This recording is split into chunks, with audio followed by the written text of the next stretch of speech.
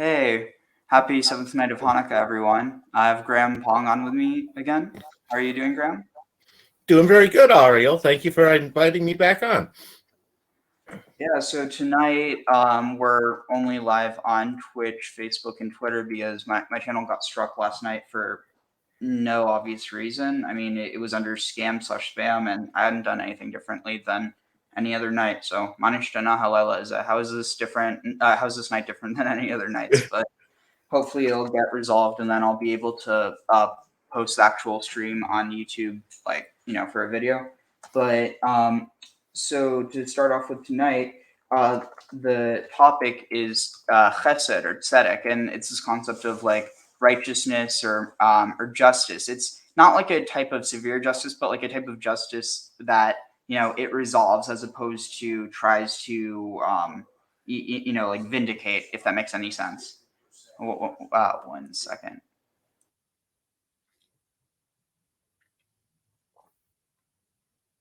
Sorry about that. Let's see. I just had it pulled open. So here. Oh wait, I have to present share screen. So while I figure this out, I'm going to let's see, where is it here? Share. And then in the meantime, while I find it, I'm going to put on some music.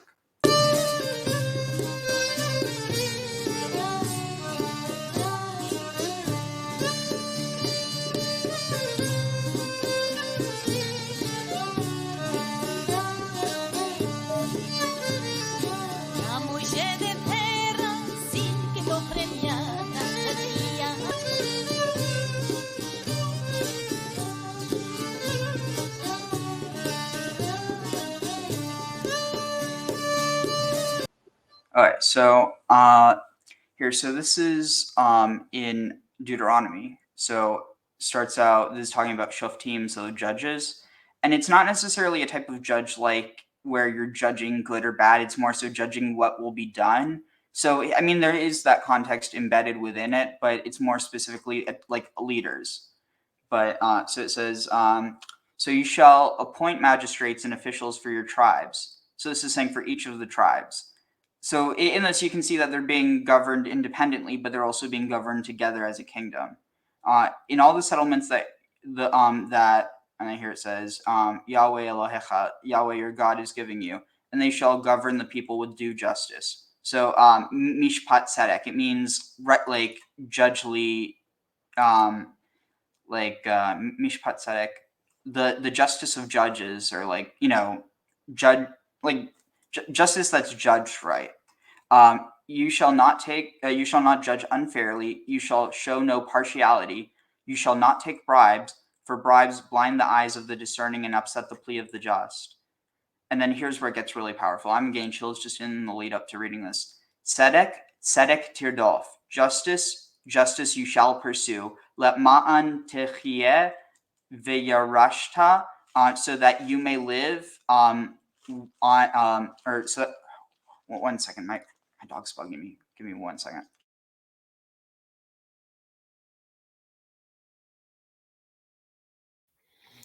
Just to fill in for Ariel for a sec, part of what I'm getting out of what Ariel is saying is that justice is not just a static sort of balance, it's an active agent. And there's an action component to justice that isn't necessarily caught in some of the modern senses. And that's what I'm getting, especially out of that last part he was reading about justice being, something that you have to do, you have to pursue so that you can thrive and occupy. And it definitely seems to, at least to me, to have an action component going with justice. Components sort of melded together is both the evaluation and the action based on the evaluation all in one. I'll be curious to see if Ariel. If what Ariel knows actually supports that sort of just cold read that I had. So yeah, I think there's definitely something in that, because so here it's not saying, these are concept of justice. It's very ephemeral now. It's like this idea of like there's justice and then there's like justice is against crime, but it's like that's not really the truth, because there's plenty of things that are technically criminal that aren't actually, immoral, but are like you essentially have an issue when the justice system, or when, the structure that's enforcing justice is actually responsible for injustice. Well, it's a you're pointing out one of the misconceptions, at least in America, a lot of people have, and that's that we have a justice system, and we don't. We have a legal system, not a justice system. And legal and illegal isn't the same thing as right and wrong. And there's been plenty of things that have been absolutely wrong that are perfectly legal. And one of the examples I always like to use is there's nothing illegal about somebody buying a half gallon of vodka every day, going home and drinking themselves unconscious every night. Nothing illegal about it. It is a recipe for absolutely life that I could imagine would be horrific, but there's nothing illegal. You know what I'm saying there, Ariel? Yeah. Meanwhile, you could healthfully use something that is illegal, but then that's completely illegal just because it's not legal.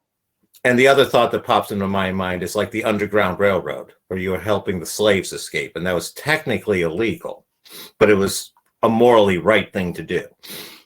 Yeah, or like harboring fugitives during the Holocaust. Exactly, the Anne Frank situation. Yeah, it's definitely interesting because I think it's way too easy for people to just kind of buy into this generic idea that, that which the law says is good, that which the law says is bad, therefore we must enforce it. Well, and the other component that's coming to me after you just came back here is that it's calling for a personal participation in justice. You can't just sit back and let somebody else do it. You have to be involved yourself and be part of the process. I think that's interesting because literally what it says is justice you shall pursue. And so this word, tirdof, let's see, where is it? Tzedek tirdof. So this root, rodef, it means to be behind, to follow after, pursue, or persecute, to run after. So this, in this, you could maybe even understand this, persecute justice. What that means is persecute justice when justice is not being done. Yeah, and part of that is one of the things I've always felt is different time as times change, what was justice at one point in time becomes injustice in another. Interesting. I hadn't even thought about it in that context, but you're definitely right with that. Oh, sorry, let me just get my there. Actually, I need to get some real quick. So let's finish this, and then I'm going to try to find a video that kind of covers this concept. But so tzedek tirdof lema'an tichiyeh v'yirashta et haaretz asher Adonai Elohecha noten lecha.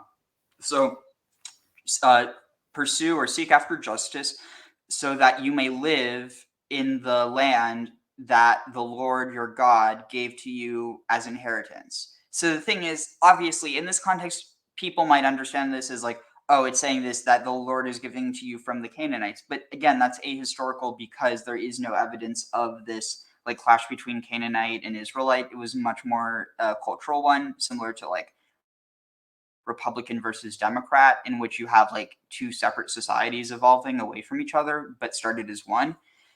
In this, though, you can see that you could just interpret this as that you may thrive and occupy the land that the Lord your God has given to you, meaning the land that you live on. It's not necessarily the land that you have taken from anyone else, but just this idea that the land that you live on will prosper if you prosper, and you prospering involves seeking justice. No, I can definitely see where you get that. Another potential way you can do it is not take it up a level and read it egalitarian, where it's not speaking just to the Jewish people. It's talking to all people, and God gave land to all people, and they need to be pursuing justice and thriving on their land, sort of concept. I think it also, so there was one thing that I think I read last night, but I'm not 100% sure if it was last night or when, but there was this idea that, wait one second. So There's this one concept that 70, there were 70 like descendants of Jacob, I guess including Jacob, who went down into Egypt, and that 70 became became like the the multitudes that left Egypt. So in this, there's this understanding that the 70 people parallels the 70 nations, and so in that, even though it's not saying that each person was from a different nation, it could be this type of like attribution where each person represents a different nation, despite them all being Israelites. In this way, that like in the Israelite theology, that they are essentially the ones who are, administering the priesthood on behalf of God, which later becomes universal, but previously was a tribal one. But with this idea is that the 70 people, that they mirror the 70 nations almost in a way that it's not supposed to be something that's just for the 70 people, but the 70 nations as well. No, you are echoing a theory that I've had for a few years here, and it's part of what I was talking about that whole fractal concept, where it's talking about people on one level, tribe on another level, nations on another level, and that definitely echoes one. And another one is the idea of it's the same event on different levels at different points in time. And with that one, you would have had many, many various Jewish diasporas, so to speak, over the years. And this would be like one of them in a much different sort of level of interpretation, if that makes any sense to you, Ariel. Yeah. And then also another thing I found here, so it says one of the translations of rodef could be to follow after or aim to secure. So this could be follow after and secure justice. Like to run after justice like people run after a bribe, because it's also used in that context. No, I hear what you're saying. The danger with that one is that treads close to the vengeance sort of interpretation. So that I don't agree with that, because the this word tzedek, justice, rightness, righteousness, what is right or so here's where you have the issue. What is right or just or normal? Rightness, justness of weights and measures, righteousness in government, of judges, rulers, and kings, of law, of Davidic king, Messiah, of Jerusalem, a seat of just government, of God's attribute, righteousness, justice, rightness, righteousness as vindicated, justification, and contra. So look at this: vindication, not vengeance, but vindication, deliverance, victory, prosperity. So it doesn't have this vindictive idea of justice. It's more of a restitution idea of justice. No, I agree with you 100%. I was sort of going in with that warning Will Robinson and that's an area where I could easily see, people with, unsavory agendas misinterpreting intentionally. Yeah, I mean, I think that's one of the given problems. Whenever you talk about something good, people will try to make that good into something bad, but people will still believe it's good. Exactly. But yeah, I mean, And so oh, sorry, go ahead. I was going to say exactly. And that's why I like to sit there. And when I note those sort of like road bumps that somebody could run people over, run a car off the road on, like to sort of point them out. Yeah, so I think one thing that's important to mention is that this is understood as being in contrast to Gevura. So, so I mean, Tzedek is kind of like in the middle. It could it basically it represents the balance between severity and like mercy. It's this idea that judge rightly, like give mercy to those who deserve it, but not to those who are undeserving. And given that context can be twisted by someone, but like in its most basic understanding, it's like to people who are going to if people are going to hurt you and people are going to try to kill you, don't give them mercy. But if people are if people are seeking peace, and they're not they're not seeking vengeance, and they're not trying to attack, then basically, even if they're seen as lowly or they're being persecuted, to protect them, because if they haven't done anything wrong, it's this concept of seeking justice for the wrongly persecuted, and seeking like some sort of like restrictions against those who are trying to bring destruction. So it's kind of like mercy for the merciful and strength for the strong, if that makes any sense. No, it makes a lot of sense, and that's. It seems like it's the you're talking about a Hegelian dialectic of justice sort of concept, and it's like one of them is basically one stick, one's carrot, and the ascetic basically knows when to use the stick and when to use the carrot appropriately.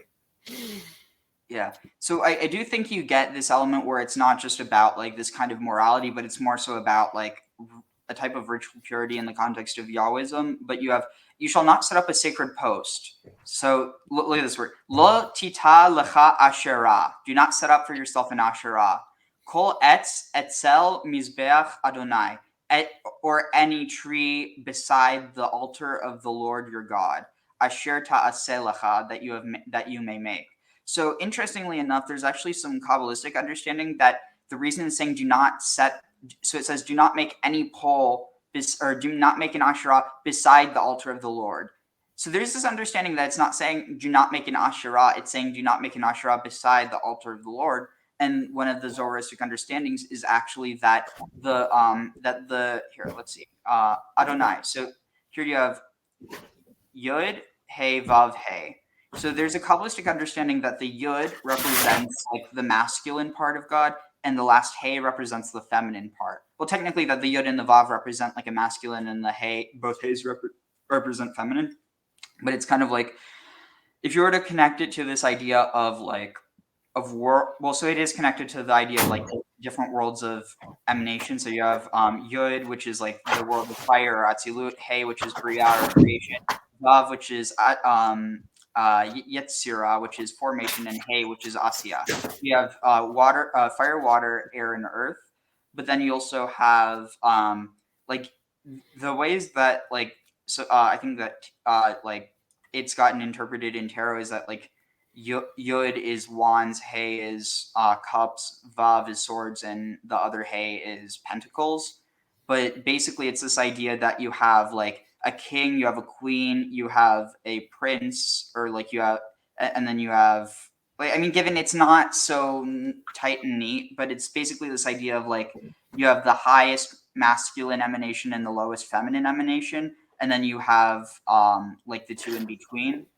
But basically the understanding is that this last Hey, is actually representative of Asherah. So it's saying, do not put up another Asherah beside the altar of the Lord, because there's an Asherah within the altar of the Lord, because there is within the Hey.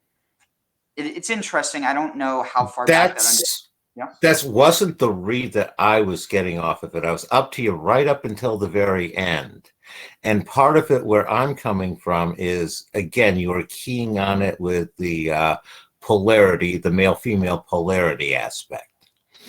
And the big aspect I was getting from what you were saying is before they had both the altar, which is the male aspect, and the pole, which is the female aspect within the temple. And it's basically what happens there is you're producing your basically godly energy field from the altar to the pole. And by doing that, you have a limited space that the energy can operate in. And basically by removing the pole, the pole from the temple itself, you're setting up, instead of a miniature system, more of a local area system where you're able to affect more of the area. And if you put up Asherah poles in designated locations that you wanted the energy to go to, that would be, a very sensible arrangement as far as what I'm intuiting from what you're saying. How does that ring for you, Ariel? I think that's a really interesting way of looking at it, especially because like whether or not they're like some people, they'll try to be like, and then there was this energy. I mean, like at the end of the day, it doesn't matter if there is any energy, like because that's something you can either scientifically prove or you can't. but it's the perception. So like definitely being used as like a focal point, how it I mean, it actually addresses this in this because it's this idea that it takes away the attention from the altar. Yeah, exactly. So here, listen to this. So this is from Rabbi Jill Hammer. Or let's see. So let's see. Oh wait, part of the perceived. Wait, here. Let's see. Shoot. Oh wait. For many years, as I sat in synagogue, someone on the bima would make an offhanded reference to the evils of idolatry. Many Jews who would never think of condemning the religious practices of Australian Aborigines, Peruvian shamans, or Buddhist nuns, and who might even enjoy the art in a Catholic church, give sermons about how worshipping images or praying to multiple deities is the root of all evil. Traditional teachers often equate idolatry, that is, worship of multiple gods, worship using images, or worship of components of the natural world, with murder, child sacrifice, and incest. And this is all because of this connotation of under on every high hill and under every leafy tree, you recline in, or thou dost recline in whoredom. Uh, and there's this understanding that the whoredom is also connected with child sacrifice, not in a literal sense, but in a wasting seed sense. So less traditional ones still condemn idolatry, but identify its evil with the worst kind of misguided materialist beliefs, worshiping one's money, for example. In Torah study sessions, I have seen individuals share their private ideas about God's tangibility or presence in nature, and even point out these ideas when they appear in a biblical concept. But then someone asks, "Isn't that pagan?" As if the conversation is now over. Paganism is bad. Even a hint of paganism is bad. That is the Jewish position. What is so bad about paganism? For some Jews, it is a matter of ethics. Many have argued that paganism, because of its multiple gods, its focus on nature, and or its multiple images of God, does not promote ethics or unity among humankind, and therefore leads to atrocity. Yet both pagans and monotheists, a difficult distinction as some pagans are monotheists, have massacred innocent people, conquered countries, enslaved the poor and members of other nationalities and races, etc. Some pagan societies are peaceful, and some are violent and warlike. We could say the same for Jewish, Muslim, and Christian societies. I value Jewish theological and ethical traditions and believe that the Torah comprised a powerful critique of the religions of its time and region. Yet, looking at its history, it would be hard to make the argument that monotheism promotes universal brotherhood and sisterhood, or that it is more ethical by definition than polytheism. Nevertheless, I hear these arguments all the time in shul. Others say that the problem with polytheism and paganism is not ethics but theology. Notably, I've heard this critique leveled many times in and at the Jewish feminist community. For the last 15 years, I've been a part of the community of Jewish feminists who are attempting to revision God, to re experience God as not only male but also female. At this point in time, some Jewish feminists prefer gender neutral and or impersonal language for God, but that just gets rid of the whole point. But many revel in personal anthropomorphic god images that include the pregnant woman, the midwife, the seamstress, the bereaved mother bear, the lady wisdom who cries in the streets for people to discover the truth. All of these images have their sources in Jewish tradition and all come from Jewish texts. Why then have they been repressed? God has many attributes, many names. What is the great danger if some of those are female? Part of the perceived danger is that using feminine language for God will lead to paganism. And why would that be a problem? Many fears have been expressed. Having both masculine and feminine language for deity will lead to our creating two gods. Using feminine language will make us think of God as Earth Mother. We will think that God forgives all things and our sense of good and evil will disappear. Paula Raymer expressed this in the 90s in an article in Conservative Judaism. We will begin to invoke the fertility goddesses of Canaan, which our ancestors rejected as evil, Cynthia Ozick. We will alienate ourselves from the human divine drama of monotheism, Tikva Frimer-Kensky, or from Jewish communal norms, Judith Plaskow. All of these fears stem from the sense that if we come face to face with a goddess figure, she will be exactly what the patriarchal Talmudic critique of her says she is, an untruth about God.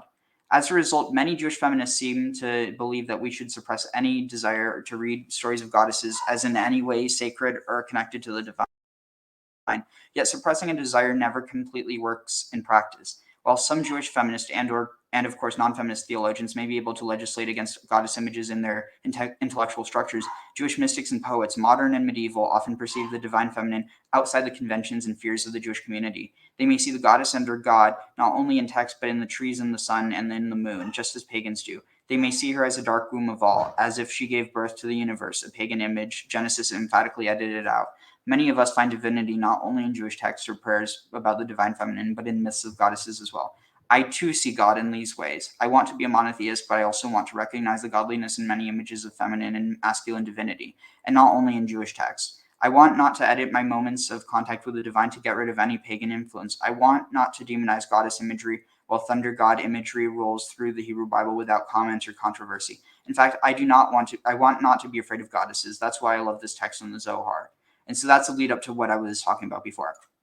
It says in Deuteronomy, "You shall not plant for yourselves an Asherah or any type of tree beside the altar of the Lord thy God, which Asher you shall make for yourselves." Are we supposed to? Are we to suppose that anywhere else it is permitted to plant an Asherah? Of course not. The truth is that the Hey, the letter of God's name that represents the divine, feminine divine, the Nukva de Kudsha, is called Asherah. Is called Asherah, after the name of its spouse, Asher. And the meaning of the verse is therefore, "You shall not plant another Asherah by the side of the altar which is established upon this Asherah." Observe that throughout the scriptures, the worshippers of the sun are called servants of Baal, and the worshippers of the moon, servants of Asherah. Hence the combination to Baal and Asherah. If this is so, that Asherah is the name of the feminine aspect of God, why is it not used as a sacred name? The reason is that this name brings to mind the words of Leah, "Happy am I, for the daughters will call me happy." Ishruni. That's from Asher. But this one is not called happy by other nations, and another nation is set up in its place. It is written, all that honored her despise her. That's from Lamentations 1:8. But the real altar is one that is made of earth. As it is written, "An altar of earth you shall make for me." That is why it says in Genesis, "Dust from the earth." The Jewish mysticism of the Zohar, a 12th century mystical document from Spain that influenced the course of all Jewish mysticism after it, is saturated with panentheism, the belief that God is both separate from and embodied in the natural world. An example, that God surrounds and fills the universe. Even so, the passage that appears at the beginning of the article is so shocking that it is hard to decode. The Zohar quotes a classic text from Deuteronomy prohibiting pagan worship. "You shall not set up an Asherah or any kind of tree near the altar." An Asherah, as most scholars agree, based upon excavations as well as other ancient references, is a pillar or tree representing the goddess Asherah.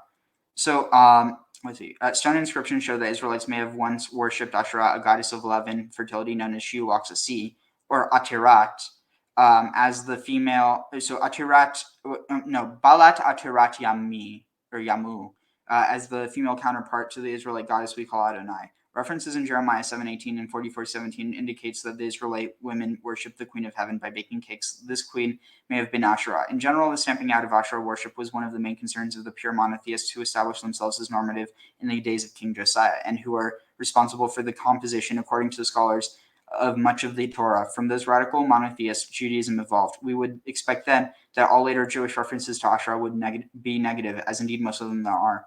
Yet the Zohar, steeped in multiple personalized, sexualized, gendered images of the deity, chooses to read this passage in a radically different way.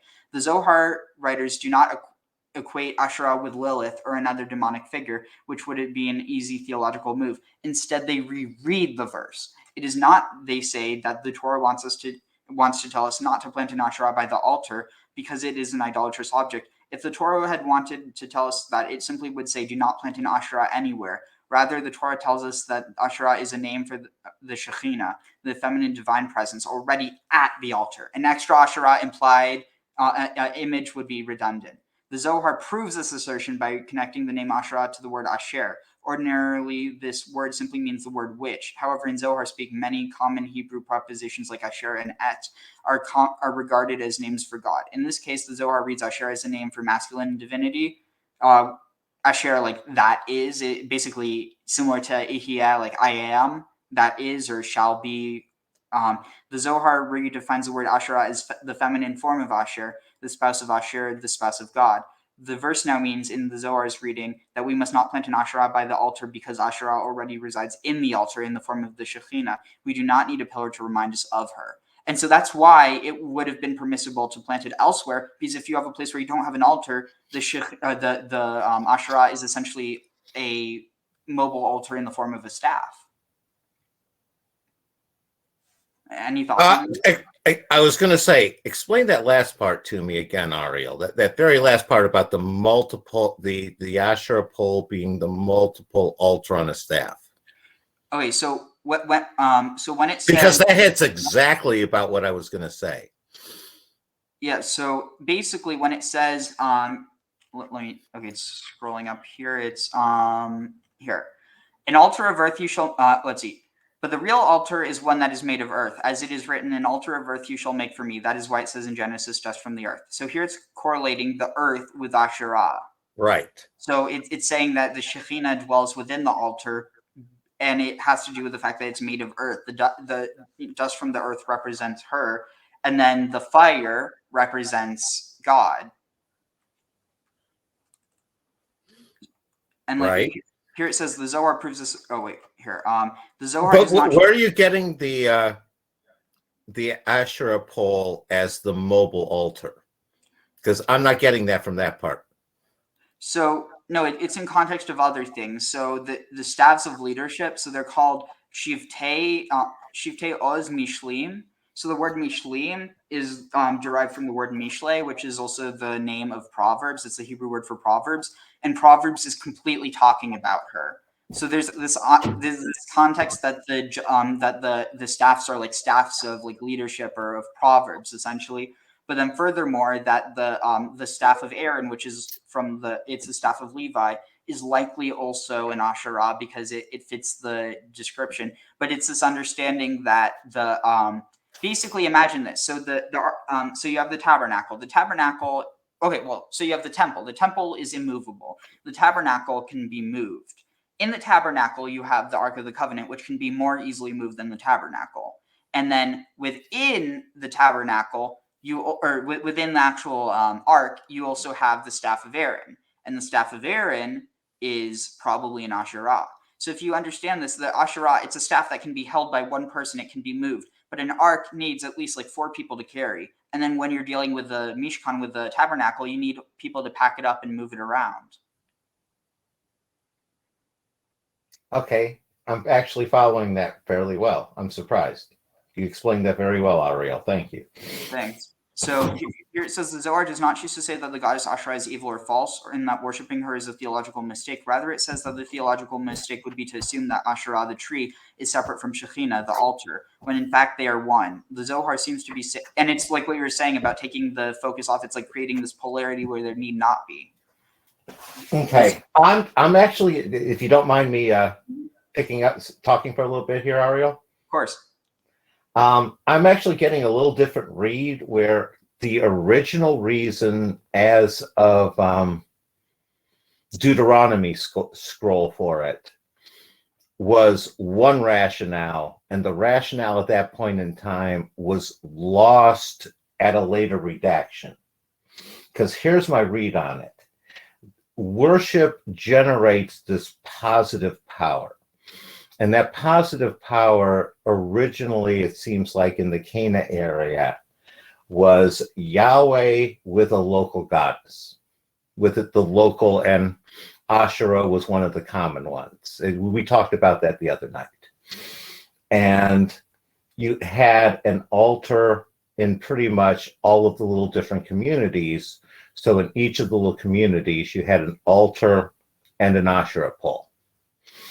And what happened with Hosea was they basically brought it into the centralization.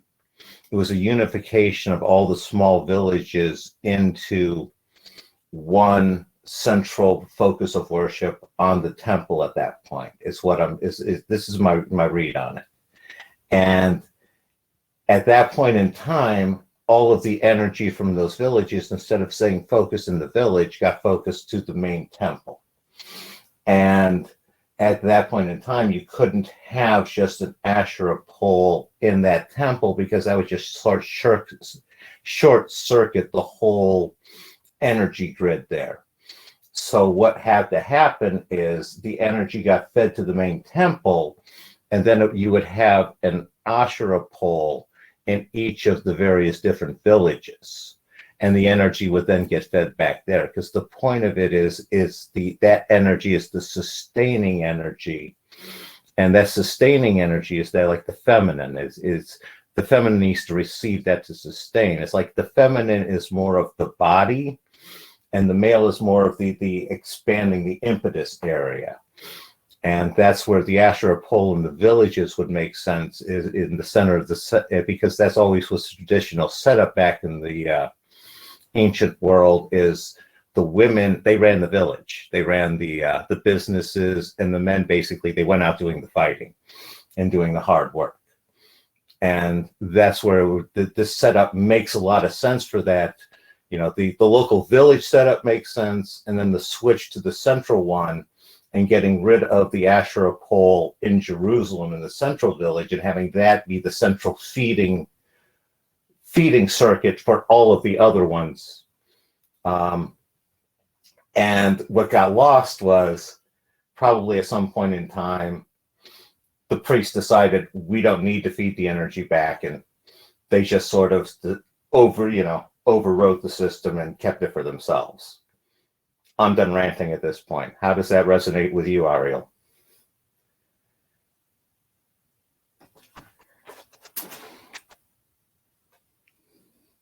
You're muted.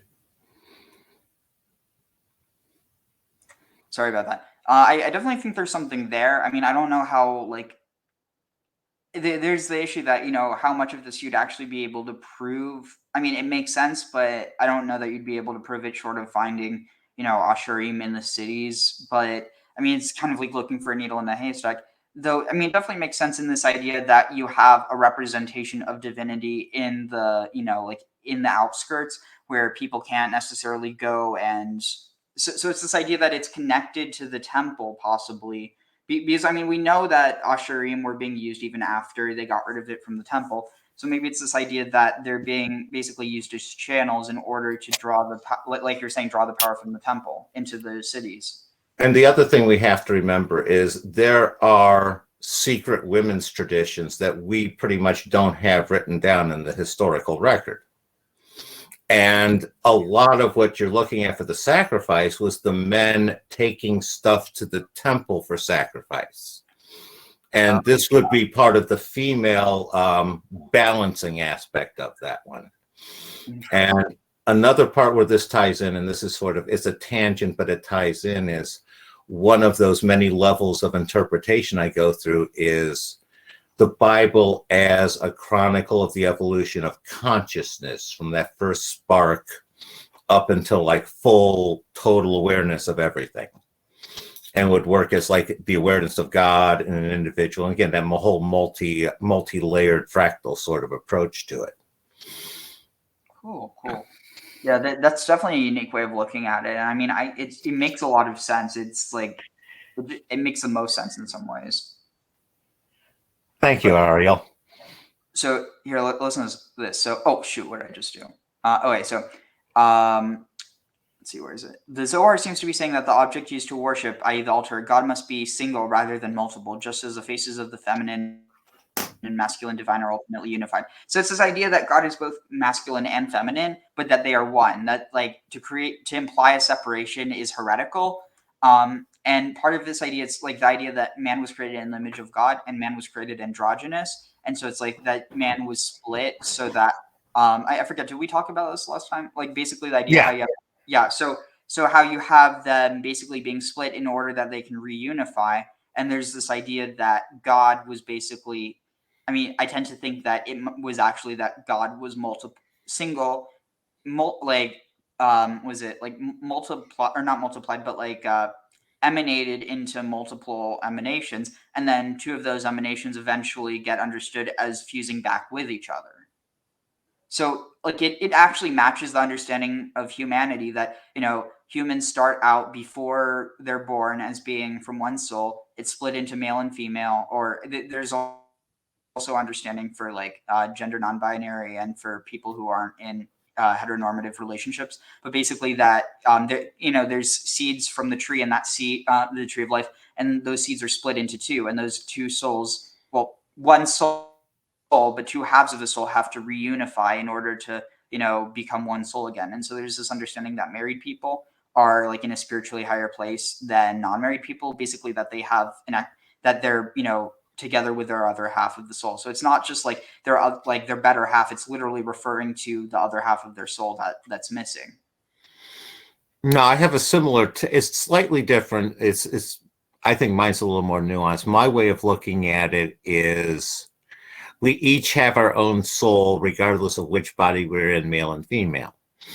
The thing is, I subscribe to dialectical monism, where that soul basically has to manifest in either a genetically male body or a genetically female body. And it's the soul itself is neither of them, but the incarnation has to be one of the two. And we basically, the soul keeps incarnating over time and progressing. And it can alternate, and it can be in either different male bodies or female bodies, depending on the need and such. And I agree with you that male-female bonding, the marriage, or if you're looking at it on the archetypal level, the Hyros Gamos. I don't know if I even came close to pronouncing that correctly. My apologies. Hierogamos? Hyros Gamos. Hyros Gamos? Thank you, Ari. No problem. It's the problem of reading words that I've never heard a voice pronounce. But so here, look at this. So the Zohar then quotes a passage related to the biblical Queen Jezebel's worship of other gods and informs us that the priests of Baal and Asherah, male and female deities, are worshippers of the sun and moon. The sun and moon, the Zohar goes on, are really Tiferet and Malchut, which is, like the Tiferet is like beauty or glory, and Malchut is... Oh, that's interesting. So they're relating this with Malchut, not with Yesod. Interesting. Wait. Well, I was going to say he's also echoing exactly one of the things I was thinking of, the real objection with paganism, which ties in with my progress of consciousness interpretation. And that's at the lower level, you basically externalize these forces and you worship them as gods external to yourself. And with monotheism, you basically take them and you internalize them and they become part of you, and it's you and God, and they now become internalized as opposed to being externalized objects of worship. Does that make any sense to you, Ariel? A bit. And also, so I was reading back over this, and I think that she messed up. And so this rabbi, she probably meant to say Tiferet and Yesod, because she relates the moon with Malchut, but the Malchut is the earth, and the moon is Yesod. So it was probably just a mistype. But yeah, I'm going to be honest, some of what you said kind of went a bit over my head, but... no worries. No worries. I may just be saying it poorly. It's a lot of what I'm saying is work in progress. So here it says, Baal and Asherah worshippers, the very people whom the Torah rejects as the worst of pagans, are actually worshippers of the legitimate masculine and feminine divine. The Zohar appears to be saying that the pagans and Jews are worshipping the same aspects of divinity by different names. The next question, of course, is, if Asherah is simply the Shekhinah by another name, why is it forbidden to worship her? A standard answer one hears is that idolatry is really about the separation of idolatrous practices. Idolatrous practices separate the particular manifestations of God, e.g. the moon, Asherah, or the sun, Baal, from the singular Godhead, and sees them as different entities. Yet the Zohar does not take this easy approach. Instead, it comes up with a statement even more shocking than the first. The only reason that we may not worship the Shekhinah as Asherah is that the name Asherah, as translated by the Zohar, means happy. The Zohar proves this by connecting the matriarch Leah, who herself is an image of feminine divinity in the mystical tradition, to the root Aleph Shin Resh, Asher, which means happy or fortunate. The Shekhinah is in exile because the enemies of the Jewish people, and therefore the Shekhinah is in exile among the enemies of the Jewish people, and therefore we cannot call her happy. That not separation and not idolatry is the error. The Zohar implies that we abstain from using the name Asherah, not out of theological exactness, but out of courtesy. We abstain in order to emphasize with the pain of the Shekhinah. Wow. So it's basically saying, it's kind of like saying to some, like imagine if you call, let's see. It's basically the equivalent of saying, what's up, good looking, to someone who feels that they're very ugly or something. It like that you're kind of, it's like, oh, how happy are you? And the idea is that the Shekhinah is in mourning because she's in exile. So, I don't know. I think that's really interesting. Any thoughts on that? No, I agree with you. That's an interesting take on it. It's very much being consistent with my take on the issue is it being externalized. And the original interpretation was externalized from the Godhead. And like I said, with my take, it's if you look at the gods as being the archetypal realm, then that's like part of the collective unconscious and stuff, sort of Jungian. And it becomes when you're going monotheist, you're basically integrating those gods into Yahweh, into a monotheist, into one God. Same way that with Jungian, you're integrating the various parts of yourself, and I think that makes sense. Yeah, this might be a way of like paraphrasing it. It's almost like people want to take all the things that came out of Pandora's box and they want to stuff it back into the box and say, look at this box. This box is one single thing. Okay, no, actually, you just hit on something. What you just said, thank you, Ariel. You hit on something there. What they're saying is you can't pick and choose which of those you're going to worship and which of those you're going to ignore. You have to worship all of them equally. How does that work for you? I think that makes a lot of sense, because the only way you can worship them equally is if you don't worship any of them at all, because you worship the unpotentiated form of it that can potentiate into any of them. Or you're worshiping, or in Yahweh, you're worshiping all of them rolled into one together, that which is Yahweh as well. Well, so it's not, because the thing is, you have Yahweh as a tribal deity, but then you have the understanding basically superimposed, similar to Zeus, how Jove becomes like an idea that it's like Jove is the world, like that the different parts of his name represent different things. So it's this esoteric understanding where the god is like essentially one of the potentiated forms re-unpotentiating by consuming all the aspects of the other gods. No, I can see that interpretation. That's a little cannibalistic way of looking at it, but it's definitely there's something to it. Well, I mean, isn't that kind of what you were arguing? No, not really. That one is more of an integration sort of thing, more of a merging. Cannibalistic is one eating another. These are the two basically joining hands and becoming one, like you're talking about with the and literally here, Heroes Gamos. I mean, I see that, but I think part of what it is, it's maybe not the type of it's not like a type of cannibalism, but it's more so like reabsorbing as opposed to absorbing or fusing. It's a type of refusion. No, we're on the same page there. I think one of it where I see difference is the outcome of that fusion. And say in the case of Zeus, it's not the same Zeus that went into the fusion. That was sort of like a small sub one. It's Zeus that's the same as all of the other gods together. It's almost like Zeus working as a 9-to-5 worker versus Zeus becoming the CEO of the company, while still being every 9-to-5 worker in the company. He's like he's the CEO and every employee as well.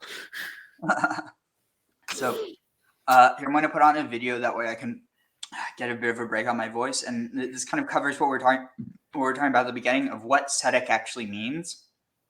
And I purposely chose a so I mean, this is either a conservative or a reform synagogue. I mean, I tend to think that if I chose a more orthodox one, they might, unless it's like a Kabbalistic one, it's going to probably be interpreted more within the context of, do not worship false gods, whereas this is more of a moral type.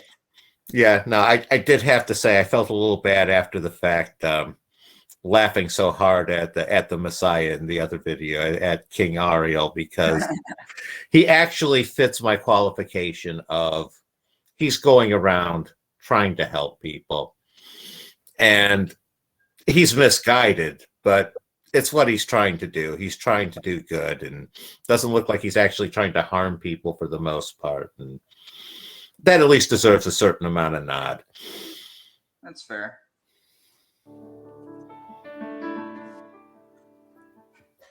Shabbat Shalom. This week's parasha, Shoftim, contains one of the most recognizable lines in the Torah. Tzedek, tzedek tirdof. Justice, justice shall you pursue. This statement is made powerful by repetition of the word tzedek. It's also But one of this the, repetition gods in is Anglican canon. also a bit of a mystery. Perhaps it's a poetic device to emphasize the importance of the call to justice. This would certainly align with our contemporary reform values. But the statement's meaning is ambiguous to the point that a whole section in the Talmud is dedicated to debating it. Reish Lakish contends that tzedek tzedek tirdof refers to the possibility of a fraudulent trial, which a court must take extra caution to avoid. Rav Ashi follows an earlier teaching suggesting that the first tzedek speaks to upholding justice when imposing a judgment, while the second tzedek is about applying justice to a compromise. But it is this Hasidic understanding that speaks to me the most. Tzedek, tzedek tirdof, justice, justice shall you pursue, refers to the manner in which we seek justice.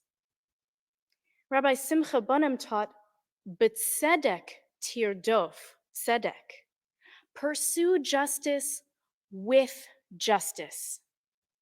Gam haredifa tzricha liot b'tzedek. The pursuit of justice itself must also be done with justice and not with falsehood.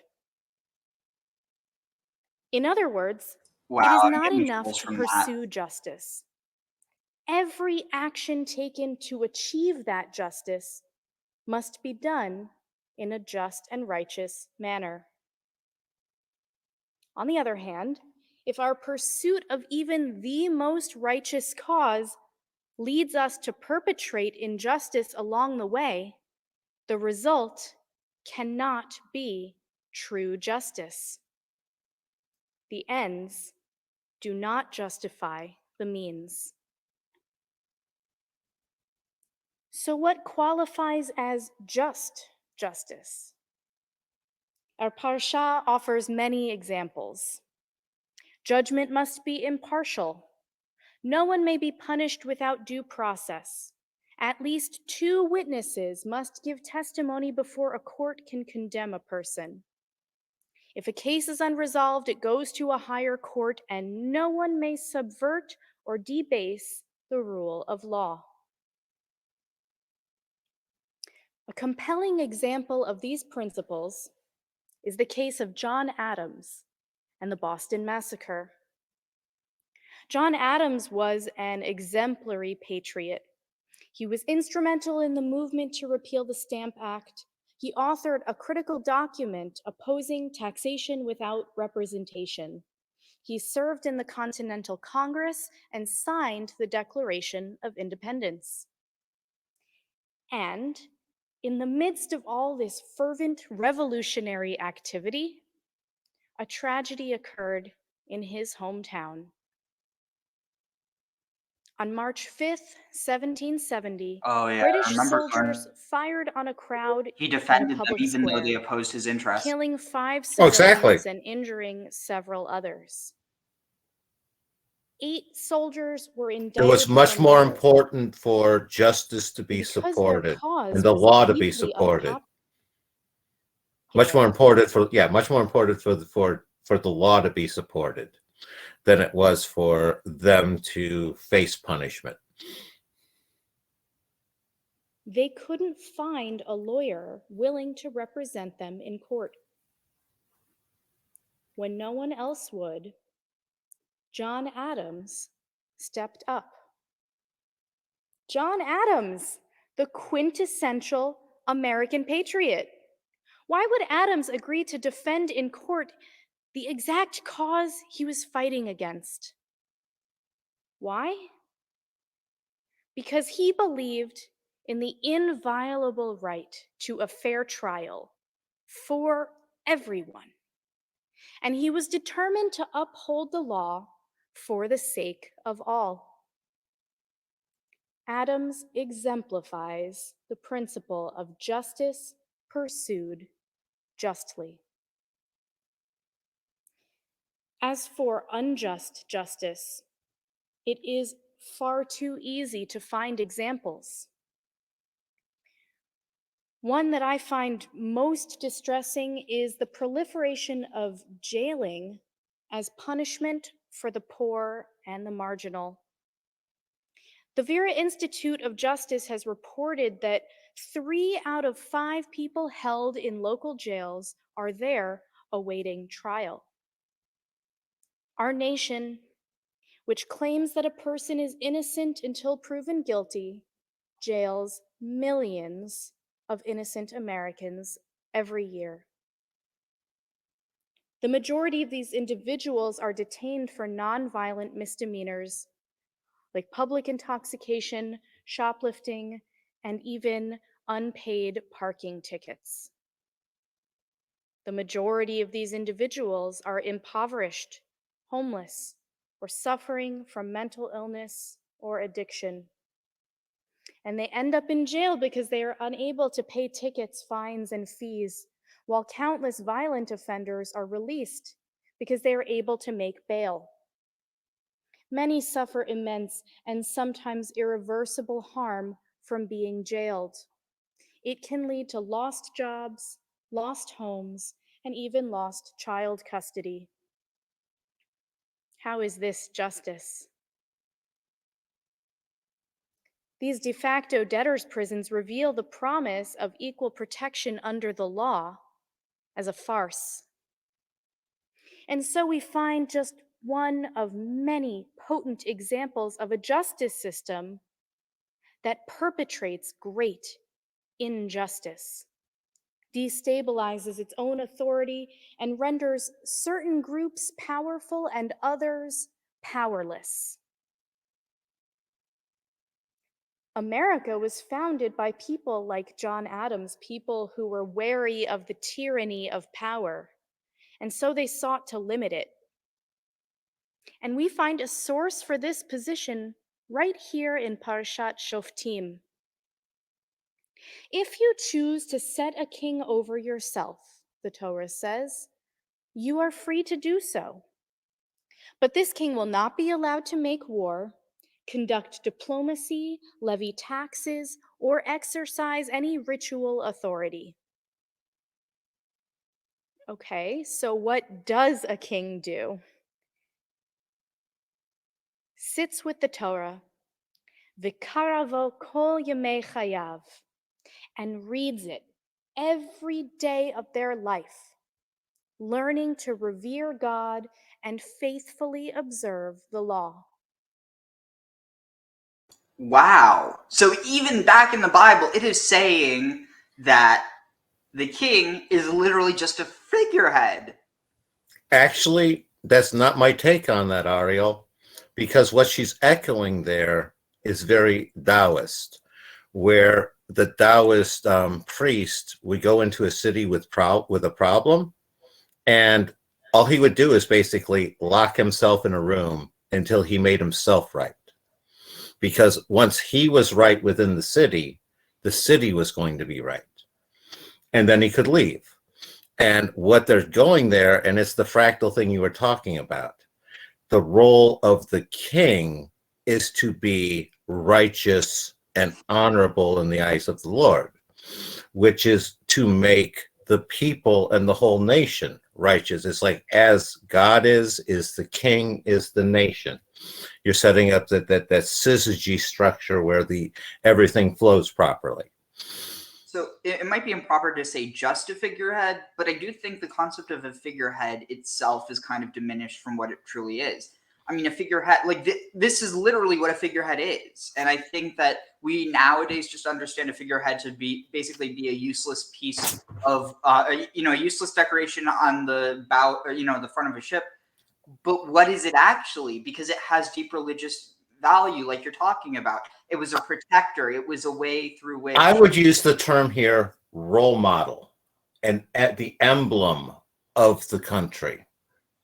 Well, but even that a figurehead still describes that.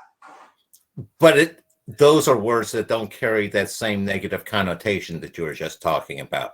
Being a role model people do not see a figurehead and role model as like synonymous. I understand that you do, and you're right to do so. You have a much deeper understanding, but I'm talking about, the 90% of the people out there. They're going to see a figurehead as something negative and something to avoid being like, and a role model as something, hey, I want to be like that guy. Well, but I still think that it fits because it has two meanings. So obviously the one that people end up using to mean that it's useless is a carving, typically a bust or a full-length figure set at the prow of an old-fashioned sailing ship. And the thing with that is our society nowadays, a disenchanted society, views that as, oh, it's a decoration. It serves no function but decoration. And so it's seen as just frills, that it's not needed. But then you have the second meaning. Oh, here, I should probably share my tab. A nominal leader or head without real power. So here it says nominal. And now what's that mean?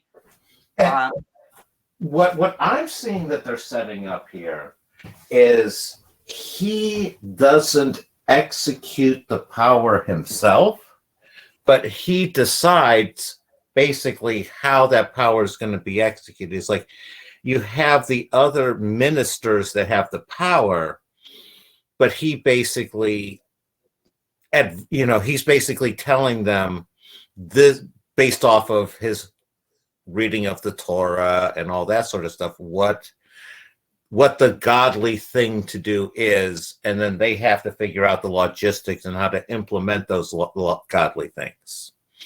And while he's not executing the power, he's sort of waving his hands and things are happening.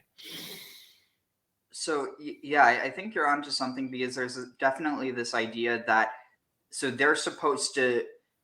It's almost interesting because it seems like in some ways the rabbi, the role of the rabbi is actually based off of that of the true understanding of what a king is supposed to be.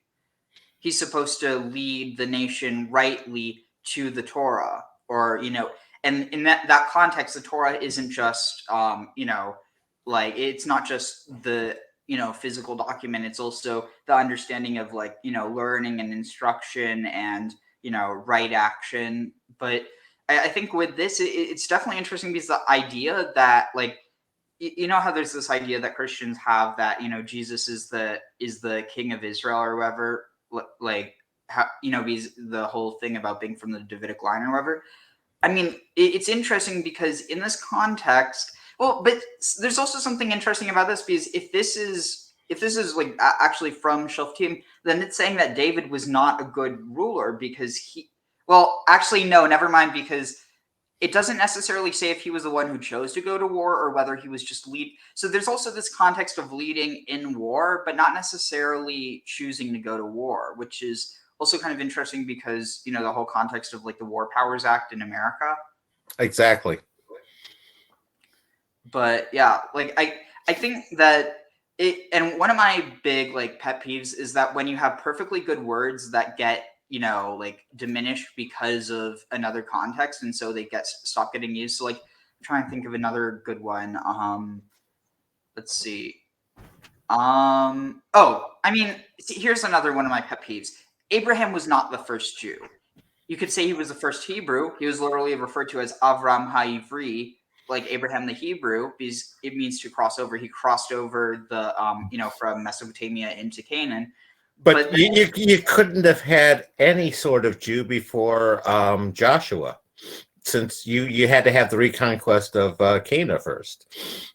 I mean, technically, you could argue that the descendants of Judah, even in Egypt, could have been referred, or you could argue that Judah was the first Jew, but that would be disingenuous. The first Jew, I think it goes even further than what you're talking about. I think really the first Jew, as opposed to Judean, is probably Mordecai, at least in the text. If you want to look at it historically, it would be the first Jewish exile, or the first Judean exiles to Babel. But okay, so you're sort of going with the more traditional one that I always went with, where it's Hebrews 1.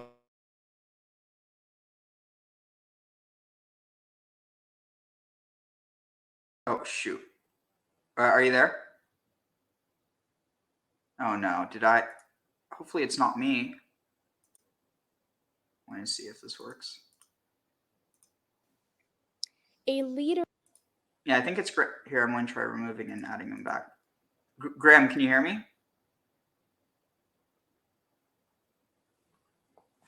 Graham? I'm going to try muting and unmuting.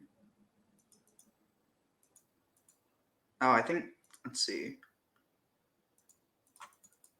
That's weird. I can't even. I think Graham might have gotten like timed out or something, so I'm going to wait for him. In the meantime, I'll put on some tunes. Let's see, how did I do this before? All right.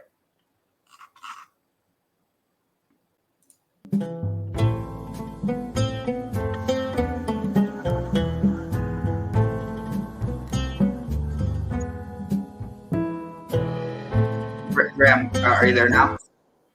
Yeah, I'm here. Okay, cool. I think there might have been like some sort of like timeout or something, but let's see. So what were we just talking about again? We were talking about the Babylonian exile, and I was referring to the old school sort of rule of thumb of the Jews came out, the Hebrews went in, and the Jews came out, and that was when like they basically became Jews. So, I mean, in that context, I'd probably say the Israelites or the Judeans went to Babylon and the Jews came out. But definitely, so like the paradigm I'd go with is, so you have at first that was a real rough, one sentence shorthand. yeah. That's yeah. So the paradigm I use is, so Abraham is the first Hebrew. Then you have Isaac, who's still technically a Hebrew. You have Jacob, who's a Hebrew, but then he becomes, known as Israel. And so then his children are the first Israelites. And from there, you have people known as Israelites, but then they're from an Israelite from the tribe of Judah, or an Israelite from the tribe of Dan. But then you go further down, eventually you have them just referred to as their tribes, because the tribes essentially start to develop into almost like states, or, like city states. And with that, you probably have the shift into, Israel versus Judah. So, so like, I think it refers to people either as like Me Yehuda or like Yehudim, but in this context, it's referring to Judeans. And then you have Yisraelim. In this context, it's specifically referring to Israelites, or not to Israelites, but to the northern kingdom of Israel. So you have Israelites you have Judean Israelites, and you have possibly even Israeli Jews or Judeans. But the thing is that at the end of the day, you're called based off of your nation, so either Israel or Judah. And so then you have Israel that they start to be called Samaritans, Shomronim, because of the people who, the ones who stay behind in Samaria. And then you have the lost tribes who get, taken off into exile. And then some of them probably. Now the Samaritans were going to be a while later, right? Those are going to be in the Persian period when they started to be called the Samaritans. I'm not actually sure, because it refers to the city, but it's also referring. So the community, they're the descendants of the lost tribe, or not the lost tribe, the community that stayed in the land. Right, I knew that one. And on the other one, and just on pedantic sense, does Jacob count as an Israelite or not, or does he sort of count as one with a prime number sense? I mean, I'd say he's still a Hebrew, because it's like an Israelite means a son or descendant of Israel, so he can't be a descendant of himself. And then I'm trying to think, and then and interestingly, so there's a misnomer. So Sepharad, so Sephardi Jews are Jews who emigrated, or who emigrated. Those were the Spanish, to Spain. So Sepharad is the. It's interesting because the name Sepharad is arguably older than Spain. I mean, like you have was it Hispania maybe, but it gets tricky because the names are come from different points in time. But yeah, so the name Sepharad is actually older than the name Spain. I mean, obviously Spain's derived from something else, but actually in Granada. Well, Spain's from Hispana, which was the Roman provenance. The Roman province Hispana, which started was it 50 to 100 BC, so first century BC. And if you're going back earlier than that, Yeah, could easily still be before that. But anyway, so and then the what was it? The city of Granada was actually founded. It was settled by Jews originally. So like it's funny. The Jews have actually been in Spain longer than the Spaniards. Like not the Iberians, but the Visigoths. Well, you do realize that during the Roman Empire, first century AD in the Roman Empire, probably 15% of the Roman Empire was Jewish. So you Wow. probably had Jewish communities in each and every city. They were the primary, merchants. They were a lot of the merchants, tradesmen in every city. So, I mean, it depends. It depends what area you're talking about. well, Because you had them in a lot of the major cities. A lot of them, the trade routes had been established back in the Phoenician days. Those were, mhm. the whole Canaan tie-ins. That descended from for thousands of years. They just followed the same routes. Definitely. And wait, shoot, where was I going with that? So something about right. So do you know what Ashkenaz means? Yeah, those are that's I forget what the technical term of the name means. I know that's the Eastern European Jews. Yeah, so it's interesting because a lot of people think it means Germany, but that's actually just the result of a lot of so at the That's a end of the lot day, of that's a lot of the fleeing before of the Nazism and the whole World War I, World War II effect. I want to say they originally the heritage was in the Poland, Romania area, if I remember right. well, so at the end of the day, like, so the Ashkenazi community is likely, well, so I mean, it also it's difficult because Ashkenazi it refers to a culture. It doesn't actually refer to a genet like because you can have people who are like they can become Ashkenazi because that's the culture they embrace the most, as opposed. I mean, like you actually have some refugees who fled to Eastern Europe, like from Spain, and despite them being genetically like Sephardic Jews, they actually like culturally, or I guess you could even say ethnically, because ethnics refers to culture as well.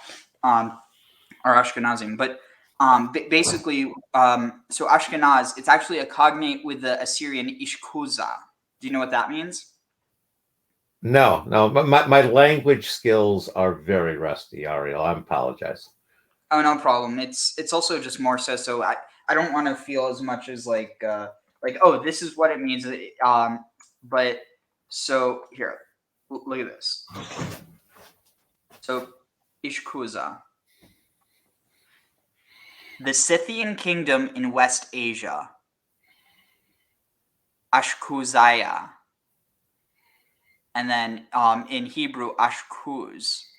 Um, and so there's some people who think that it's basically referring to here. So yeah, you can see here that And um, you do realize that ties directly into the Khazar hypothesis. so yes and no. Basically, I said ties into it. I yeah, didn't say fully proves it or anything. It's yeah. because that whole area where they say Scythians, that in another 1,000 years is where the Khazars are. Well, so yeah, basically what you have is you have Jews living in this region, and then you also have Khazars living in this region, and then eventually that's probably why the nobility ended up converting to Judaism, because they had contact with them. And, but the point is that you don't actually have this mass conversion theory like some of the anti-Semites like to claim. What it is that We talked yeah, about that the other day, where yeah, I don't necessarily buy into any sort of conversion theory. I'm not opposed to the idea that there was significant conversion, especially among the higher class, the higher classes. But yeah, it's definitely a conversion of the royals and the elites. but yeah, basically, like the what I think is like any truth that there is to that.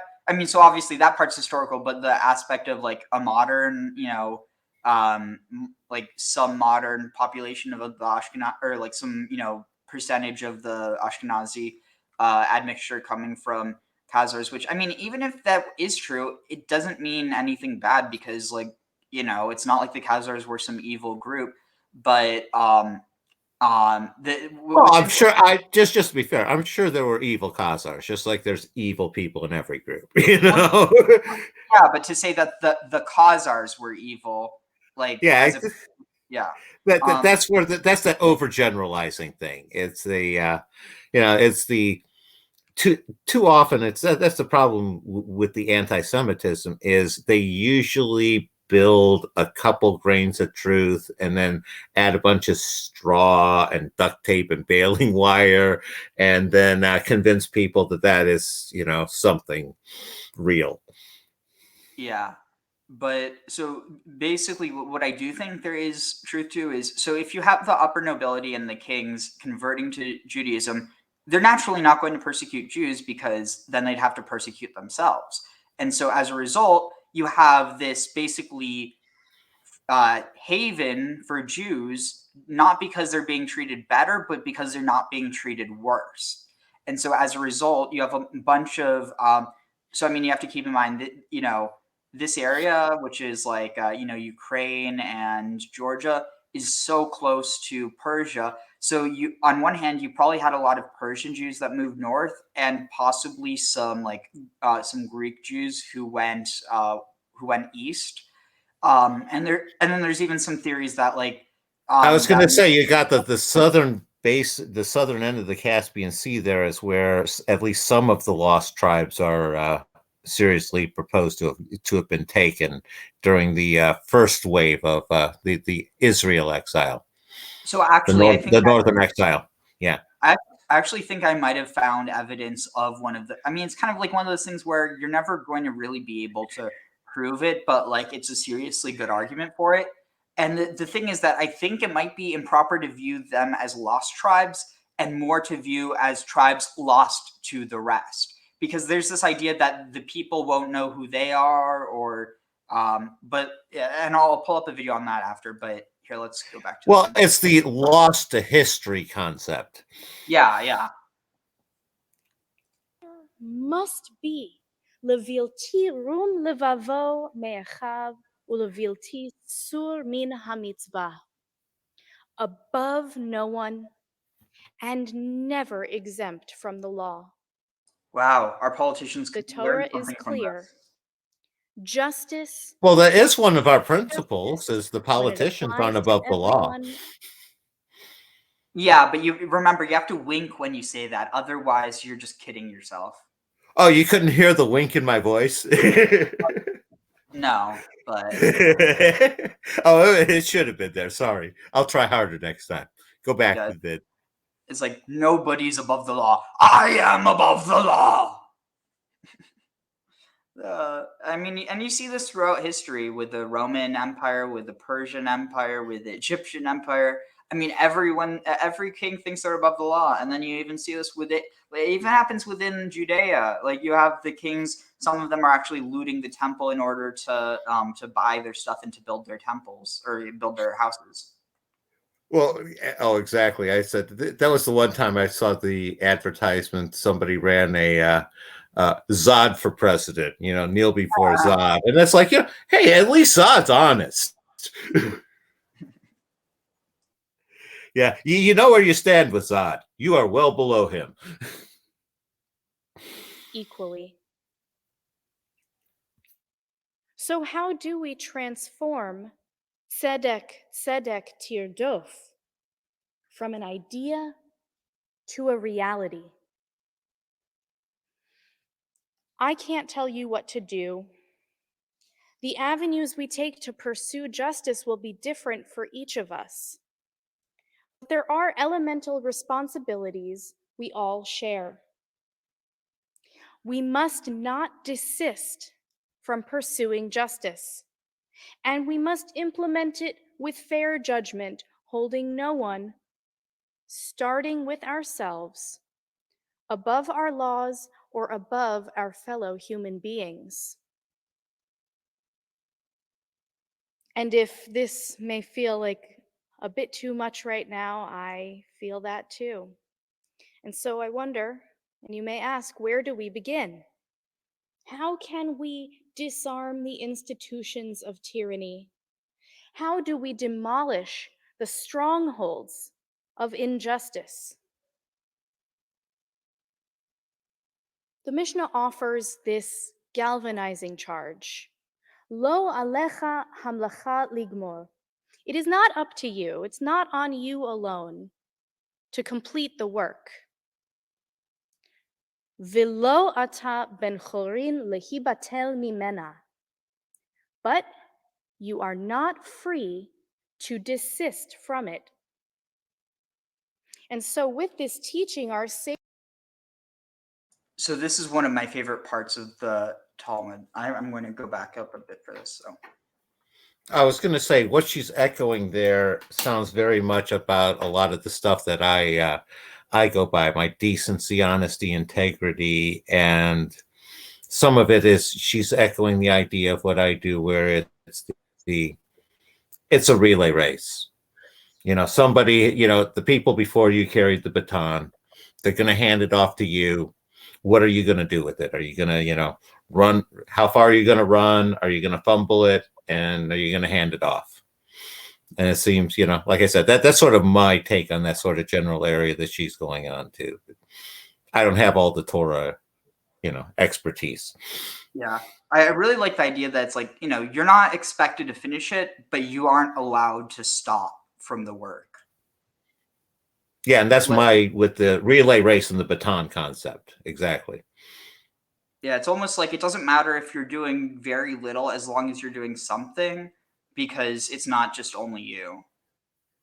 But at the same time, if you don't do anything, then, if everyone says, oh, someone else will do it, then nothing gets done. Yeah, we each have our own part to play, our own role. And if we all do it right, it gets done. The Mishnah offers this galvanizing charge. Lo alecha hamlacha ligmor. It is not up to you, it's not on you alone to complete the work. Vilo ata ben chorin lehibatel mimena. But you are not free to desist from it. And so with this teaching, our sages recognized that the surest path to success is to move the dial little by little. Each of us doing our part, never giving up, and above all, holding fast to our visions. When Michelangelo set out to sculpt David, he began with an immovable and indifferent tower of marble weighing well over 6 tons. It took more than 2 years of chipping away, tiny bit by tiny bit. But he never lost sight of his vision, and he ultimately made it a reality. Today is Rosh Chodesh Elul, the month in which we prepare for the new year, the time we devote to teshuvah, repentance, return, the effort to be our very best selves.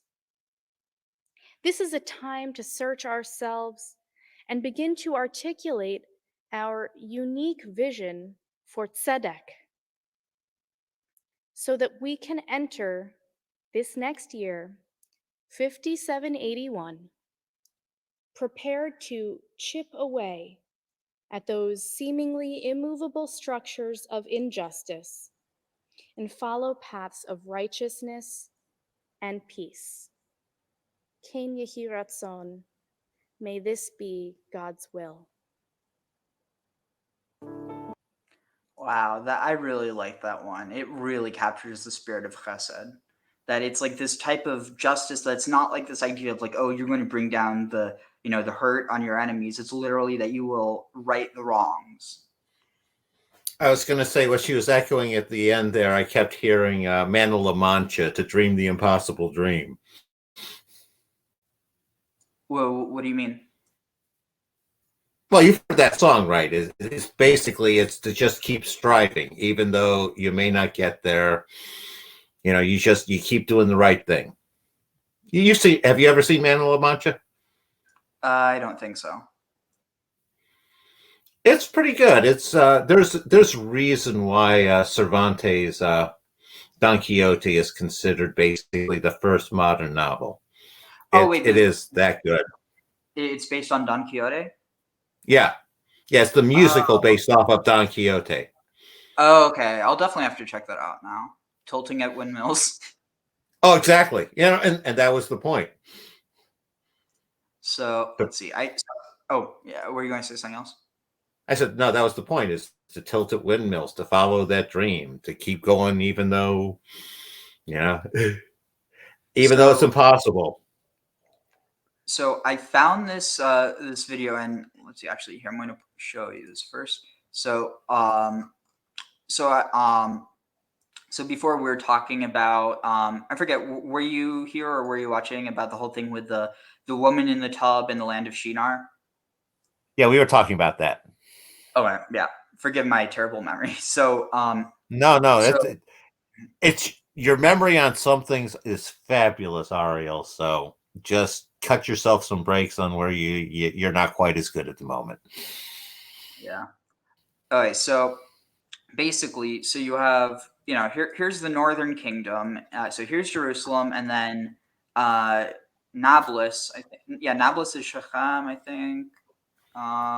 Yeah, altar of Mount Ebal. Here, let me change to here. So here is the altar of Mount Ebal. See if we can see it. Oh wow. Oh, but yeah, it's blurred for security reasons because of Israel's security situation. So you can only see at a certain you know uh, pixelation or whatever. So here I'm you not. have I'm not sure. Do they have like military station there? no, it's just all of Israel. Like here, you can even see. I'm going to go. Because I'm not sure. I'm not sure what the military significance of blurring out, a tourist location would be. But Well, neighborhood, I could understand. But just my thought. yeah, It's irrelevant. I think it's just throughout all of Israel. But yeah, you can see the pixelation here. I bet you can even see it out into. Yeah, it's like it's just complete blur. Oh, they've taken out most of the ocean these days. They don't like people scanning Google Earth on too much. People find stuff in the ocean that they don't like. What do you mean? Oh, some underwater ruins and stuff. There's a lot of stuff that's because you have to remember the ocean level. What was it? Roughly 10,000. 10,000 BC was it about 400 feet lower? So anything that's like 200 feet in depth, that was well above sea level. Back in the day, and that's where most of your ancient civilizations lie. Oh, so basically you're saying that all the ancient civilizations are underwater? Yeah, like they found Dwarpa. Krishna's. It's a Krishna or Rama's Dwarpa. I think it's Rama's Dwarpa off the coast of India. So this is cool. I never realized that these lines actually tell you the trade routes. Oh, the shipping lines. Yeah. Yeah. So it's also interesting. So oh yeah. So anyway, so here let's see. You are showing where Mount Hebron, right? Or no, Ebal. So Ebal. Sorry. So there's Mount Ebal, and then where is? Let's see. It was a tribe. You were saying tribe of Naphtali. Oh yeah, so here you have Mount Ebal, and here you have Har Bracha, and that's I think that's going to be that's a mountain of blessing. So that would be Ebal and then Gerizim, I think. let's see, where's Gerizim? That's where the Samaritans. See, so Gerizim. So, okay, interesting. So here you have the two. Let's see, where's the other map? So you have here is Gerizim and here is Ebal. Oh, shoot. Oh, okay, so anyway, so here, so let's zoom out of here. So this is northern Israel. So you can see it's not that far off from Jerusalem, but so for all intents and purposes, like this is like northern Israel, the barrier. I was going to say, just for point of reference, what was basically the dividing line where the Assyrians came down and swiped them out the first time? I like think where did they stop? So this is actually the interesting thing. They stopped at Jerusalem. Oh, that was right. Jerusalem bought them off. Well, I don't know if they. Well, I'm shorthanding things, Ariel. My apology for being a little irreverent and and shorthanding. But if I remember right, they basically tapped into the temple treasuries and stuff and paid tribute to the Assyrians instead of fighting them. So let's see. Oh, share this tab instead. So here you can see that they let's see the Syrian, let's see, so it was conquered by Tiglath-Pileser. So that's actually the thing. The Syrians conquered all of Israel, including Judea. The difference is Judea didn't fall to them because Judea became a vassal. And that's what I was trying to explain, is they paid tribute instead of fighting. Yeah. And so then you have this mixing in with a bunch of the tribes into the Judean kingdom, and like it grows 4 times in size, and it just so happens to make up for more or less the population that was lost in the northern kingdoms. But then you also have some that stay there, like the Samaritans, and then you also have ones that are driven off into exile. And what I think is really interesting about that is that there's actually probably a good amount of like quote unquote lost tribes that have actually been reconverted into Judaism, or converted into Judaism, as opposed to like they used to practice Israelite traditions. And like one instance of this is when let's see, wait, was here, it might actually be here, I can find it. Now where on that map would Haran be? Okay, let's see. Google Maps. So share this tab instead. So Haran. So interestingly, you have 2 Harans. So you have Haran in so here you have Haran in Haran in Syria, but this is like this part of Syria. But then you have a Haran up here that's like, I think it's actually in modern day Turkey. I'm not sure. That's the one I would, the Haran of the towers. Wow. And just look how beautiful this is. Like it's literally that's the key Haran. That's the Haran that Abraham went to. Let's see. That's the ancient ziggurat in the old city center. Yep. And then there's apparently this is Haran Giyim. It's probably named after the first Haran. And so yeah, this is probably where like esotericism really started from, based off of all accounts. That's where all the Jewish men went to get their wives. True. Well, and not just that, but what was it? So they so where is that on the exile map? Let's see. Let's see. Here, share this tab instead. So Haran is going to be on the other side of the river of Gozum, probably right about where that purple line intersects the river. Oh yeah, right there. Yeah. Right up in there, right by the left river. Yep. Okay, this is interesting. Look at this. Apparently, this place was called Beth Eden. And you'd almost think that would have to have something to do with Israel. Okay. Now, if you scan back out again, up Oh, where it says media is where I found some people pointing to evidence up by the Caspian Sea in the Median Empire, where they got some of the tribes got exiled too.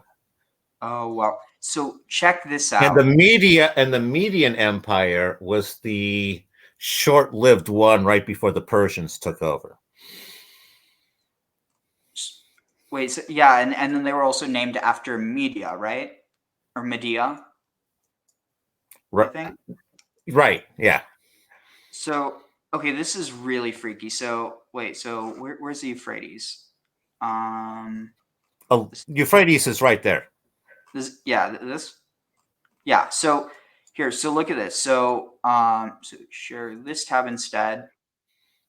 So look at this. So here we have Haran, and now here we have Beit Adini or Beit Aden or Beit Yeah, Eden. It's the same location.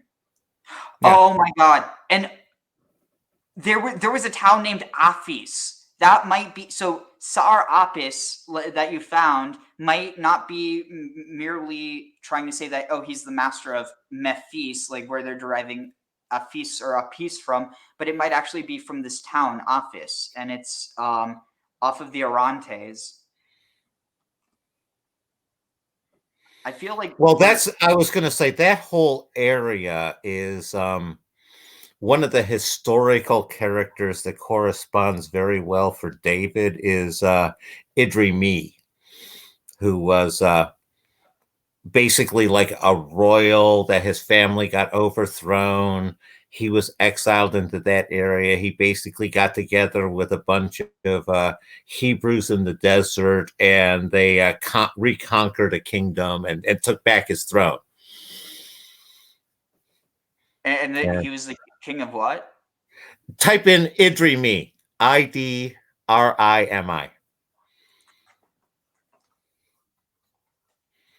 You can just type it Oh, into Wikipedia. He's in there. yeah, I see. Oh, king of Alalak. Yep, that's him. Interesting. And so another thing that on the page for Bitadini, it says there are scholars who associate Bitadini with Beth Eden, which may mean house of evil or house of delight. And the sort of synonymous of evil and delight is well noted. It's almost like you have the house of delight and then you have the garden of delight, and the garden is good and the house is evil. I don't know. And some of that could be inside versus outside. Yeah, like maybe the idea of Eden is taken from there, but they're saying, oh, well, it's not going to be this city. It's actually, before civilization or something. Let's see. So, oh yeah. So anyway, let's see. Back to the map. So to show you in the context of, okay. So share this tab instead. Ugh, I swear I have so many tabs open. So here you can see But yeah, that. like I said, over by Media and the Caspian Sea is where like I said, I found some people saying that they had found evidence of some of the tribes going up in there. Yeah. So that's a perfect transition for. Well, actually, here let me show you. Oh shoot. Cancel. Go to maps. So share this tab instead. So anyway, so here you have Haran, which I really think we need to look into the connections between that and Eden, because I mean, look at this. It's literally like a freaking oasis. I was going to say, if you're looking at that Eden, you have to look at that's the guy who was on Khalil's channel with the dried Persian Gulf. Oh yeah, that's the theory that I tend to buy into. But I wonder maybe that town is actually named after the garden. Oh, it could be, and that's another one that I always have to remember is it's part of that fractal interpretation. There were many different Gardens of Eden, which is why you can also have one up in like the Urartu area. Well, isn't this technically in Urartu? That's too far east. Urartu is more the Lake Van off to the right there. No, the big lake to the right. You went left. No, Wait, not so- Turkey. There, that lake. That's Lake Van. Interesting. So, anyway, so Or the other one, the other one might be Lake Van, up by the Armenia thing. One of the two is Lake Van. Oh, actually, that's probably Lake Van. There's being Seven closed. or Van Golu. No, Oh, here, then, okay, yeah, then that's Lake Van. The other one looks promising as a Garden of Eden location, though, with the way it's enclosed and all with the lake Interesting. Yeah. by Armenia there. Yeah, so something I want to point out. So where you have, so I think it's Mosul. That's modern day. Mosul was modern day Nineveh, I think. Yeah, it was Mosul that was. So, so you have them exiled to, let's see, where was it? I just had it. Okay, Mosul. So then here you have Azerbaijan, Baku, Baku, Azerbaijan. Then over here you have Turkmenistan, you have Uzbekistan, Tajikistan, Kyrgyzstan, and that's where a lot of the Bukharian Jews come from. But the interesting thing is that Bukharian Jews, so they're called Bukharian Jews now for certain because they do practice Judaism. But interestingly enough, they probably wouldn't have been considered Bukharian Jews originally, but like Bukharian Israelites. And so here I have a video for that I'm going to play. Let's see, where is it? Okay, here. So this is from Simcha. I think from Simcha Jacobovitz. Yeah. Okay. Short excerpt from Simcha Jacobovitz's thought-provoking documentary Quest for the Lost Tribes. Oh, I was going to say, right before you go into that one, this may be a topic you want to touch on another day, but how much do you know about the Rodenites? Oh, that's a really interesting topic. Because they are a fascinating people. One of the most brilliant groups of people I think that's ever walked the earth. Yeah, it's honestly so fascinating how they probably their disappearance is responsible for the rise in the Dark Ages. Well, the rise in the Dark Ages, you can also sort of go with the fall of Khazaria. It's like the fall of Khazaria and the rise of like the Sephardic Jews I see as related. There's a lot of stuff that I want to say that the Khazars became basically, it's not so much they themselves, but they basically became a safe haven for a lot of like knowledge and receptacles and stuff. And that's why I think once they fell is when you saw the big explosion in Kabbalah. Interesting. Well, how would you explain? And I also want to say that they found some like Dead Sea Scroll sort of Kabbalah stuff up in some mountains in that general area too at some point. But I mean, like, do you have any reason to think that, or is that just kind of? No, I'm saying that I remember reading about an archaeological find, and I'm just saying the timing. You have to. I always sit there and wonder. Things happen for reasons, and it's not. It's like you say, it's not a proof, but it becomes a how do you jiggle the puzzle pieces together? It's like you kind of figure it didn't come out of a vacuum, and the other one didn't vanish into a vacuum. And if the connections fit reasonably well, until I have a better option, I sort of go with that one. It's sort of like a contingent fit for me. Make sense to you, Ariel? Definitely. I see where you're going there. I'd want to look more into that because if there is something there, I feel like there's more there than just that. But I'll be right back. I'm just going to put on some music in the meantime. Do you want to put on the video? Oh, well, no, because I kind of want to watch that. I'll be right back. Okay. Put on the music first then. Yeah, absolutely. I want to watch it with you then.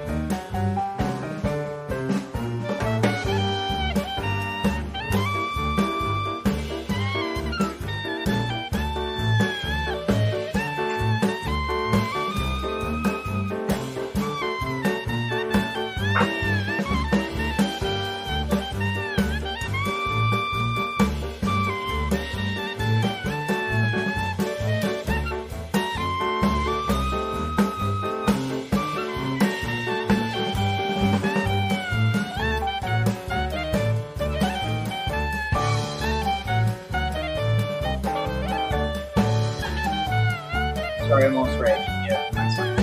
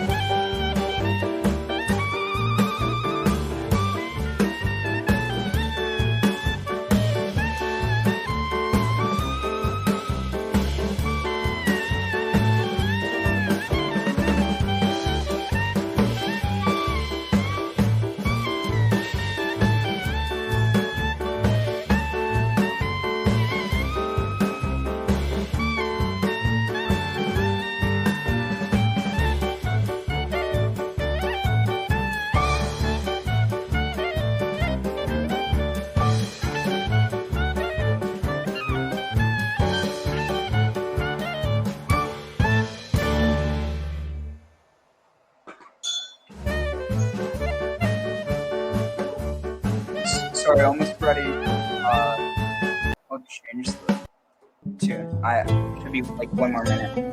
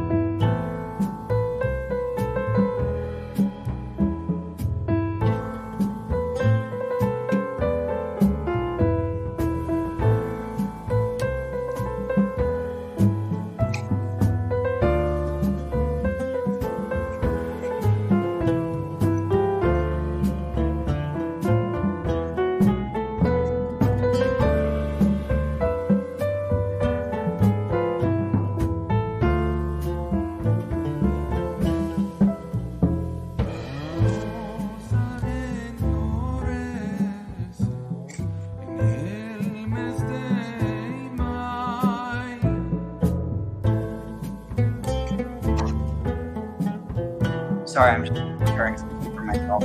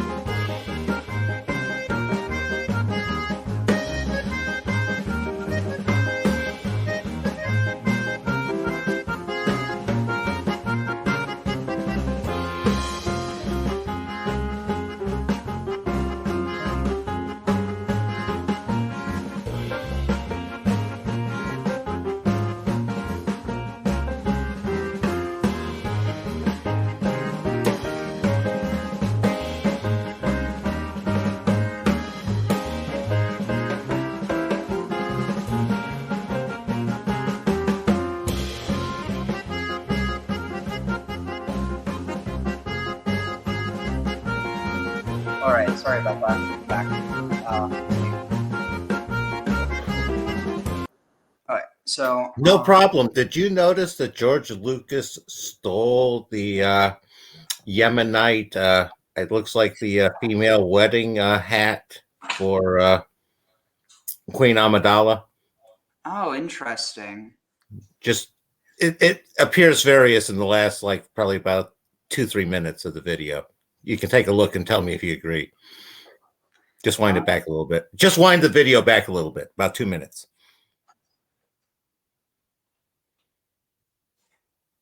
Yeah, right there. Oh, that. Yeah. Oh, 100%. 100%.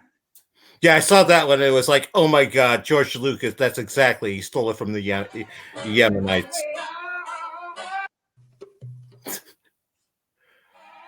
В еврейской традиции танец является главным увеселением и благословляет жениха и невесту. Форма I was assuming it was содержания the wedding танца ceremony. основывается на Yeah, it этнической, is. семейной и народной традиции.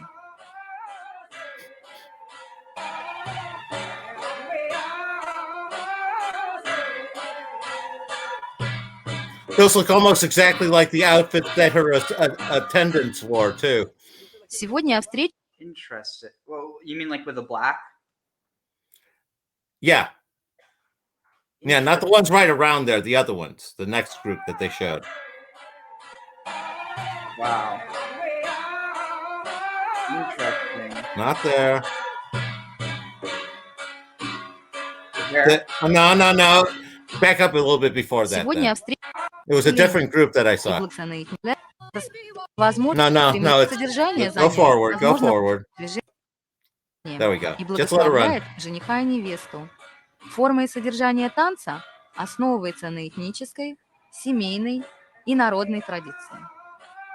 Them? No, keep going. Them? No.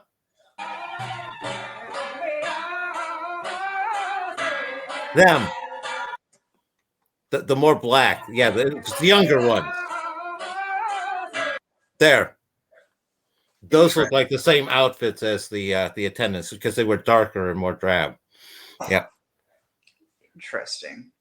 Which again, Lucas paralleled a lot because it's like he stole the Masada for some of his scenes, and he paralleled a lot. Oh, I forget which one it was, but it basically was. I saw a video on it, patterned after Masada, and a whole lot of the whole Star Wars story is the Jewish story of the Jewish rebellion. Interesting. Against the Roman Empire and the rebels and all that. So. Oh wow. And again, then you fit Luke in as the whole Christ figure, and yeah.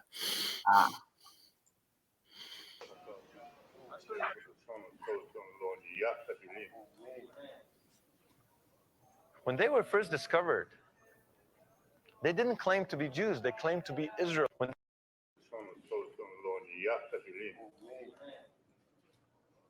When they were first discovered, they didn't claim to be Jews, they claimed to be Israelites. It's only in the last few hundred years that they've integrated themselves into the body of the world Jewish community.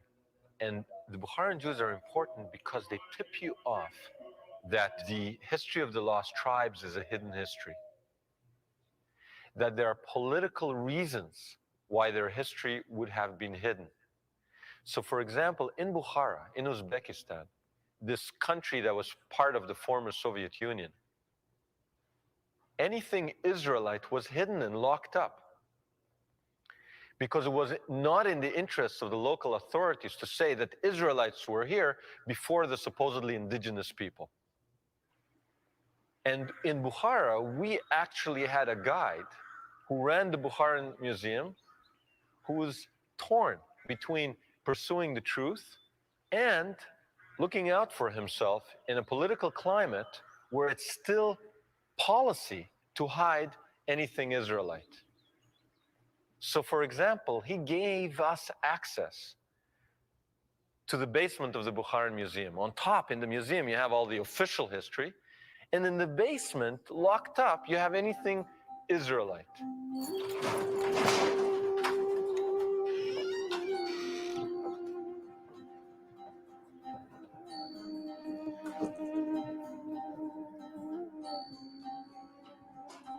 And what's in this musty, dank basement?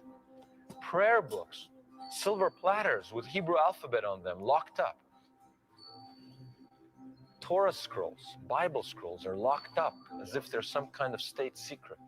Anything with a Hebrew letter, anything signifying some kind of historical Israelite presence, locked up.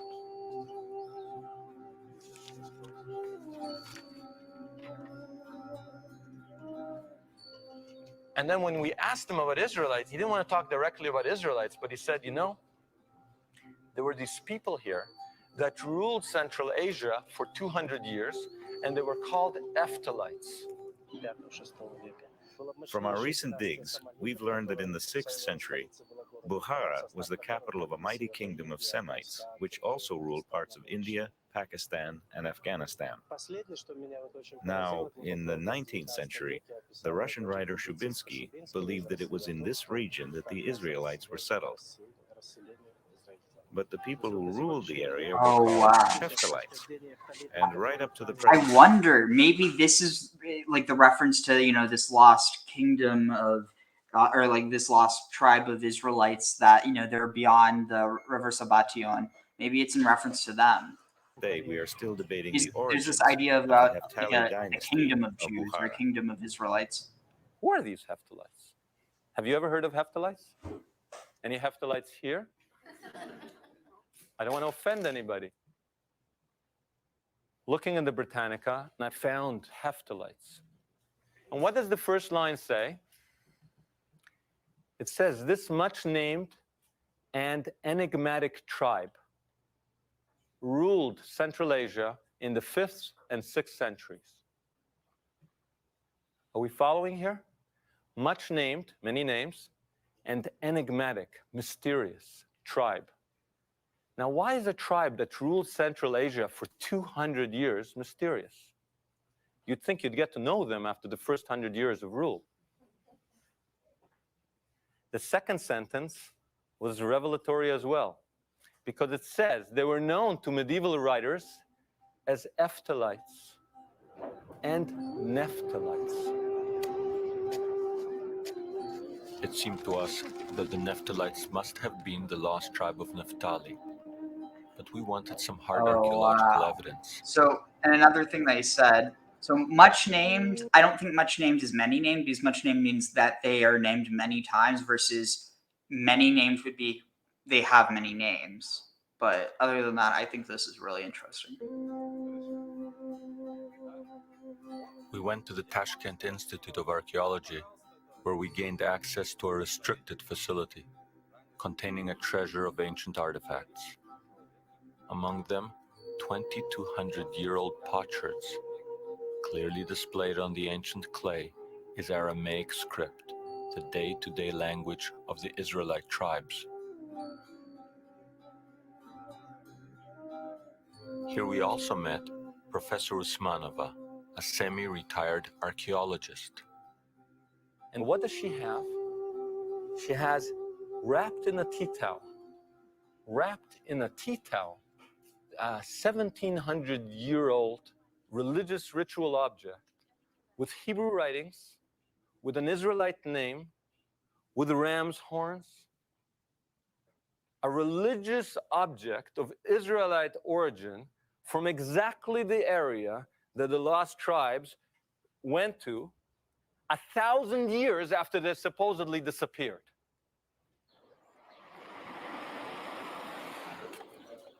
Unbeknownst to most Israelis, the majority of Bukharan Jews have now emigrated to Israel. But the chain has been broken. They do not know that they may be descendants of the Naphtalites. They say that we are descendants of the lost tribes, but we don't know which one. All we know is that we are Jewish. That's what is important. I hope that with God's help, the redemption will come, and with it, the ingathering of the tribes. Then we'll know which tribe we belong to. Until then, we identify with the tribe of Judah.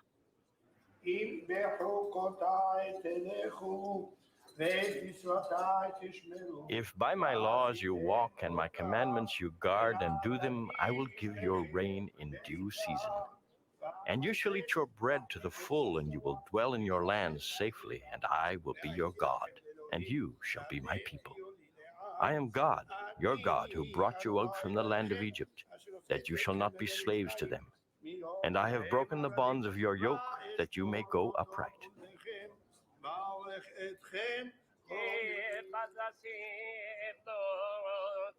Back in Bukhara, it seems that the Naphtalites, a once mighty tribe of rulers, have been reduced to a tiny community of a few thousand who did not flee after the collapse of the Soviet Union.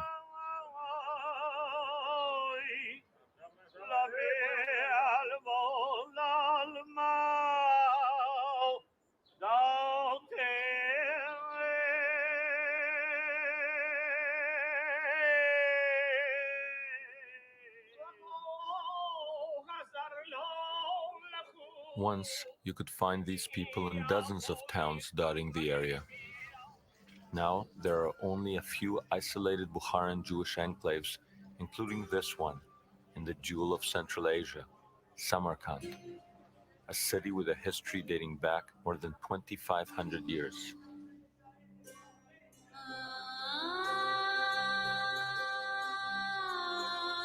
It's such a beautiful history, and it's such a shame that they're losing it.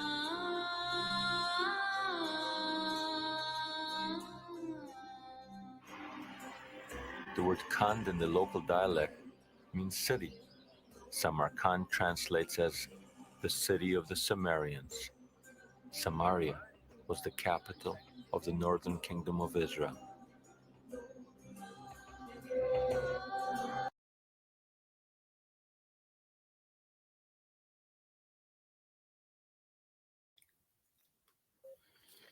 No, that's very interesting.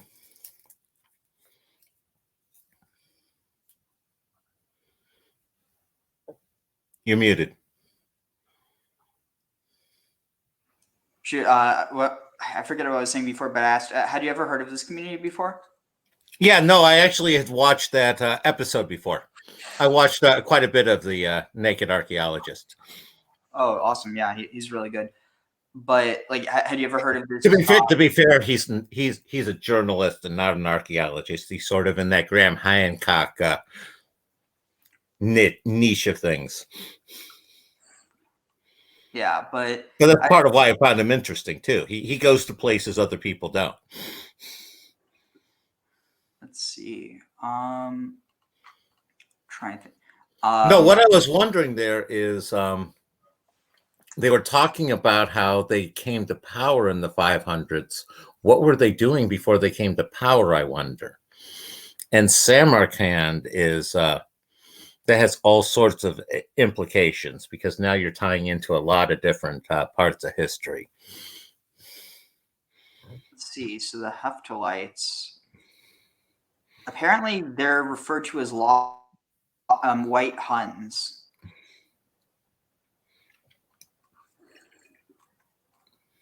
Let's see.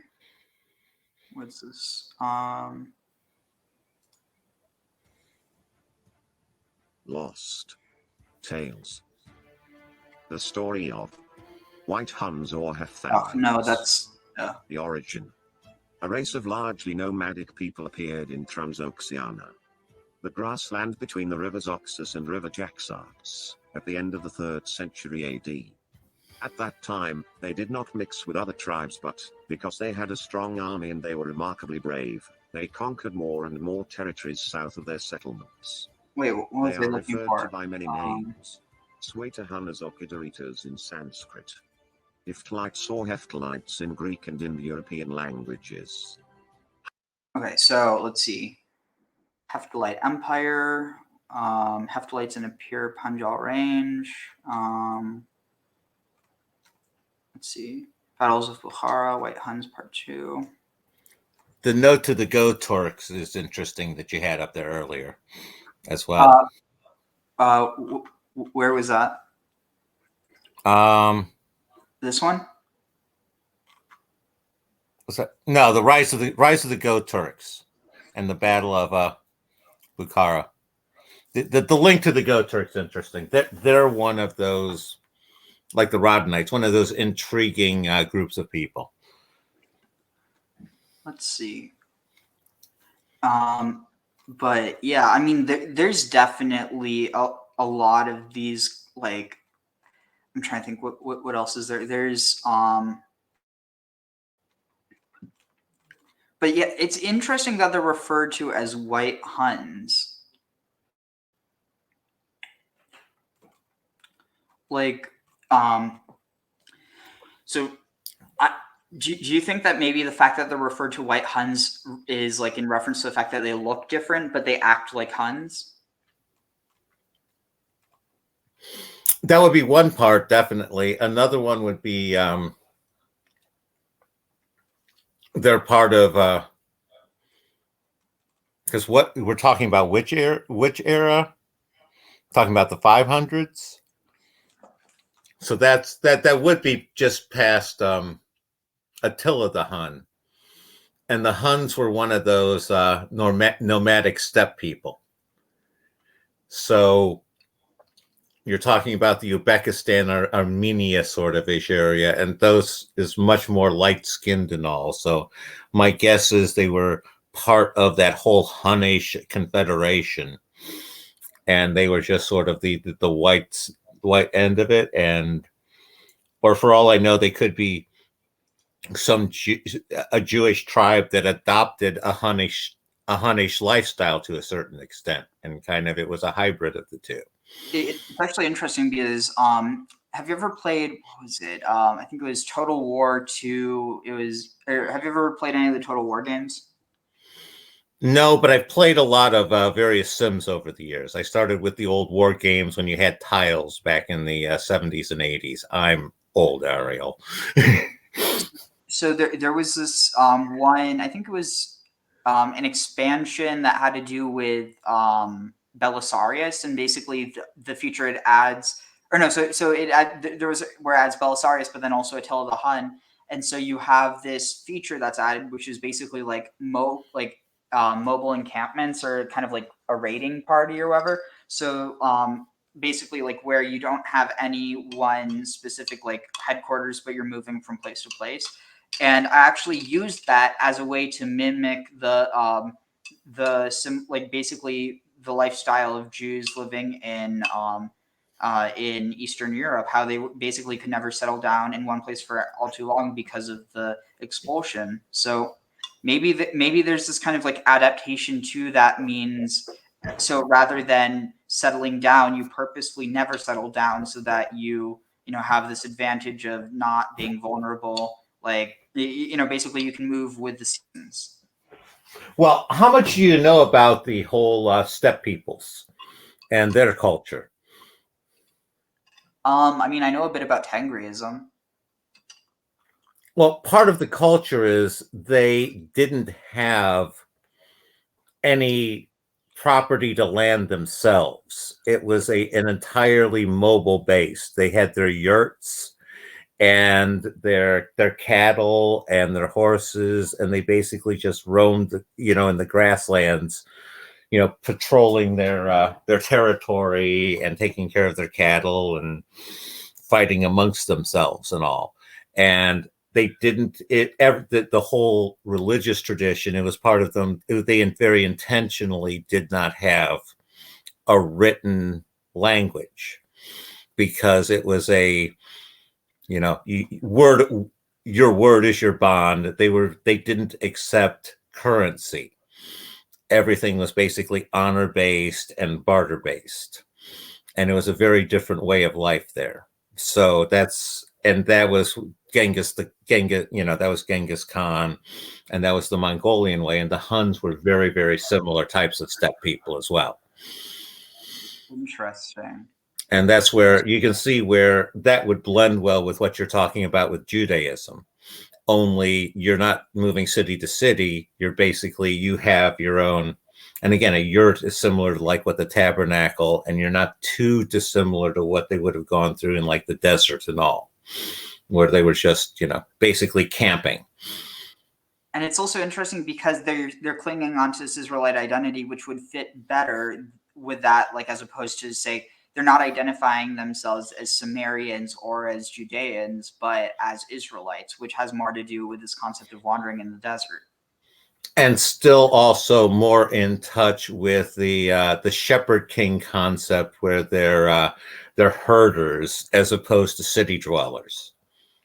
Wow, this is so fascinating. So this is about the Jewish Mahala. What's that from? And Mahal. Mahala means?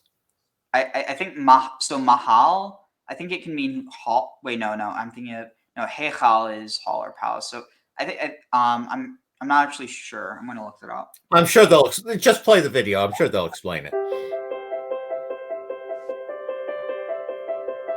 What? Oh, I was like, that doesn't look like Uzbekistan. This looks like Uzbekistan. Oh no, that's.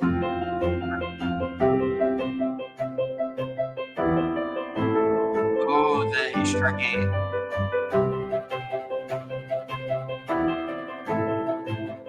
It's just.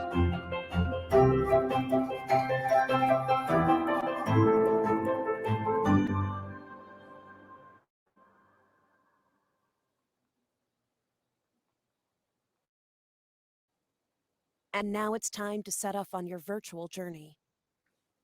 Here in Whoa, the traditional that was houses in fast. the old Jewish Mahalla of Bukhara, Uzbekistan.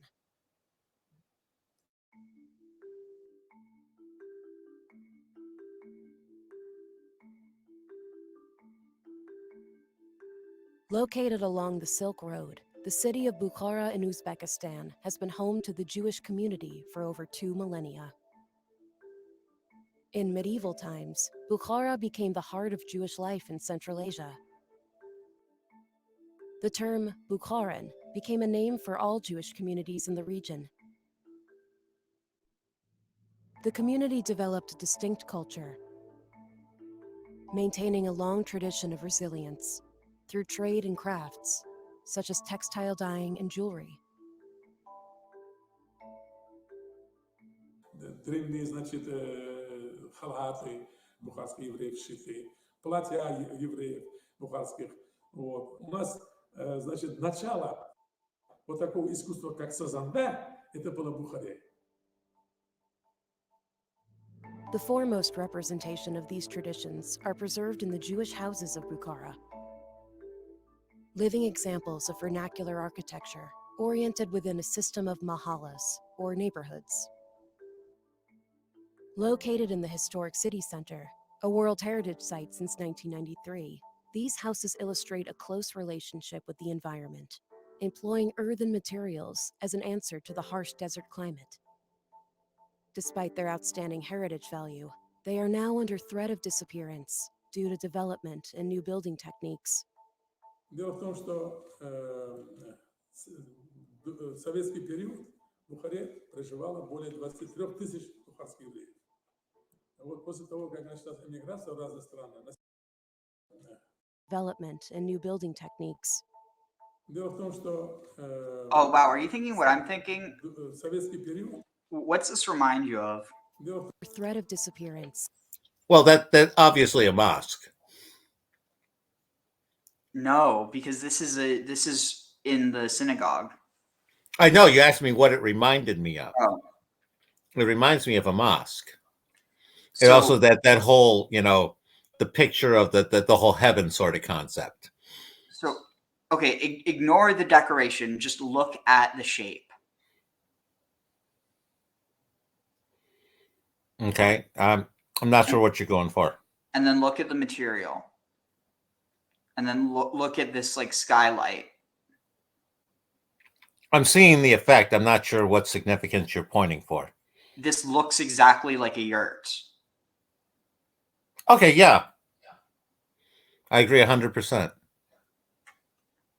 But then again, that might just be wanting to see it like that. But I mean, like, it definitely looks like a yurt. You even have the top where it has the area for ventilation, and then the material. I don't know. At least that's the impression I'm getting. But obviously, then you also have all the other symbolism. Yeah, no, that's a legitimate feel, and that's not unfair given the whole, like I said, Muslim influence around the area. This is, the Samarkand area, and that was one of the second more warlike. That was the Timurid Renaissance in Samarkand. Yeah, I still just can't get over the fact that Samarkand might mean city of Samaria. Well, that's exactly what it does mean. I mean, sure, but like I've still there's always the possibility that it's like a that could be what it means, but it's not like you know how there's like false friends. Oh yeah, no, it's one of those. That's definitely a legitimate derivation. It's not like that's any sort of stretch, and that's always been a traditional association with it. So, not to say that there aren't other ways to get there, but that's definitely a very well-worn path. Wow, this is because I actually have a lot of friends who are Bukharian. Because I live in Arizona, like I live in like the Phoenix Metroplex, and that's like one I think in America.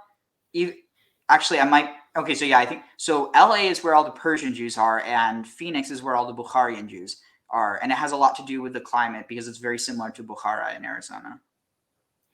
And I guess where I grew up, Northeast Ohio, is where a bunch of the it's a lot of Ashkenazi Jews.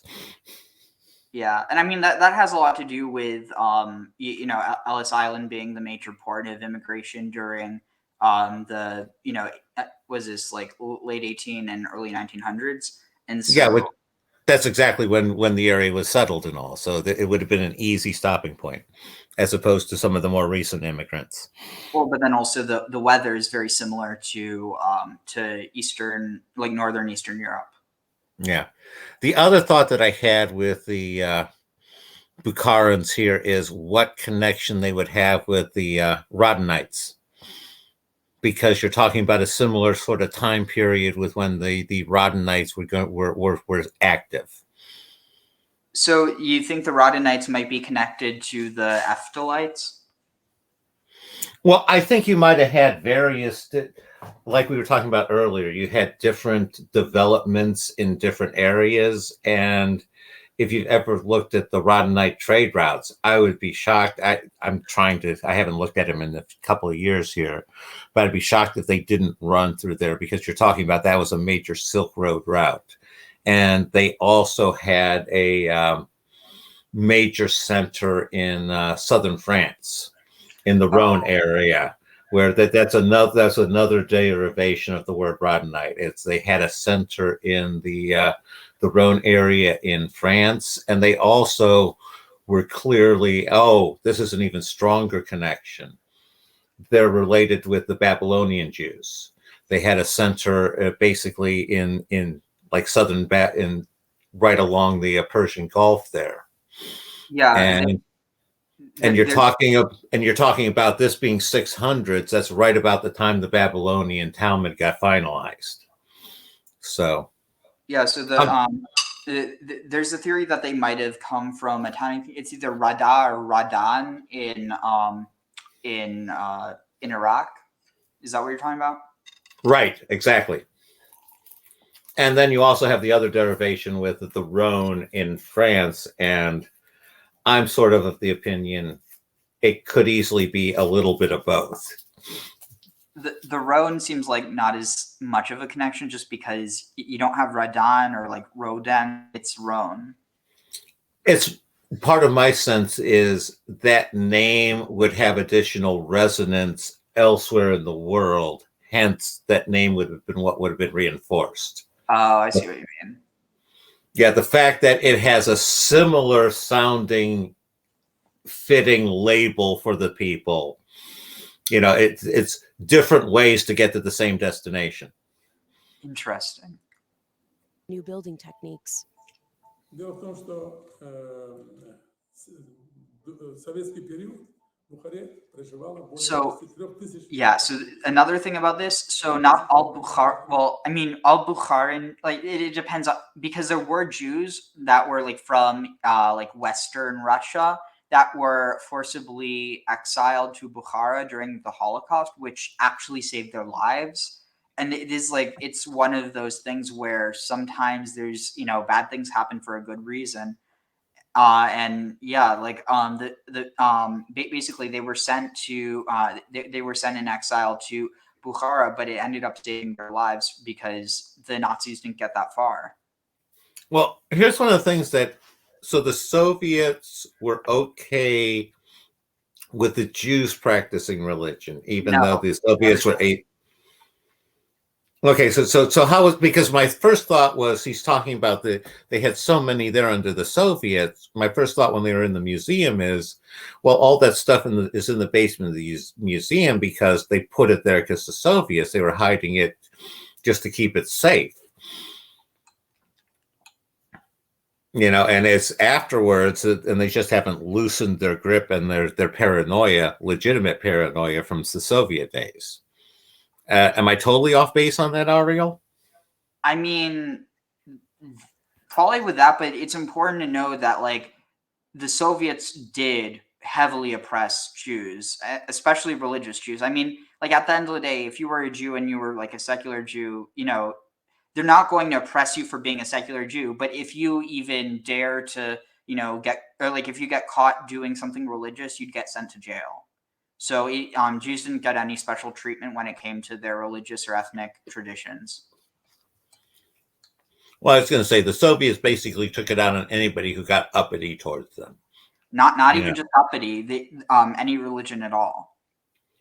Well, that's what I mean in a public sense. Well, showing a religion publicly is getting uppity in the atheists in the Soviet Union. Well, but it wasn't just that, because if they found, like, it wasn't just like a matter of doing it in public. It was also this idea that if you were caught with religious materials, you could get sent to jail just for that. Oh, is that bad? Okay. Yeah, like there I mean, it's basically, it was still awful, but still better than the Nazis. So yeah, I mean, basically, imagine it's a difference between being under someone's boot and someone literally squishing you down until you're just blood and guts. No, it's as I put it, it's the choice between bad and worse. I'd say like horrible and absolutely horrifying. But yeah, definitely. Yeah. Wow. Only 200.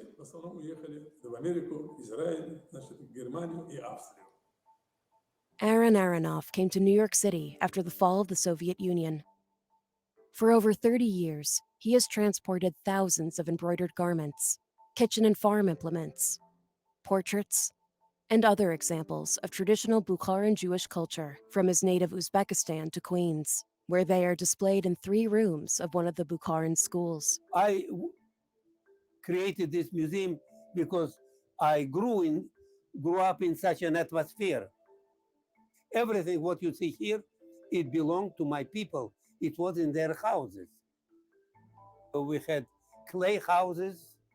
You put sand, clay, and then you turn it like this. I made with my friends 1,000 bricks a day. Most of our time we spend in the open air. Once a week, my mother baked bread, and you see tandoori over there.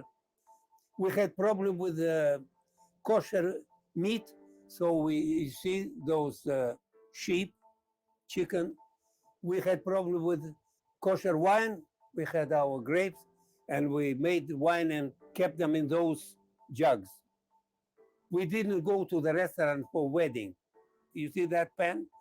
We could make dish for 100, 200 people. Our children, grandchildren, great-grandchildren would like to know about their roots. Wow. By telling them the story, it is nothing.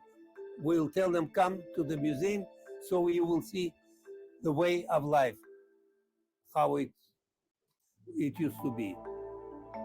Following the site's inclusion on the 2020 World Monuments Watch, WMF and the International Institute for Central Asian Studies, in partnership with the Bukhara State University, launched the Traditional Bukharan Jewish Houses Project. Through the use of digital technologies, the project aims to create best practice conservation guidelines and enhance community awareness of traditional techniques. while fostering collaboration and knowledge between different stakeholders.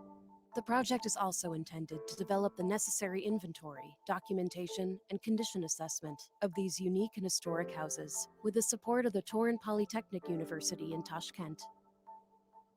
Since 1988, WMF's Jewish Heritage Program has supported conservation work at nearly 60 sites around the world.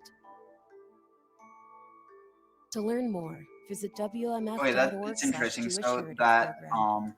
here. Oh shoot, wait, yeah.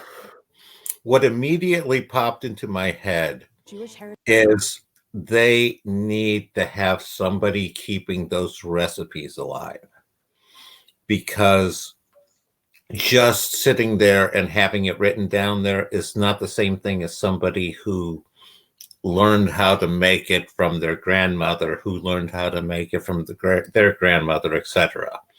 And you know what I mean on that, Ariel. Yeah, well, luckily cuisine is one of the biggest things that Bukharians are keeping alive. But Good. Glad to hear that. Glad to hear that.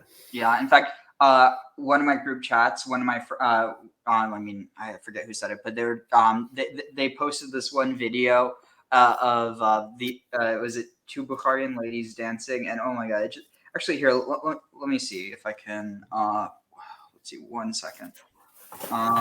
Let's see here. Actually, yeah, what I can do is I'm going to share that, share it to, what's the easiest way for me? Oh yeah, I'll just put it in. I'm trying to think what's the best way to do this. Save video. Okay, I know what I can do. So I'm going to send it to myself in Twitter. Messages to myself. Oh wait, actually I have to, let's see. To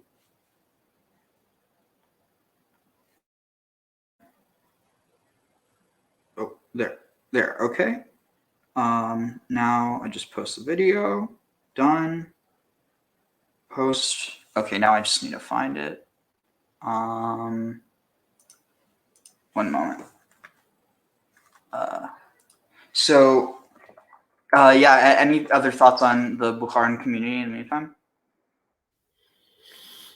No, I was going to say just very interesting. The colorfulness tends to be very counter a lot of the rest of the Jewish culture as well. It has much more of, like they said, more of an Indian, Eastern sort of flavor to it. And again, being on the silk route, that would easily explain the colors and all. Oh yeah, like I have to admit, I mean, originally I have a difficult time with my Ashkenazi heritage, just because to me it's I find it the least interesting out of all the different types of Jewish communities. But I mean, so like on one hand, that's one of the reasons why I would probably rather marry someone who is an Ashkenazi. I mean, also just because I mean, given this shouldn't really be the reason why you do or don't marry someone, but like because I have a lot of health issues, and just because of how relatively small the Ashkenazi genetic diversity is relative to other types of Jews, and then also just, I mean, personally, I think that I mean, more than anything, I kind of want to marry into a more interesting culture, in my opinion. But I was going to say I grew up in an area that was primarily, I was going to say probably about 40% Jewish and primarily Ashkenazi. And there's one word that you could say that, again, would explain enough reason to have a sort of, distaste for your culture, and that's gefilte fish. Yeah, I mean, I have a love-hate relationship with gefilte fish. I have no one who has a love relationship with gefilte fish. Yeah, it's an acquired taste, as they say. All right, so here I found the video. So here, share this tab. Here, check this out.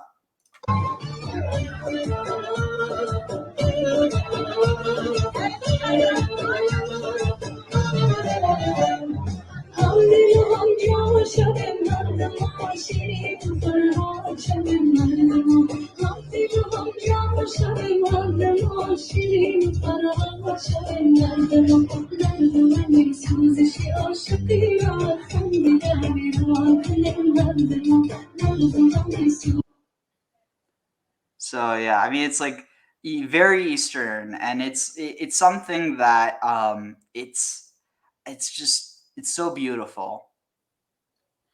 No, I like a lot of it. There's an ability to laugh at itself there too that is missing in a lot of cultures.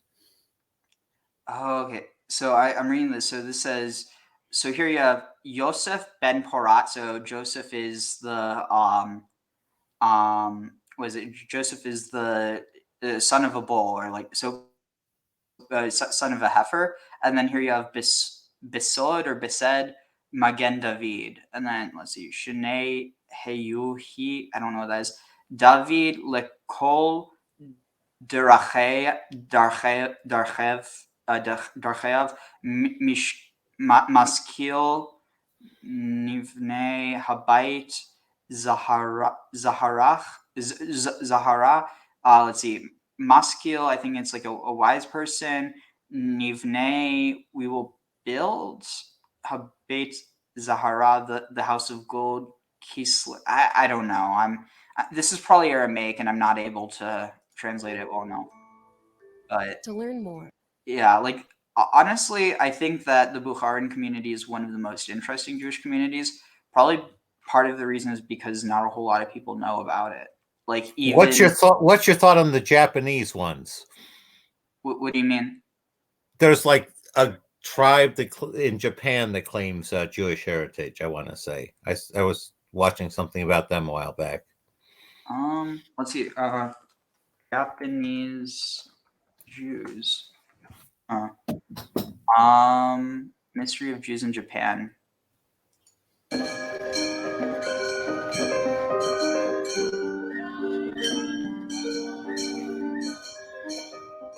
There are many theories about the origins of the Japanese people. One of them is that at least part of the Japanese population comes from Israelite origin.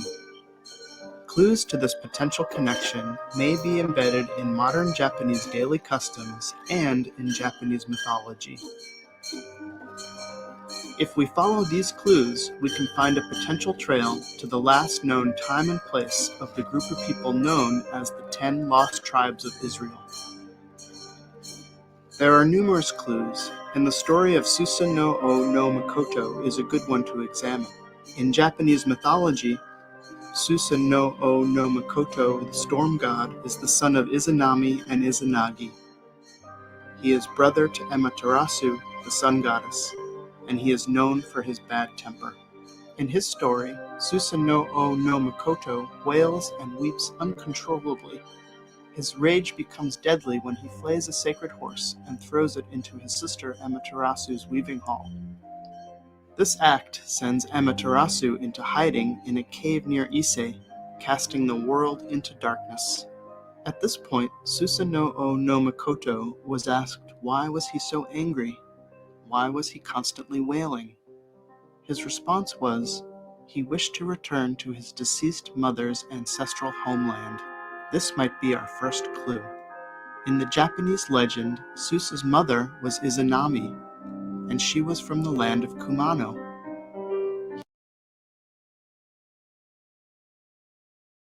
So they're probably connecting Kumano to Kunano or something. I have no clue what they're going to say.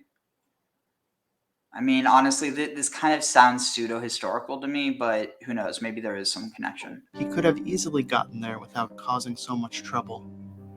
But if we follow the Israelites' potential path, the land of Susa's mother could be the northern kingdom of Israel. For his actions, Or it could have Susa been no that O no Makoto Samarkand in the middle, or it could be somewhere in the middle as well. Oh, true. Like, yeah. was banned from heaven and left to wander the physical land of Japan. Soon he came across a farmer who was plagued by an 8-headed dragon. In exchange for killing the dragon, Susa would marry the farmer's only surviving daughter. Susa killed the dragon by offering each head its own barrel of sake, and when they were drunk, he cut off its heads. Now, multi-headed creatures are fairly common in mythology. In the ancient Canaanite myth, for example, the seven-headed serpent Lotan was killed by the storm god Hadad, and Lotan's story evolved into the biblical stories of the Leviathan. Additionally, myths of eight-headed serpents are quite common across Asia. Unique to Susa's story is what happens after the dragon is killed. In the dragon's tail, Susa finds a seven-armed sword.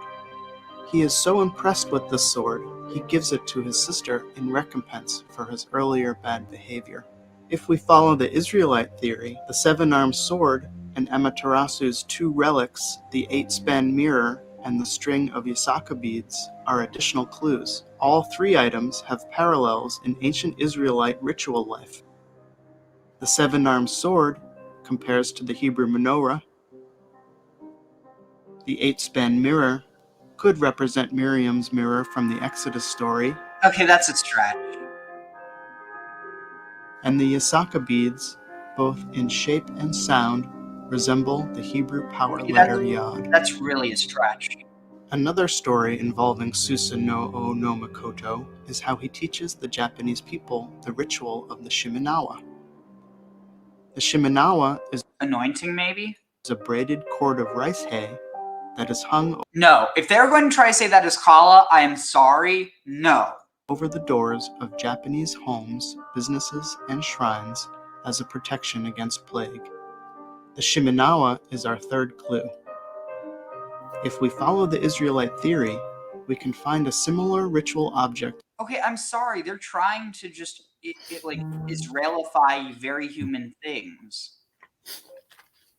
Like, it's one thing if you found a mezuzah or something with the shape of a shin on all the doors, but that's not what they're finding. They're finding braided, braided rice. No, I agree with you 100% here, Ariel. Let me find some better ones. Part of it is the Japanese language bears a lot of resemblance to like Hebrew. And there's some similarities in the culture as well. What this guy's doing here is now that this is a let me take a little bit of silly putty and see how far I can stretch it. Or at least that's my take, and you seem to definitely be saying that as well. It's the mezuzah. The mezuzah is hung on the doorways of Jewish homes as a protection against plague, a ritual originating from the Exodus story. Inside the modern mezuzah rests the most powerful Hebrew prayer, the Shema. The longing to return home, the seven-armed sword, and the Shimenawa all closely resemble ritual behavior and items of modern Jews and the ancient Israelites. Another clue could be in Susa's name itself. One theory states the complex names of Japanese kami are actually place names or descriptions of ancient places. Could the name Susa also be the name of Susa's homeland? The city of Susa was, in fact, an ancient city in the Assyrian Empire, where at least some of the 10 lost tribes were likely relocated after the deportations from Samaria. If the Israelite Okay, so yeah, that's where the story of Esther takes place, but how's he going to connect that? Theory is possible, and the legend of Susa no O no Makoto is based on a real person and story from the ancient past, we can trace his path back across the Asian continent through the ancient Assyrian city of Susa to his origins in the northern kingdom of Israel sometime around the year 740 BCE.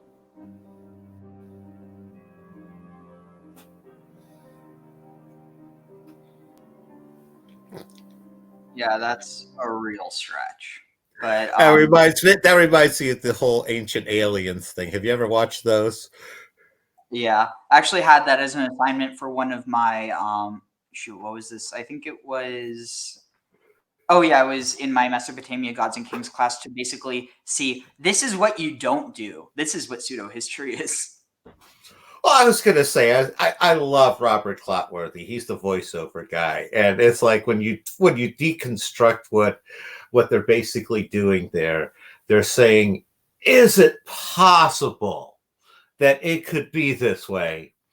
And as soon as they do that, the answer to that is always ancient alien theorists say, yes. And if it's like ancient alien theorists say yes, then just about anybody on the face of the earth. So, yeah, I mean, there definitely is a history of Jews in Japan, but it only goes back towards the colonial era. No, and you would expect that. Interestingly, wait, let's see. But You would expect once it opened up to the west with Perry that you would have, also that would be the beginning of all sorts of cultures in there. let's see. So, well, actually, so one of the things you brought up, that's a really good thing to talk about was the Radhanites. Let's see.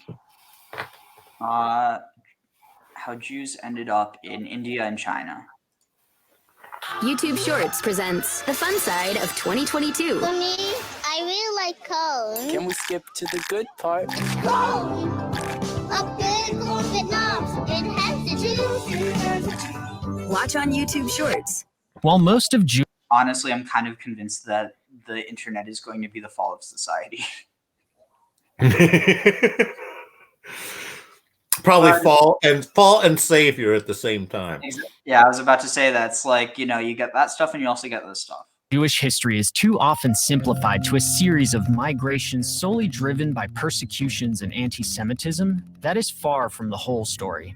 Trade has been just as much of a driving force. And to understand how significant Jewish communities ended up in countries like China and India, you first need to understand the powerful impact that trade has played, time and time again, in shaping the path of the Jewish people.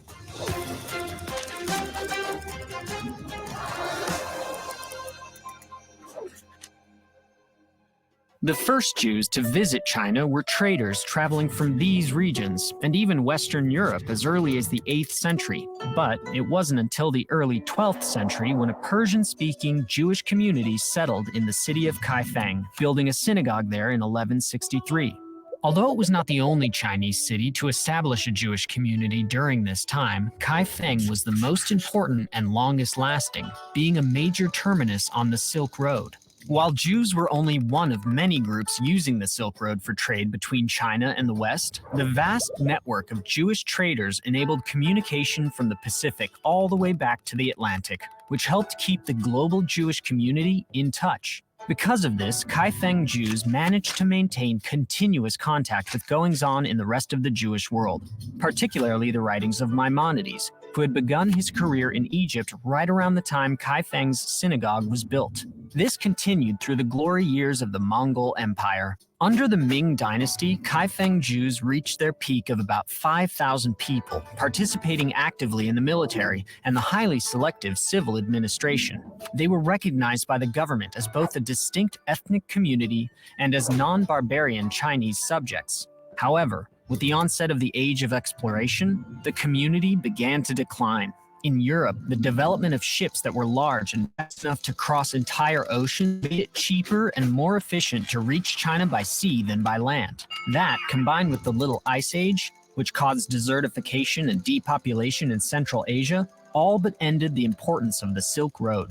Back in Kaifeng, the synagogue was devastated by a series of floods, with the worst being in 1642. Without a connection to the wider Jewish world, the synagogue's library could no longer be replaced, worsening an ongoing decline in Jewish education. This led to greater assimilation, and by the dawn of the 20th century, fewer than 300 Kaifeng Jews remained. United mainly by the vague awareness of their Jewish heritage, they most especially abstained from eating pork, wore a localized form of the kippah, and refrained from work on the Sabbath. In the words of Sir Martin Gilbert, despite 8 centuries of Chinese influence, the Jews still retained the vestiges of their origins and were recognizably Jewish. But by the mid-19th century, their Jewishness and their knowledge of Judaism had almost entirely vanished. Despite various attempts since the 1850s to revitalize connections between Kaifeng and the wider Jewish world, the government of China has made it difficult. In the 1950s, the Chinese Communist Party refused to recognize Jews as an official minority group, and it prohibited overt displays of Kaifeng's Jewish heritage. Today, the community numbers around 1,000 members, and the struggle to obtain recognition and reunite with world Jewry remains difficult. Kaifeng was just one of many communities in the region, each with their own origins and history. In India, two of the biggest were the Cochin Jews and B'nai Israel. Some historians believe that Jews began living in India as far back as the 1st century CE. They first arrived there as traders via the Roman Indian trade system, which brought Jewish communities to Arabia. Scattered along the Malabar coast, these Cochin Jews maintained close ties with Jewish communities to the west and were allowed to live freely by the local rulers, who, as Hindu polytheists, tended not to view foreign religions as a threat to their own. After all, what's one more god on top of an entire pantheon? According to tradition, an additional group of Jewish traders were shipwrecked on the coast of Maharashtra and ultimately settled there, where they became known as the B'nai Israel. Their relative isolation caused their religious practices to drift. Only beginning in the 16th century did they re-engage with the wider Jewish world. Centuries later, during the early modern period, crypto-Jewish traders from Portugal began fleeing to India, mostly living alongside the Cochinim. These were Jews who had been forced by the Portuguese government to conceal their Judaism. The earlier waves of migration created from trade made the region safe for those fleeing persecution in Portuguese-controlled ports. By the 19th century, Jews fleeing the rebel government in Ottoman Iraq settled in cities like Bombay and Calcutta, later spreading to many other corners of the world.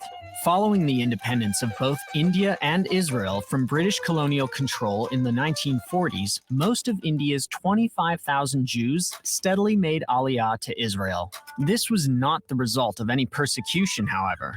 In many Jewish communities of Asia, an attachment to the Jewish homeland was much stronger ideologically than it was in Europe. The love of Israel had remained strong, and the opportunity to come back to the Jewish homeland after the long exile was seized by almost the entire community. Honestly, this only scratches the surface of Jewish life in India and China. Both countries have been joined by new Jewish arrivals in the 20th and 21st centuries, which continue to shape the life and history of both those countries and of Judaism itself. This is something that can be said about all Jewish communities in diaspora, but it's worth remembering that they are far more widespread and diverse than we often they all realize. impact each other. I think that's the reason why you also have Jews or the nation of Israel understood as like a microcosm of humanity. I mean, in a way that I think you could probably apply to all peoples, but like in the fact that, you know, Israelites and Jews basically were dispersed everywhere, it makes it a lot more universal with them. But basically this idea that all the world, so there's this one saying, it's Kol Yisrael Aravim Zelazeh. All of Israel is like responsible or accountable for one another. And basically it's this idea that, I mean, like basically, you know, if you applied that to like the Muslim world, for instance, you would have Muslim nations lobbying the Chinese government to stop their persecution and genocide of the Uyghur people.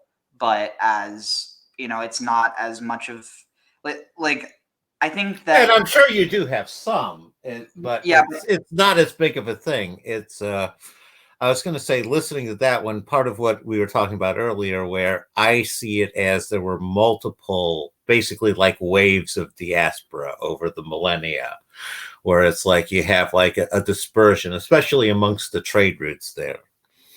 And from what I was getting out of that video is I would be shocked if the Cochin Jews, I forget when they dated them for, but it's like, I'm sure they were there well into the BCs, because it wouldn't make sense that you had those traders in Iraq. The distance between that and where the Cochin Jews were is so much, it's shorter than many of the other places that they traded with. And you're just doing boats along the coast. There's no obvious reason why trade wouldn't have happened. So if there's no obvious reason, you think it would happen unless something would have prevented it. So that's why I'm thinking that and most of what they said in the video is that it's tradition to date them to like a more recent date. So I think that might have been a very, very old school diaspora, or at Yeah, least set up. it's almost like we like to create these artificial borders in time where they didn't exist. Like it's like, oh, these people, they kept to themselves. Like the Greeks and the Jews, they each had their own thing going on. It's like, no, they were interacting with each other. Oh, well, given that the Greek alphabet is based off of the Jewish alphabet, how can anybody try to maintain there wasn't contact back in the day? Yeah. Okay, so this is what I was talking about. So it's let's see. Here, I'll just read the relevant part. That so the Imru Kol Yisrael Aravim Zelazeh. So here it's saying, let's see. The sixth section: one who has the ability to protest but does not protest and has no words of reprimand in his mouth and does not use the swords of his eyes. I get that's an interesting phrase. It's like almost like that, like staring daggers, like this idea that your vision can have an effect, and does not use the swords of his eyes. Maybe it's also connected to the idea that swords are connected to air within like an alchemical sense because of this idea that like, I mean, a sword cuts through air, but it's also like the wind can be a type of sword. But anyway, does not take responsibility for the and does not take responsibility for the deeds of sinners, so he will not be a man of reprimand. Whereas we were commanded to destroy the evil from within our nation, as it is stated, and you shall destroy the evil within you. And our rabbi said, anyone who is in a position to protest against the members of his household and does not protest is apprehended for the members of his household. If he is in a position to protest against people of his city and he does not protest, he is apprehended for the people of his city. If he is in a position to protest the whole world and does not protest, he is apprehended for the whole world. And it is stated, a man shall stumble over his brother, and they may their memory be blessed, expounded, a man over the iniquity of his brother, and they said that all of Israel is responsible for one another. And that's like something that just really has always stuck with me, because it's kind of like you can't have this like, oh, this person's doing bad over here, but I'm doing good, therefore I'm all right and I don't have to worry. Because like, I mean, given, this isn't just the idea of like perceived bad, this is actual bad. So if you see someone polluting and you're like, oh, well, they're polluting and I'm going to go to heaven because I'm not destroying the earth, and they're not, you're kind of missing the whole point, because their pollution affects you as well. Yeah, it's sort of in the, if you see, somebody, being, getting mugged or something, and you don't at least call out or something, Yeah, when the mugger comes to take your money, and you didn't call the police the first time, it's like, who are you to really protest? It's like you could have stopped it. Now, there is a modern sort of mid-range that I also find unacceptable, but I think there are a lot of people do, that if you sit there and say you saw the mugger and afterwards you gave a donation to an anti-violence fund, and then you considered, I'm good now, I gave my donation. It's like, to me, that's like, nah, that doesn't really cover it in my book. Interesting. Yeah. So, cash doesn't cover what your skin should have. So, oh wow. Okay. So, one of the things that's kind of interesting is like, is this right after? Wait. Oh, the swords from the eyes kind of reminded me of Superman with his heat vision, but that's the comic book fan in me, and knowing that Siegel and Schuster were Jewish. Wow. Okay. So that the writers were. The creators of Superman, yeah, the writer artist from Cleveland that created Superman, yeah, they were Jewish. They were Jewish high school boys. Okay, so this is interesting. So, it's one of the reasons why Abraham is like connected with Chesed, which is the Sephir of tonight. It's interesting because, so let's see, where is this? Where is it? Okay, so yeah, here. Wait, where is it that? Sorry, I'm just want to make sure I'm. Wait, so when he. Oh, wait, that doesn't. Oh, okay. So yeah, sorry, I was misreading that. So yeah, so the reason why Abraham is connected with Chesed is because when he So Vaira. So the Lord appeared to him by the terebinths. So also this is interesting. So alone. So wait, it's interesting that translates that as terebinths because that's actually oaks. So the word would be like bealote, or it would be. So here it's saying. Okay, yeah, here it's saying Elon is terebinth and is also Elah, but there's Alon. Oh, this is Elon. It's not Alon. Otherwise, okay, so yeah, it is terebinths. So this is this tree is one that's connected with like the feminine presence. So like the Alon it's masculine, but then the Elah or Elon is a terebinth and it's feminine. So it's let's see. Yeah, So it anyways, yeah. has a sort of natural reference to an Asherah pole. Yeah. So the Lord appeared to him by the here I'm just going to read it because they often translate out so Vayira alav Adonai. So the Lord appeared upon him, and he saw be Elone in the terebinths Mamre of Mamre, and Mamre also it's memore, like I thought it was connected with Mamar? Mare?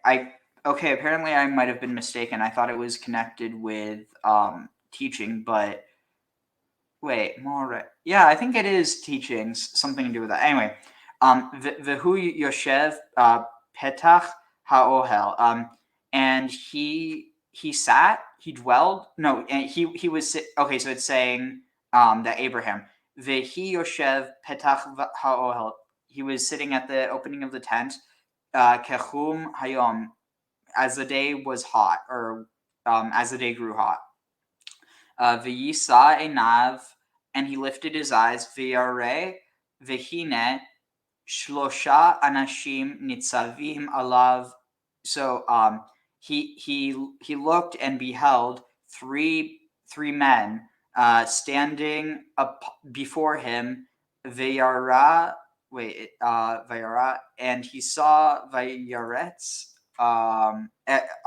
Saw them running likratam to greet him. Mi petach haohel, at the opening of the tent. Vayishpatachu artsa, bowing down to the ground. Vayomer Adonai imna. He said. So this is interesting. So the word Adonai actually means my lords. It doesn't mean my lord. So that's something that's interesting. Sometimes they'll get like So Adonai imna, if you please, matzati, find the grace, be'enecha, find the grace in your eyes, al not, to please, tavor me'al avdecha, to cross over upon your servant. If it please you, do not go past your servant. Oh, okay, so al isn't to, it's do not. So then yakuchna, I will get for you me'at maim, a little water. Virachatsu, and you will wash raglechem, your feet. Vehishad, I'll just read it. Wait, so hisha'anu. So interesting. So this word sha'an, it's different than the word sa'a, which is used to recline. So this is like lean on or to trust in, whereas sa'a is to like lean forward or bend forward. So bathe your feet and recline under the tree, and let me fetch a morsel of bread that you may refresh yourselves, and then go on, seeing that you have come your servants. So here's the thing. I mean, it's understood that he's apparently being really generous because he was just a really generous person, but it's clear here that he's aware that they're divine beings, right? Yeah, what I'm picking up here are echoes of Buddha under the tree.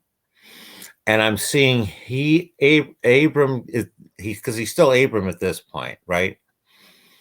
And he's giving up his spot under the tree for the higher ranking divine beings, and he's giving them the homage with the water and the feet and all that. That was sort of a read that I was getting off of it. How's that working with you, Ariel? Yeah, the only thing that doesn't make sense here is, so he's still referred to as Avraham. So I wonder, when does he?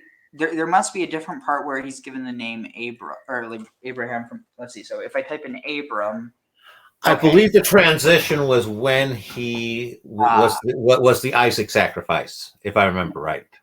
So no, it's Lech Lecha. So go forth from your native land and from your father's house to the land that I will show you. So Yahweh said to Abram, is this where? Let's see. Where does he get the name Abraham? Okay, so here's at the Terebinth of Moreh. So there might be a connection between Elon Moreh and Elone Mamre. I'm not really sure though. Because I'm sort of reading Terebinth as one of those, psychoactive sort of tree sort kind of things with DMT. Again, just picking up that sort of feel where they're meditating under the tree. And yeah, there might be something there, but I mean, there's definitely a linkage in the word there in both places. So, what is a terebinth tree though? Good question. Let's see. All right, your name will no longer be interesting. Okay, so it is in Genesis 17:5. It's oh, I think you let's see. Yep, you're wait. Terebinth is it's the turpentine tree. Oh, so it's like a pine tree. It's Pistacia palestinia. Interesting. Okay, so apparently, let's see. And Avram was 99 years old, and the Lord appeared to Avram, and he said to him, "I am the Wait, why does it not have the Hebrew? It should. Oh, wow. How did I wait? Was I missing the Hebrew the whole time? I don't even know. All right.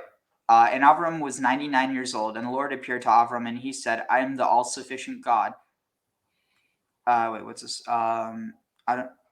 Wait, Vayira, Vayomer Alav Ani El Shaddai. So I am the God. I'm the God of the breasts, literally, or the mountains. Shaddai. So they want the translators of this. They want Shaddai to be from Shaddad, but it makes so much more sense that it's Shaddai. So it's Shad, which means here it should be. Okay, so let's see.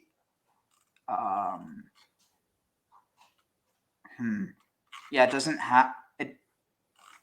It doesn't have Shad as one of the translations here, but you were going to say? I found one that was interesting. David fought Goliath in the Valley of the Terebinth.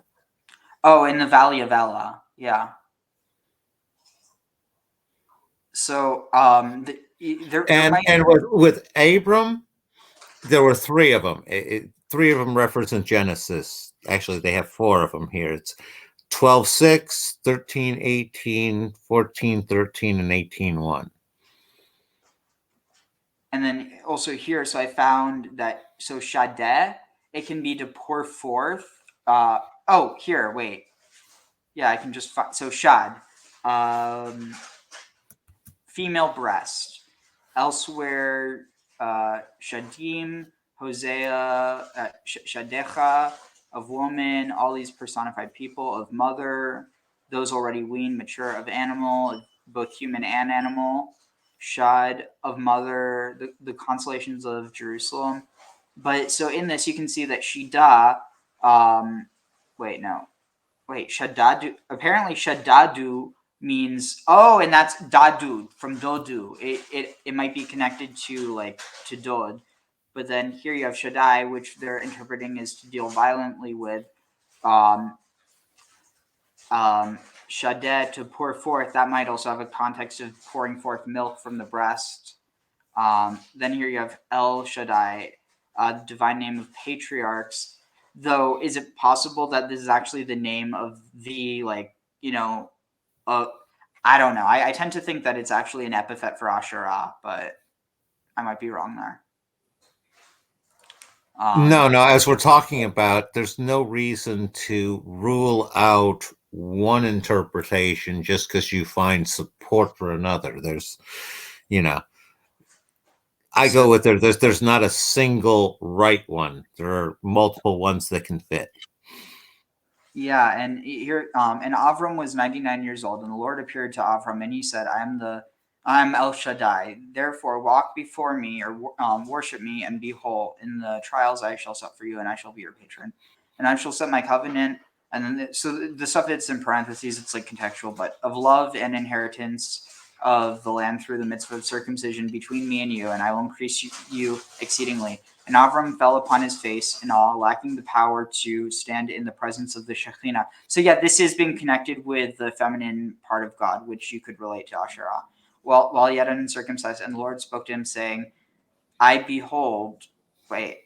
hine, I beheld, Briti itach, my covenant is with you, V'haita, and you shall be Le'av Hamon. Whoa. The father of... This is... What? Av Hamon Goyim. Here it's saying a father of a multitude of nations, but this word Hamon, that seems like it's a cognate with Hamun, like Bal Hamun or Amun. Any thoughts on this? Now, is that covering the whole phrase multitude of nations? So, yeah, where it says a multitude of nations, this is probably referring to... That's one word in the Hebrew?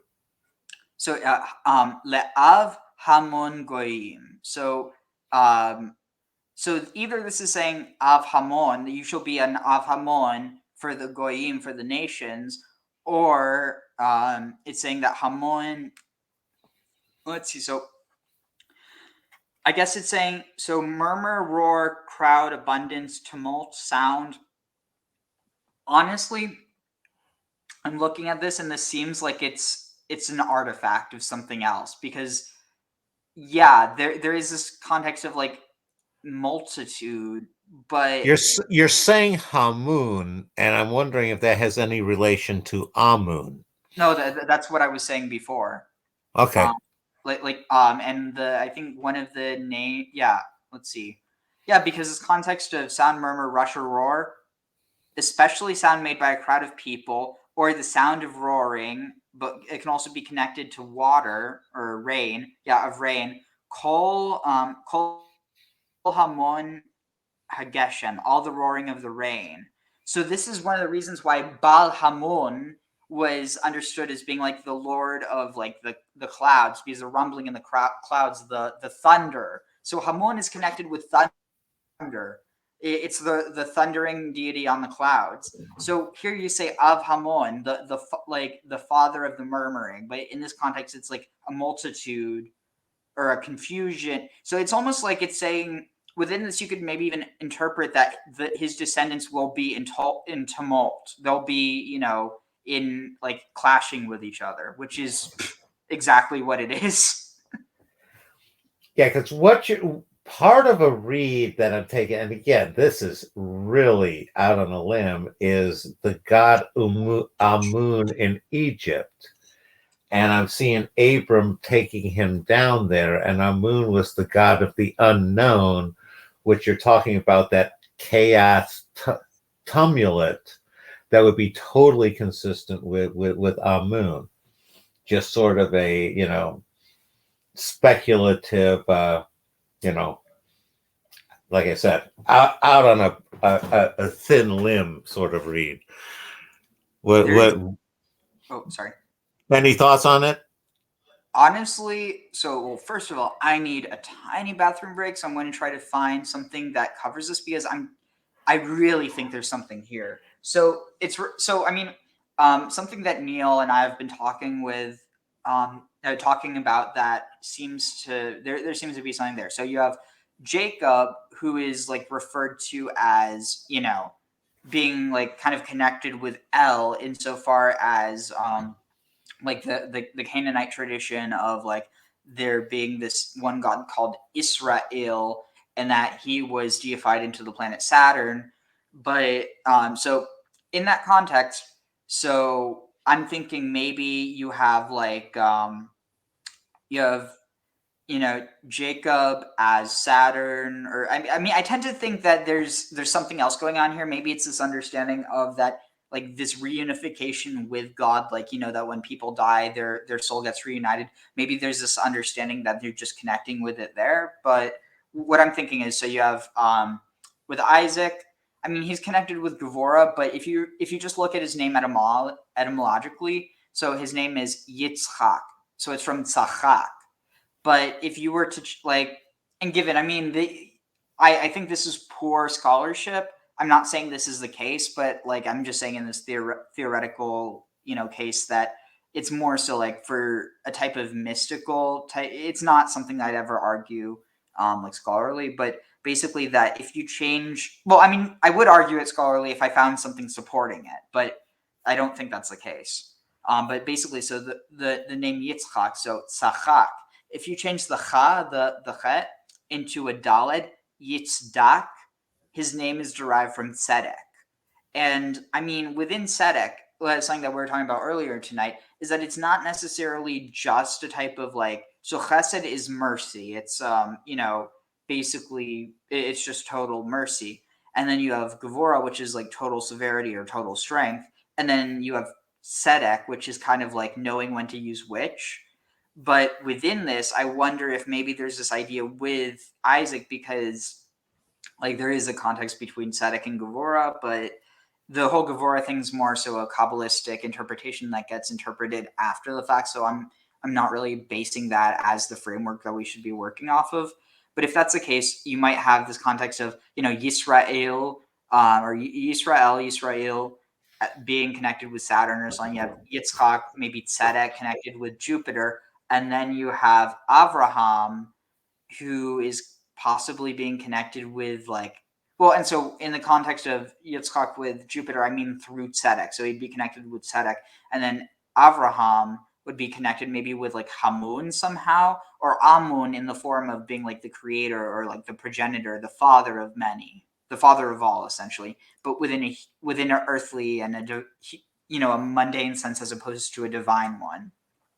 No, definitely interesting ideas. No, definitely worth exploring. Where within your schema does Melchizedek fit? So I tend to think that it might not even be Melchizedek. It might be Melchizedek. In which cases, so it's Melchizedek, which gets interpreted as my king is tzedek, or my king is righteous. But what if it would? And again, like so there was the whole there was the one house in the Levites, it's one of the houses of the Kohanim, which interestingly I think might have started off differently at one point. But you have the house of Tzadok, and so maybe there's this idea that because I think the Sadducees were also connected with the Hasmoneans, and the Hasmoneans were trying to reunify the kingship and the priesthood. And so with that, you might have this concept of Melchizedek, or like the kings of Tzedek, or the kings of Tzadok, and that they were the kings, but they were also the priests, like so this type of king priest. But it seems like they're clearly referenced as something that wasn't connected with the temple, but some sort of older period, because this is having to do with Abraham. So back before you have monotheism established throughout the land. So it might be this hidden reference to this order of again, it's entirely possible that it's just referring to one person, but just because Melchi and Melche is spelled exactly the same, but it could either mean my king is, or like my king versus the kings of. So like maybe they were connected to like the 8 sons of Tzedek, the like with the whole Kabiare or whatever, and then you have That's something I have not explored yet at all. I've read just the briefest bit about it. But yeah, so the 8th son of Tzedek is Eshmun, and Eshmun is basically the precursor to the figure of, I mean, I'd argue both. I'd argue the precursor, not necessarily to the concept of anointing, but is connected with that tradition definitely, but is definitely a precursor to the motif of Jesus. But well, there's that whole therapeutic tradition in there that hasn't been adequately explored, because in all honesty, that pool bathing baptism healing sort of ritual, it appears that goes back well before civilization, like Göbekli Tepe and stuff. Looks like they had ritual bathing pools that were possibly for healing and stuff. Interesting, yeah.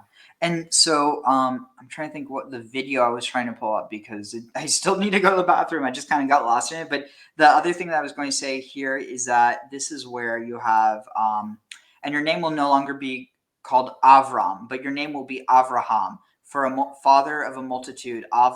Here it says, Avhamon, of nations have I made you. Oh!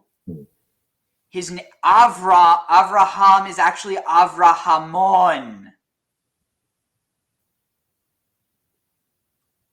Avhamon. Wow. And what does Rahamon? No, so Av? What's Av mean? So Av means Av means father. Okay. And then his name was Avram. So like what's Abram mean? Exalted Avram. Yeah, so Av means father, Ram means high, so high father. But then his name becomes Avrahamon, but then the on gets dropped, so it's Avraham. So instead of Avram, Avraham. Wait, so yeah, so an interesting thing here is it says, and I shall multiply you exceedingly, I shall make you nations, Israel and Edom, Ishmael already having been born, and kings will go forth from you. And I will establish my covenant between me and you and your seed after you throughout your... Interesting, look at this. I will establish my covenant between me and you and your seed after you. It doesn't specify which seed, throughout their generations as an eternal covenant. No, it does. It does. It's specified in the previous verse. What do you mean? Israel, Edom, and Ishmael. No, but it doesn't specify that the covenant is only with one of them. I know, but that's what I'm saying. The covenant is with all three. Exactly. Oh, sorry. So we're saying the same thing. Okay, yeah. So, and I will establish my covenant between... Well, let's argue about the same thing some more, Ariel. And I will give unto you and unto your seed after you the land of your sojournings, the whole land of Canaan, as an eternal holding. And there, so honestly, I think that we should maybe stop understanding Abraham as kind of just, oh, he's like, stumbling into the land of Canaan. This is probably based off of an older tradition, understanding him as like, of Hamon, the father of many, like, it almost like it seems like in this context he's almost being understood as like a second Adam. Oh no, he's definitely one of the Adams. That's one of the things that I've noticed when we're talking about that fractal structure with Scripture, where you have multiple Adams, you have multiple Garden of Edens, and it's like, let me see here if I remember my list right. You had obviously you had Adam. Then you had Seth that we were talking about the other night. You had Noah. Then I want to say Abraham would be next after him. Then you're going to have Isaac with his brood.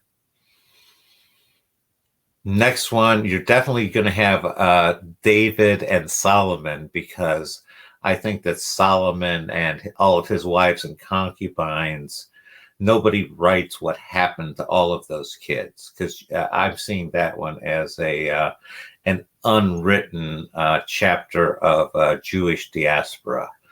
Ooh. Or it could also be an explanation for all the peoples that inhabit the land. Like, Now, it could go to explain a lot of. I'm just saying that's a whole area that I don't think that what happened to his wives, concubines, and their offspring. I don't, as far as I know, has never really been adequately explored.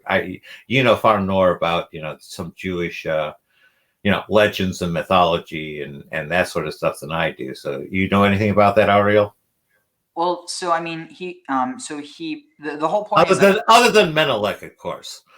Yeah, so the whole point is that he married like women from all different lands, and worshipped all the different goddesses and gods that they did. But within this, like, it almost feels like Solomon is being understood as like the progenitor of. I mean, like, if nothing else, the fact that he. Well, so actually, this is interesting. Did he produce? Well, so he had, I think it was 700 wives and 300 concubines. So honestly, it would make more sense for it to be the other way. It's like, I mean, it's definitely a lot easier to have more concubines than wives. Not that I would know in the case of either, but I always thought, man, why would you want more than one? well, but it all goes down to progeny. No, I get that. No, it's a personal sort of thing. It's like, one is more than enough to handle. Oh, definitely. So here, I think I found a video that will give me enough time to. Yeah, this should be good. Here.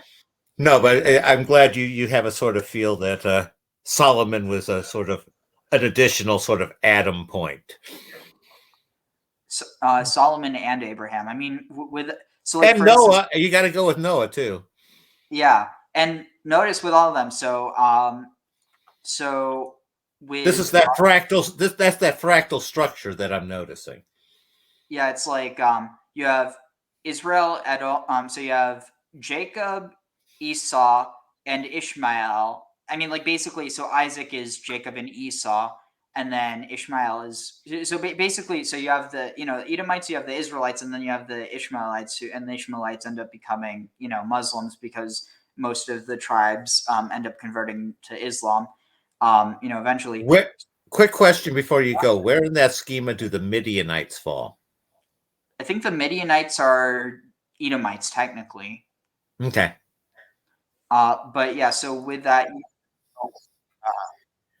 So basically, you have this tripartite separation, and also it's kind of reflective of this idea of Shin, of the Shin also being three. The three. I think this is also you probably had some early church fathers who are like, oh, we see three all over the place. That must mean that I mean, and honestly, well, here you go. Here's another one. It's an echo of Ham, Shem, and Japheth, as well as Cain, Abel, and Seth. Yeah. And then you have the Edom, Israel, and Ishmael from Abraham, and then from Solomon. Well, I mean, Solomon, he has. Well, think about it: 300 concubines.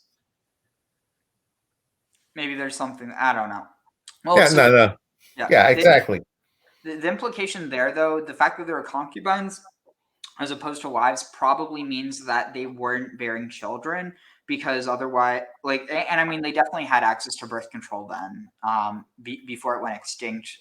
I think it was. And here I was going the other way. I thought part of the point there would be to send them to have children, but they were concubines in order to not have them any inheritance.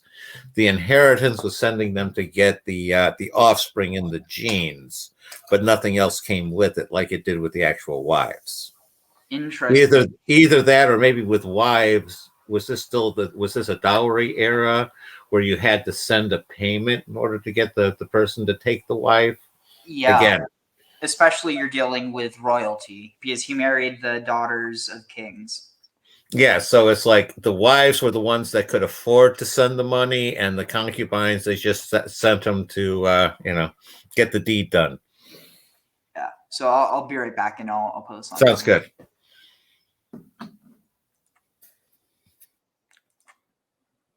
Oh, sound. I had a dream.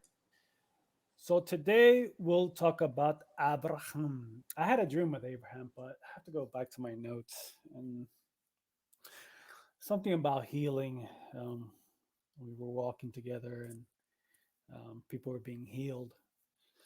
But I'll tell you a joke about Abraham before we get into kind of Abraham and Sarah.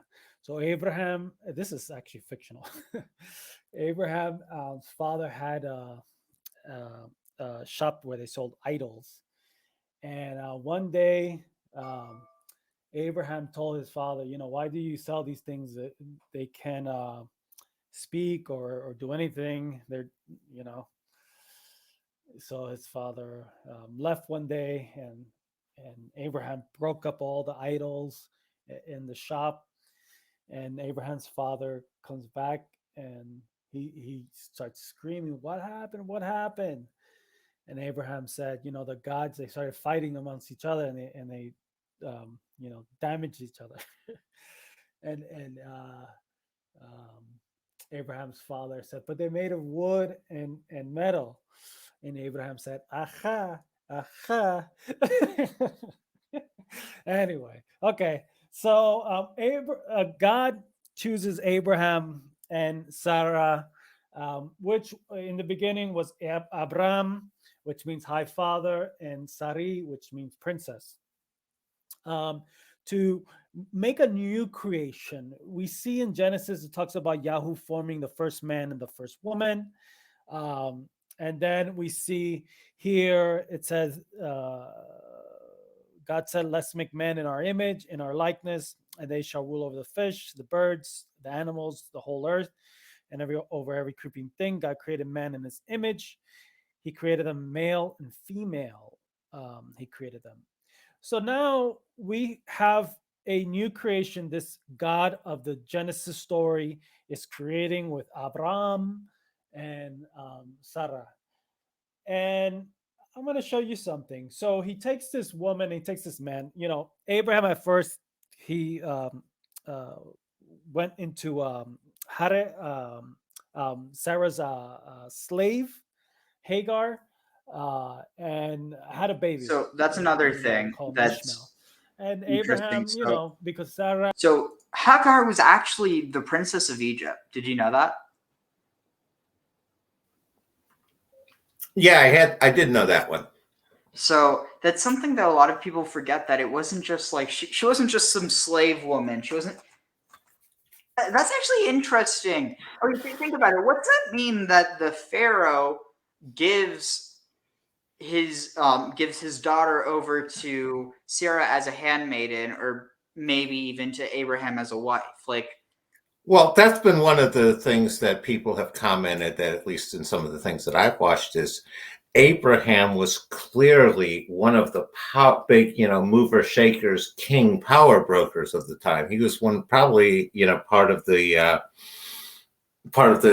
royalty of Ur. interesting. So when it's saying "go out from your house," oh, interesting. So to read him as like a prince of Ur as opposed to, wow. So, and the other one that I think is underappreciated is just how rare a princess of Egypt marrying outside Egypt is. Because that was always one of those things where it's like, no, the Pharaoh will marry the daughter of the foreign king. The daughter of the Pharaoh doesn't leave. So, but yeah, so the other thing, and so Amun and Hamun, I think Hamun was like the Phoenician name for it. I want to say Hamun was up in the Ugarit area, up in like the Turkey-ish, the northern area, Syria. Or at least more northernish area. That was my feeling for it. Oh, yeah, here. I think I found some. This could be an authentic Detroit-style deep dish pizza from Little Caesars. It certainly has the thickness. Little Caesars doesn't even sound good to me, but I'm kind of hungry right now. Baal was a title and honorific meaning Lord in the Northwest Semitic languages spoken in the Levant during antiquity. From its use among people, it came to be applied to gods. The epithet Hamon is obscure. Most often, it is connected with the Semitic Haman, which roughly translate to brazier. Braziers are a source of light and heat. Therefore, Baal, Lord, and Hamon, brazier, could mean Lord of Light or even a sun god. Baal was associated with the bull in Ugaritic texts, as it symbolized both strength and fertility. Other than the bull, Baal was also associated with the ram and depicted with his horns. In other accounts, a bearded old man with curling ram's horns. Yeah, that's the one He I'm was familiar worshipped with. as Baal Karnaim, Oh. Lord of the Two Horns, particularly at an open-air sanctuary at Jebel Bukorneim, Two-Horned Hill. Baal, in surviving inscriptions, was a popular deity throughout the eastern Mediterranean.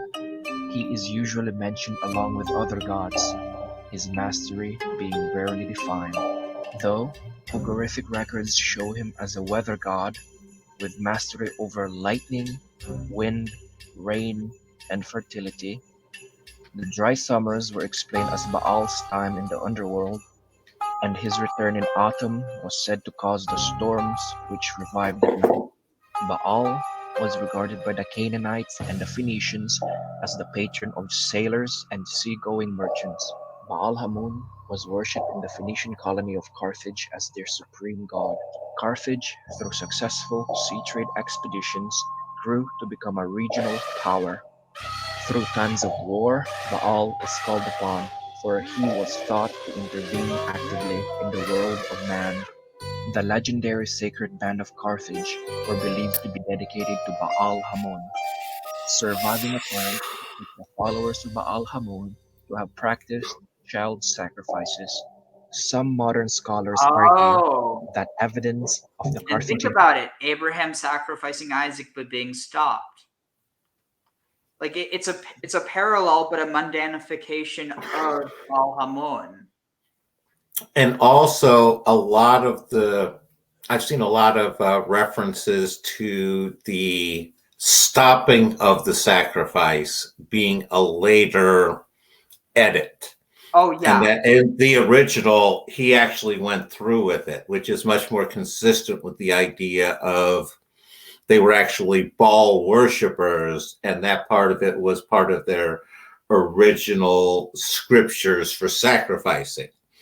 And there was that transition. They had one of those inversions I talk about where what that was acceptable, actually slaughtering your child, all of a sudden, no, we don't do that. We do the Passover instead. Interesting. And it's like Passover versus pass through. Exactly.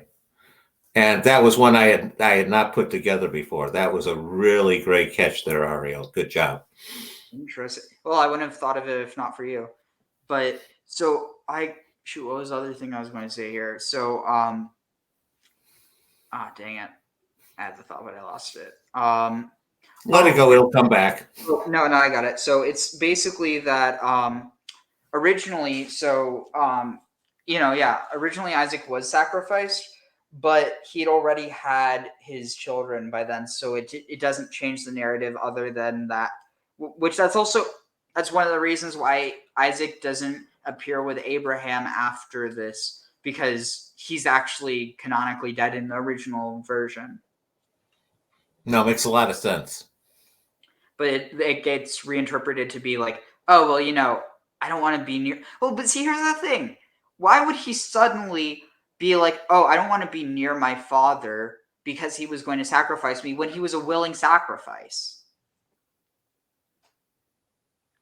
I can imagine, again, I'm beyond speculation here. I'm making it out of straw and thin air, that there's a lost narrative where basically the Chronicles of Isaac, where he went off and had his own life and, settled into his own area and et cetera, et cetera. We just don't have any record of it. They got preserved for us. I don't know. What do you think? I mean, so like pretty much, well,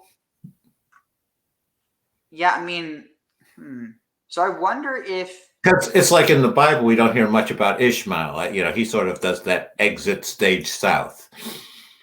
So maybe you have like a similar thing where, what is it? Like basically, maybe before in the original narrative, you don't have this clash between Esau and Israel, and that gets like added later on to describe this, the clashes between the Edomites and the Israelites.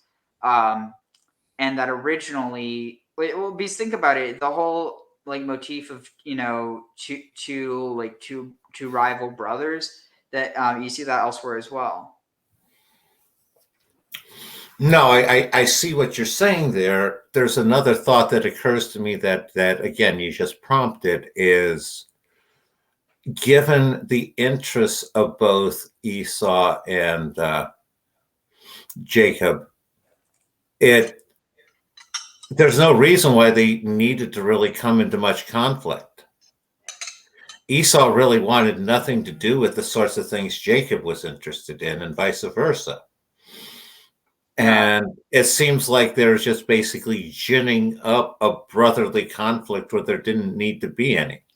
Yeah, and like you can even read that the end ends with them like coming and embracing each other, and ending the conflict between them. Exactly. And the whole thing where it's the with the selling the ripping him off of his birthright, to a certain extent Esau didn't really want to do that stuff anyway, so go ahead and take care of it. I would let me go out and keep hunting. Definitely, yeah. And Indian child sacrifice is sketchy at best, and the reports are most likely Roman. Big. So Modern the scholars evidence is argue very that evidence of the Carthaginian child sacrifice is sketchy at best, and the reports are most likely Roman fabrication against the Carthaginians to justify their conquest and destruction. Excavations in a Tunisian site called the Tawhid of Carthage yielded evidence that child sacrifice was indeed practiced there. Oh, that's something else that's interesting. So the Toph, at least in, I forget, I think this might be in like the Babylonian era. So like, the Babylonian Talmud, but you have mention of the Toph being connected with Jupiter, which, later gets understood within like being connected with Chesed. So it's like, I wonder if the act of like sparing Isaac was understood as being an act of mercy in that context, like as opposed to just not choosing to sacrifice him in the beginning. Like it's almost this like, about to sacrifice, but then you don't. Because if you think about it, what God would tell what God would tell someone to, I want you to sacrifice someone, and then at the last second you tell them not to, like unless you understand it as being two different gods, which is one of the understandings that's like El versus Yahweh, and the other understanding could just be that it's this basically it's not only, well, I mean, see, that's the thing when you say it's a test of faith, like in a moral sense, it's like that's really immoral, but it literally is a test of faith. God wants to see if Abraham will do what he's going to say, and it gets unnecessarily moralized when it literally is just a ritual. No, it makes a lot of sense. Let's see. I'm going to try to find something else to put on in the meantime, because I'm. No, what I was going to say is there's some definite connections between Baal and Jupiter, and they're right. The mass child sacrifice ritual is probably vastly overblown in the Roman record. However, we know, at least like from the Iliad, that child sacrifice was a thing in Greek times. You know from the Bible that it was done in Cana, and it seems like from the stories that in Carthage there was, when in great times of crisis, sacrifice of the firstborn of the elites, not of the general populace, but seemed to be like an elite focus one, which is consistent with what we saw in the Bible of the king's daughter, and again the king's daughter in the Iliad. At least that's the pattern that I'm noticing, Ariel. Go ahead. I also wonder if there might be some element of the reason why Isaac is upset with his father is actually because he expected to be sacrificed. He wanted to be sacrificed. Could be. Tracy, that's certainly not an invalid take. No. I mean, if the expectation, because given, I don't think we should be justifying it, but in the ancient context, it wasn't merely just understood. I mean, for instance, if you look in an Aztec context, the people who were going to be sacrificed, they were, they were showered with gifts and they were paraded around the town for an entire year, and then they were sacrificed. It was it wasn't just viewed as being a destruction of them; it was viewed as an ascension to be with the gods. Well, for some of them it was just prisoners of war. They were just mass tearing the heart out. Oh, true. Yeah, no, the other one I was thinking is more of the Celtic traditions, where you had it where, like the Wicker Man one. And part of that tradition is the idea of you're sending the person over to communicate with the gods. This is the person, you're prepping them. This is what this is what their life's going to be given for. So you treat them really well. You tell them what to tell the gods, and then you send them into the afterlife in order to deliver the message of the tribe. And we also see a similar sorts of things with the I want to say the mummies in the high Andes in South America as well, where you have the children who are prepared for their sacrifice, gone up there and basically sacrificed painlessly in the cold. I'm done ranting, Ariel. Go ahead.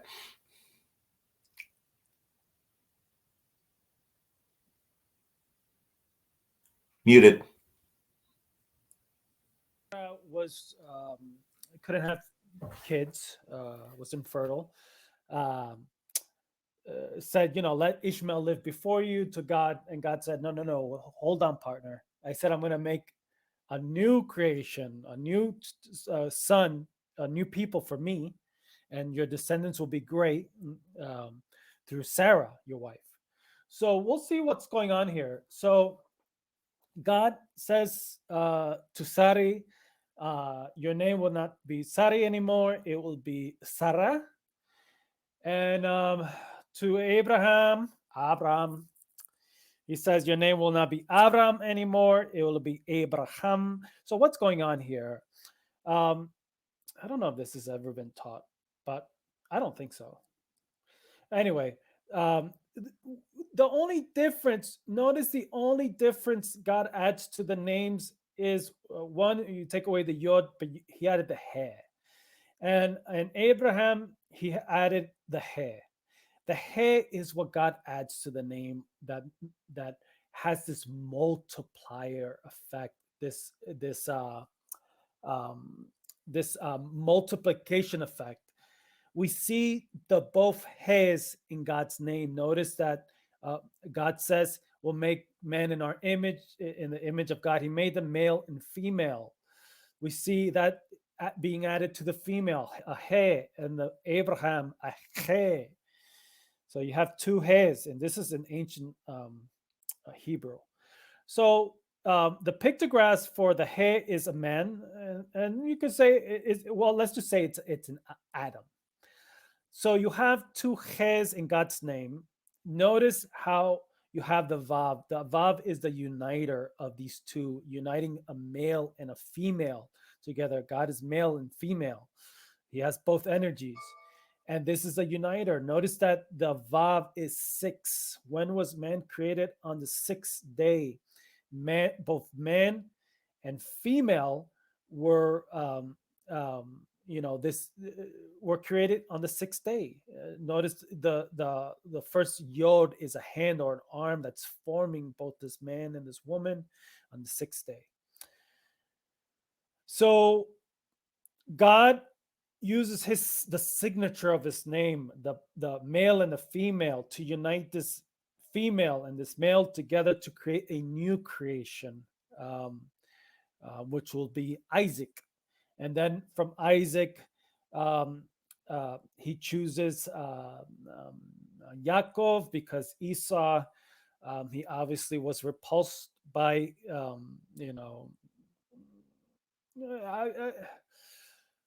maybe not repulsed. That's not the correct term. Not repulsed by it, but he's this Esau was really much a hunter. He was Isaac's favorite son. Yaakov was more of a man of the house. A homebody, we call it today. But Esau being a hunter, he wasn't into the temple, which is a home. Or stuff like that, which is more of a home nature person or homebody person, person of the temple or the house. So we see this additional he adding to the male and female. God created a new creation with this male and the female. And you see that in the name, these two, male and female, created on the 6th day, the head being the uniter, to create, and I just wanted to share that. I think a lot of people don't know that. That's really the significant change is the head. So I was asked a question about the temple. Are we going to have a temple? Well, we have in Zechariah 2, where Yahoo says that I am coming to dwell with you. And he says, I'm coming to dwell with you. And then you will know that Yahoo of hosts has sent me to you. So this is a name figure. This is the presence of Hashem coming to live in Israel. If you notice in Exodus and God says, make a house for my name to dwell in. This is that angelic figure that has the name of Hashem within him. You can say where he lives, is that going to be the temple?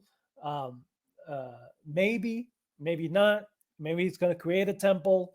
But there's many reasons for the temple. The big thing about the temple is that the sacredness of life. You didn't get your meat at a butcher shop. The life of a lamb. People didn't eat meat that much back then. An oxen, those were precious animals. The life of them was offered up to God because these were living creatures. It wasn't butchered the way it is today in billions and billions of times every year to feed man. This was more, the life was precious. And so is it going to be a temple? Most likely. What form? We'll have to wait for this figure to tell us. But I think this was a great study. Let me know what you guys think. I'll also do another video around evidence and why we need signs and wonders before we do anything. Not sure who the Macedonians are, So- what they have to do with Jewish history, or why their names. So, yeah. Oh, this might be a good one later. But Yeah, no, I have a quick question, and this may run me out for tonight because we've been going pretty good here.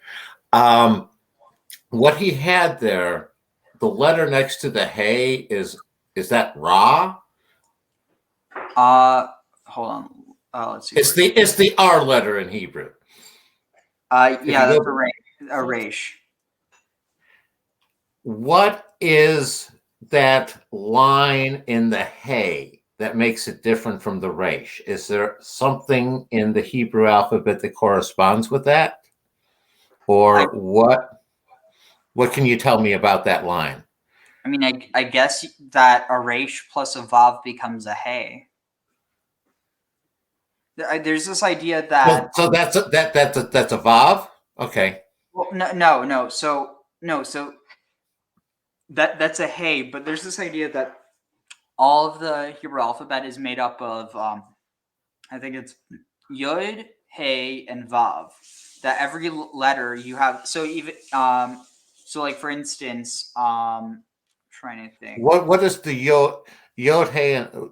So because what I'm looking at is like the ray can become hey with the addition of that line, and I'm just trying to read off of what that might mean, and I'm trying to figure out what that line means. But you're saying is I mean, like it. I don't know if it has like it probably has a name like in like Hebrew grammatics, but I don't know. so how does the hay fit into? Explain what you were trying to say there, because that may help me a little bit. That the hay relates to. So what were you trying to? Go ahead. So basically, so originally her name was Sarai, and then No, I knew how that works. What you were talking about, everything in the Hebrew alphabet could be made out of that part. here, yeah. Let me see if I can find that because it's kind of hard to explain. But basically, so like with the Aleph, the let's see, Because this is the sort of stuff I can make connections with in my math. yeah. So here, I'm just going to pull it up. Let's see. All the Hebrew.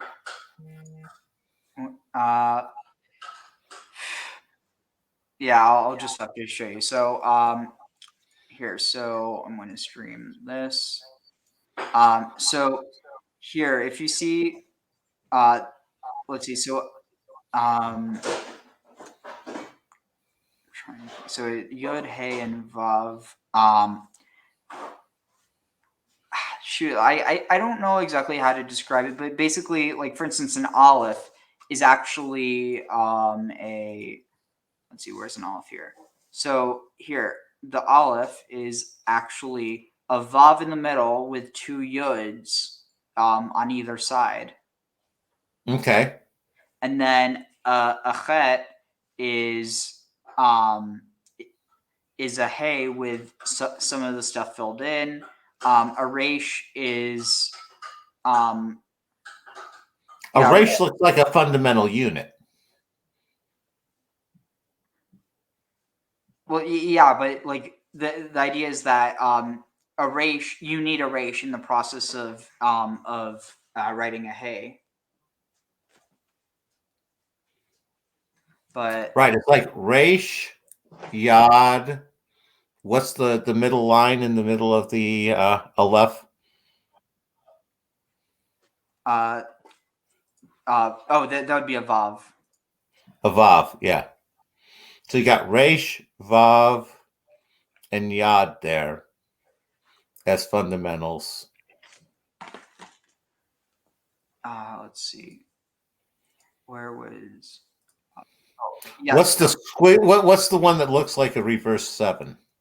Like a reverse 7, maybe a lamed. Or actually, it looks like a normal 7. Oh, well, wouldn't that just be a resh? No, it's a curved line down. Wait, this one? Yeah. That's a lamed. That's a lamed. Okay, yeah. But so yeah, one of the things that we were talking about before, like how there's all these different references to possibly different gods or different forms of God. Michael Heiser's a really good scholar for that. Let's see where I've been watching some of his vids on Mount Hermon and all sorts of stuff. He's got some interesting takes there. He's got some stuff that it's definitely I can't say there's nothing to it. but yeah, so like here, this will give me a chance to just take care of something real quick. But some passages will say God, Elohim. Some passages will say Yahweh. Some passages will say the angel. Some passages will say the presence. Which one is it? The answer is yeah.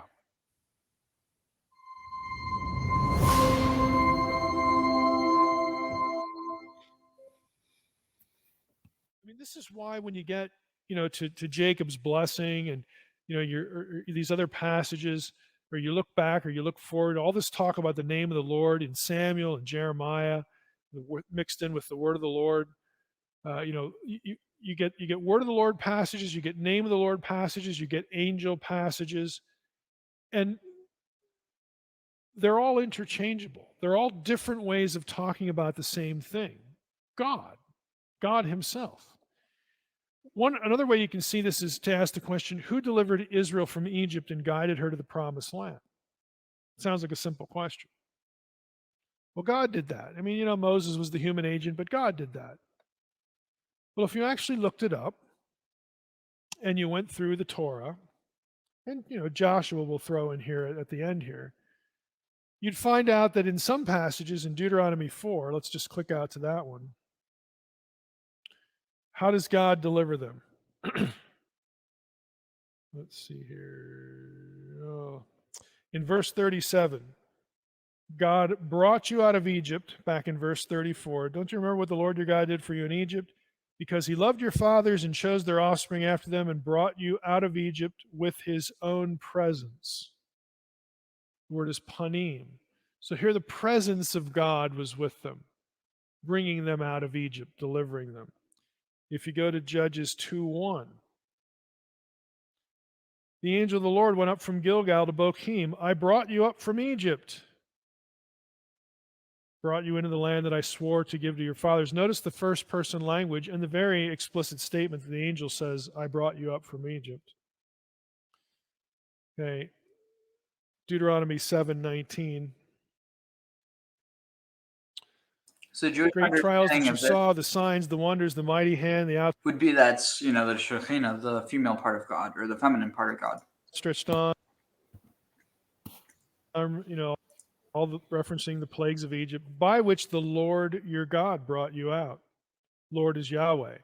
So you realize what we just did there. If you ask the question, who delivered Israel from Egypt, some passages will say God, Elohim. Some passages will say Yahweh. Some passages will say the angel. Some passages will say the presence. Which one is it? The answer is, yeah. They're all interchangeable. They're all different ways of saying the same thing, talking about the same deliverer. And this is important because in that mix, you get anthropomorphic language, God as a man. Certainly with the angel, you get God as a man. We could go to Joshua 5, get outside the Torah, and this is a significant passage. When Joshua was by Jericho, he lifted up his eyes and looked, and behold, a man was standing before him with his drawn sword in his hand. So a man was standing before him with the drawn sword in his hand. Joshua says, hey, are you for us or our enemies, our adversaries? And he said, no, I am the commander of the army of the Lord. Joshua falls down on his face and worships and said to him, what does my Lord say to his servant? And the commander of the Lord's army said to Joshua, well, first, take off your sandals from your feet, for the place where you are standing is holy. Now, where have we seen that language before? If I hover over the cross reference, Exodus 3, yes, the burning bush. God says that precisely to Moses. Take your sandals off your feet because the place where you're standing is holy ground. Same thing here. But now it's the captain, the commander of the Lord's host, the Lord's army. You say, well, it doesn't say that's the angel of the Lord. Right? Doesn't say that. But here it is in Hebrew. If I highlight the phrase, this is the phrase, notice what's happening on the right-hand side here, so that you know this Hebrew corresponds to this English with the drawn sword in his hand. If I highlight that, and I'm going to select it, and I'm going to search the Hebrew Bible, we get that description in two other places. Here's Joshua 5. We get it in Numbers 22:23, which is the angel of the Lord. It's the Balaam incident, Balaam and his donkey. The angel of the Lord, stops Balaam and his donkey. The angel, the donkey is the one who sees the angel of the Lord standing there with drawn sword in his hand. And we get it in 1 Chronicles 21:16. This is the judgment of David with David's census. When the destroying angel it's the angel of the Lord. It's right there in the text with drawn sword in his hand. Elsewhere in the parallel passage, and there's a relationship between 1 Chronicles 21 and a passage in Samuel where you have the same story told from two different perspectives. Except for one is you have an adversary there, which English translations unfortunately translate Satan, which has caused innumerable instances of confusion. It's just the adversary. It's the same description up here in Numbers 22 and 23. The angel of the Lord is opposing Balaam. You also see the word Satan in that passage. You get it right down here in 1 Chronicles 21. The point is that it interchanges the angel and Yahweh between the two passages. And the angel of the Lord is the one there with the drawn sword in his hand. It's the same angel who said, "I'm the God of Bethel." It's the same angel that Jacob in his prayer blurs with God himself. Okay, this is who Joshua runs into. Joshua has an encounter with God as man. Take your shoes off, because the place where you're standing is holy ground. That's burning bush language, where who was in the bush? The angel and God. Again, all of these things, network together theologically.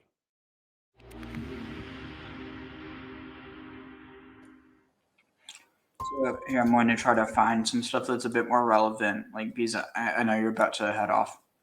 Yeah, no, I found that interesting because a lot of what he was saying there matches some of what I was talking about with that whole fractal thing, where different parts of it could be referring to different sorts of levels of similar types of events. Definitely. Let's see. But right. So, Avraham Chesed. Let's see.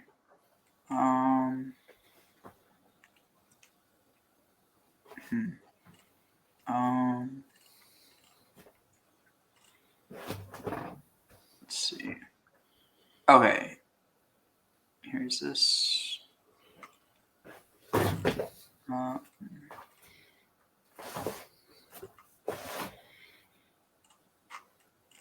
Okay, here I think.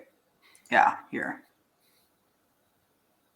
Abraham, our father, he is not only our father, but he is the father of all believers. The Bible says that that's what's going to be. He's a father of many nations, of Hamon Amim, the most influential person in human. There, you have it referenced again. Av Hamon Amim or Goyim.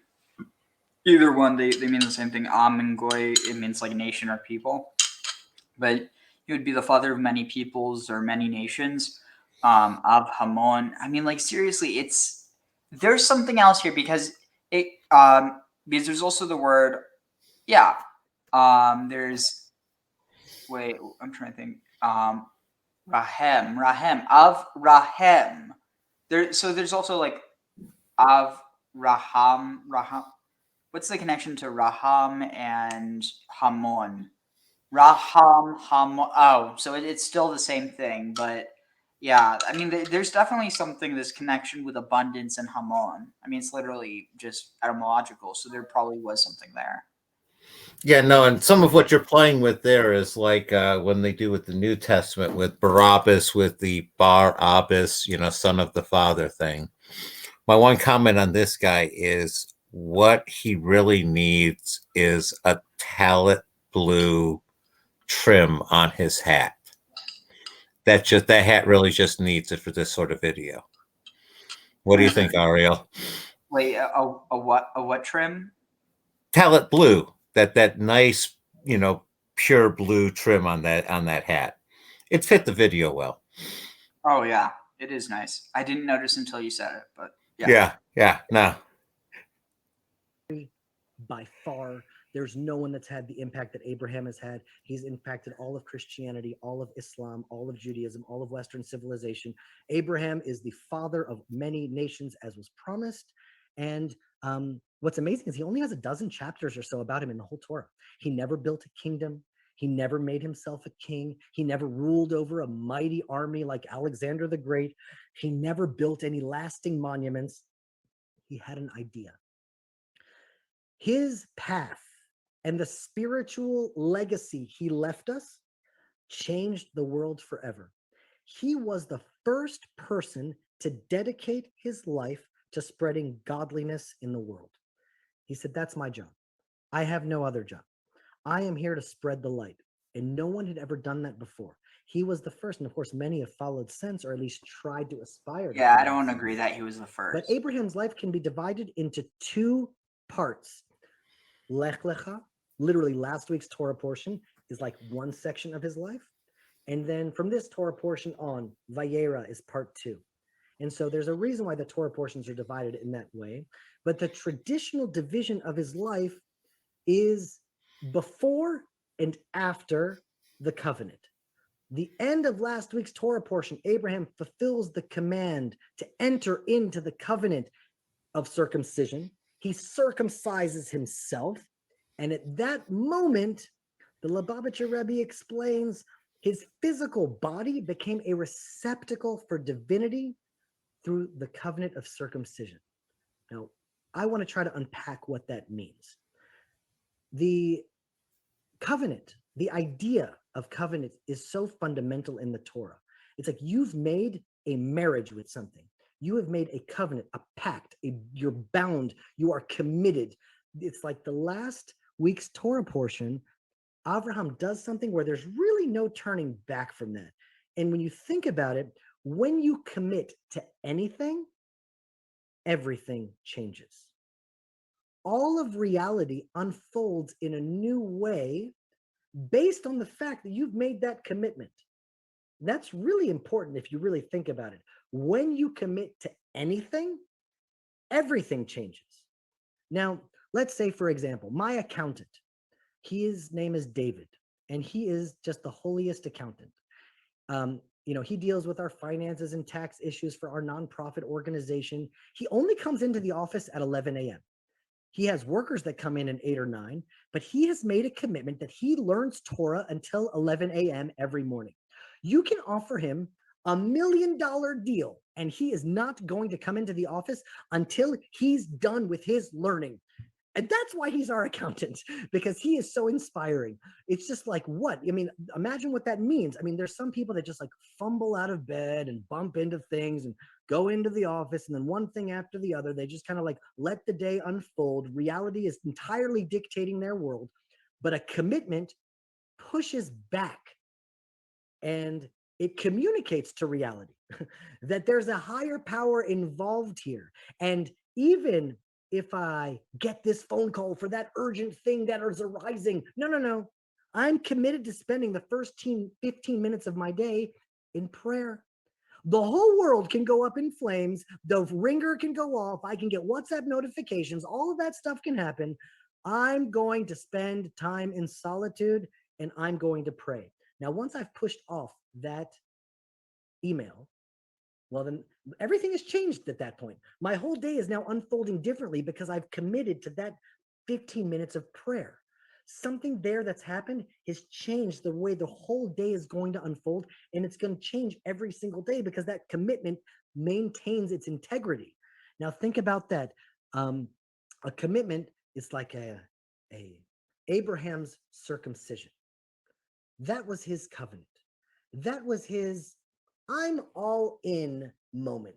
It's like, because, I mean, imagine walking from one place to the other. Okay, that's powerful, Abraham. You left your home and you walked. But you could always walk back. You could always change your mind. Taking a knife to you and your children, was the ultimate expression. It was the ultimate statement. This is for real. I am in covenant with you. I am fully committed. I'm trying to spread this message and this light in the world. And God, this is going to be quite an obstacle for people to join this movement. I'm going to tell them they have to do this to themselves and to their children. Only then, like that's a God, that's really making my mission hard. And God is saying, your mission is secondary to your commitment. The commitment is what matters. The covenant is what matters. If you are in covenant and commitment to me, that's the example you need to set for every believer. What happens, how many people join your movement, and how many... It doesn't really matter, like this idea of trying to spread it or not, so long as you're doing your commitment, which is, yourself, as long as you're taking care of your obligations, then that's all really that matters. And of course, you can do that. And if people see you taking care of your obligations, they're more likely to want to join you. But at the end of the day, it's this idea, because you'll see Abraham never forced anyone to follow him. But you have that, later on, I think it's with, basically there was no pressure that made people have to follow him. It wasn't like, oh, we're escaping from Egypt, and so you're either going with a crowd or you're on your own. In this case, it was like people, according to the tradition, they left their own homes. They went to follow him because he was such a great teacher of righteousness and of God. And I don't know, there definitely seems to be something that separates him from the other characters. And but then on the other hand, then you have this fact that he was about to or did sacrifice his favorite. Well, actually, yeah, he did almost or / did sacrifice his favorite son, because the thing is, regardless of who that favorite son is in the Muslim tradition, the one that was sacrificed or would have been sacrificed was Ishmael, and in the Jewish tradition, it's Isaac. But I was going to say, it's sort of like in either tradition, it was his legitimate heir that was getting sacrificed. Yeah, there's definitely something there. And the other one is, there is definitely something there with Abraham is the guy who sort of denied he was married to Sarah twice and just said, oh, no, she's not my wife. She's my sister. And she was his sister wife. But, there's something going on there that's funky. Definitely. And the fact that, so like that they're understood as, they're half siblings, but it's, the question is, why is that narrative there? Is it pure? Because it's true. It's not like they're just saying that out of nowhere, because... And it's not like they only said it once either. Yeah. Oh, this is interesting. And nobody found it as weird. It's sort of like, oh, she's your wife as well as your sister. Well, why didn't you say something? And so, interestingly, so I think, let's see. What immediately pops into my mind is the Egyptian pharaoh echoing, with them always marrying their sisters. But go on, Ariel. Sorry to interrupt. Oh, no worries. And also that it's mentioned in the context of when they're entering into Egypt. Yep. Good catch. So, let's see. I'm trying to find. Okay, this one. Oh shoot! Wait, never mind. That's way too long. Basically, there's this idea that when let's see. I'm trying to find one that's relatively short. Name change for. Wait, is this one? Here, this. Let's see. Is it this one? Shoot. But basically, it's this idea that when God blessed Abraham and Sarah, that he well, so the idea was that Sarah was infertile beforehand. Oh, that's what I should be looking for. So, Sarah infertile story. let's see. So, um, let's see here. And again, just yeah. Just for the comment, that's an echo of Martha with the mother of John the Baptist in the New Testament. Oh, interesting. I don't know if I knew about that. Let's see. I'm trying to find ones that are okay. Here. Let's see one that's not too long. Shoot. Okay. Sarah's name change. Blessing of her story. No, I actually heard of the but adding the hey is what's added to both of their names. That one I had heard before. Yeah, that's the thing that I'm referencing. But let's see. No, I'm always happy to see something else about the significance of it. I think it should. I should find something here. Let's see.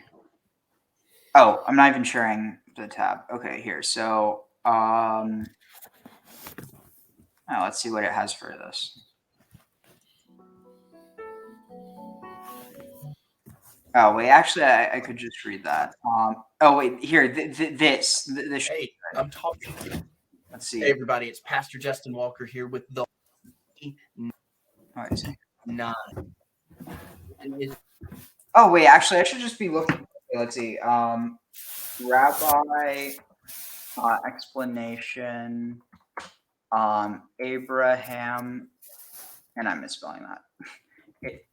Avraham and Sarah's blessing. So this is actually the reason why she laughs and names him Jacob, like Yitzchak, that she laughed. Let's see. Oh, here, this should be good. JewishHistory.org. Oh. Rabbi Beryl Wine's 5,000 Years of Jewish History. One video clip at a time. Clip number 2. The Beginnings of Judaism, Abraham and Sarah. Have you ever wondered about the Jewish people? Very, very old and ancient people, seen everybody come and go, persecuted, scattered, derided, and nevertheless, in a great extent, triumphant. The story of the Jewish people is really the story of civilization and of the tenacity of a people to remain faithful to its God and its destiny and to know its history. In all due modesty, I'm going to try and tell you some of the history of this wonderful people, misunderstood many times, but it is really the driving force in much of civilization. Our history begins with our father Abraham and our mother Sarah. They live in Mesopotamia, in the Fertile Crescent, and they wander. They wander their entire lives.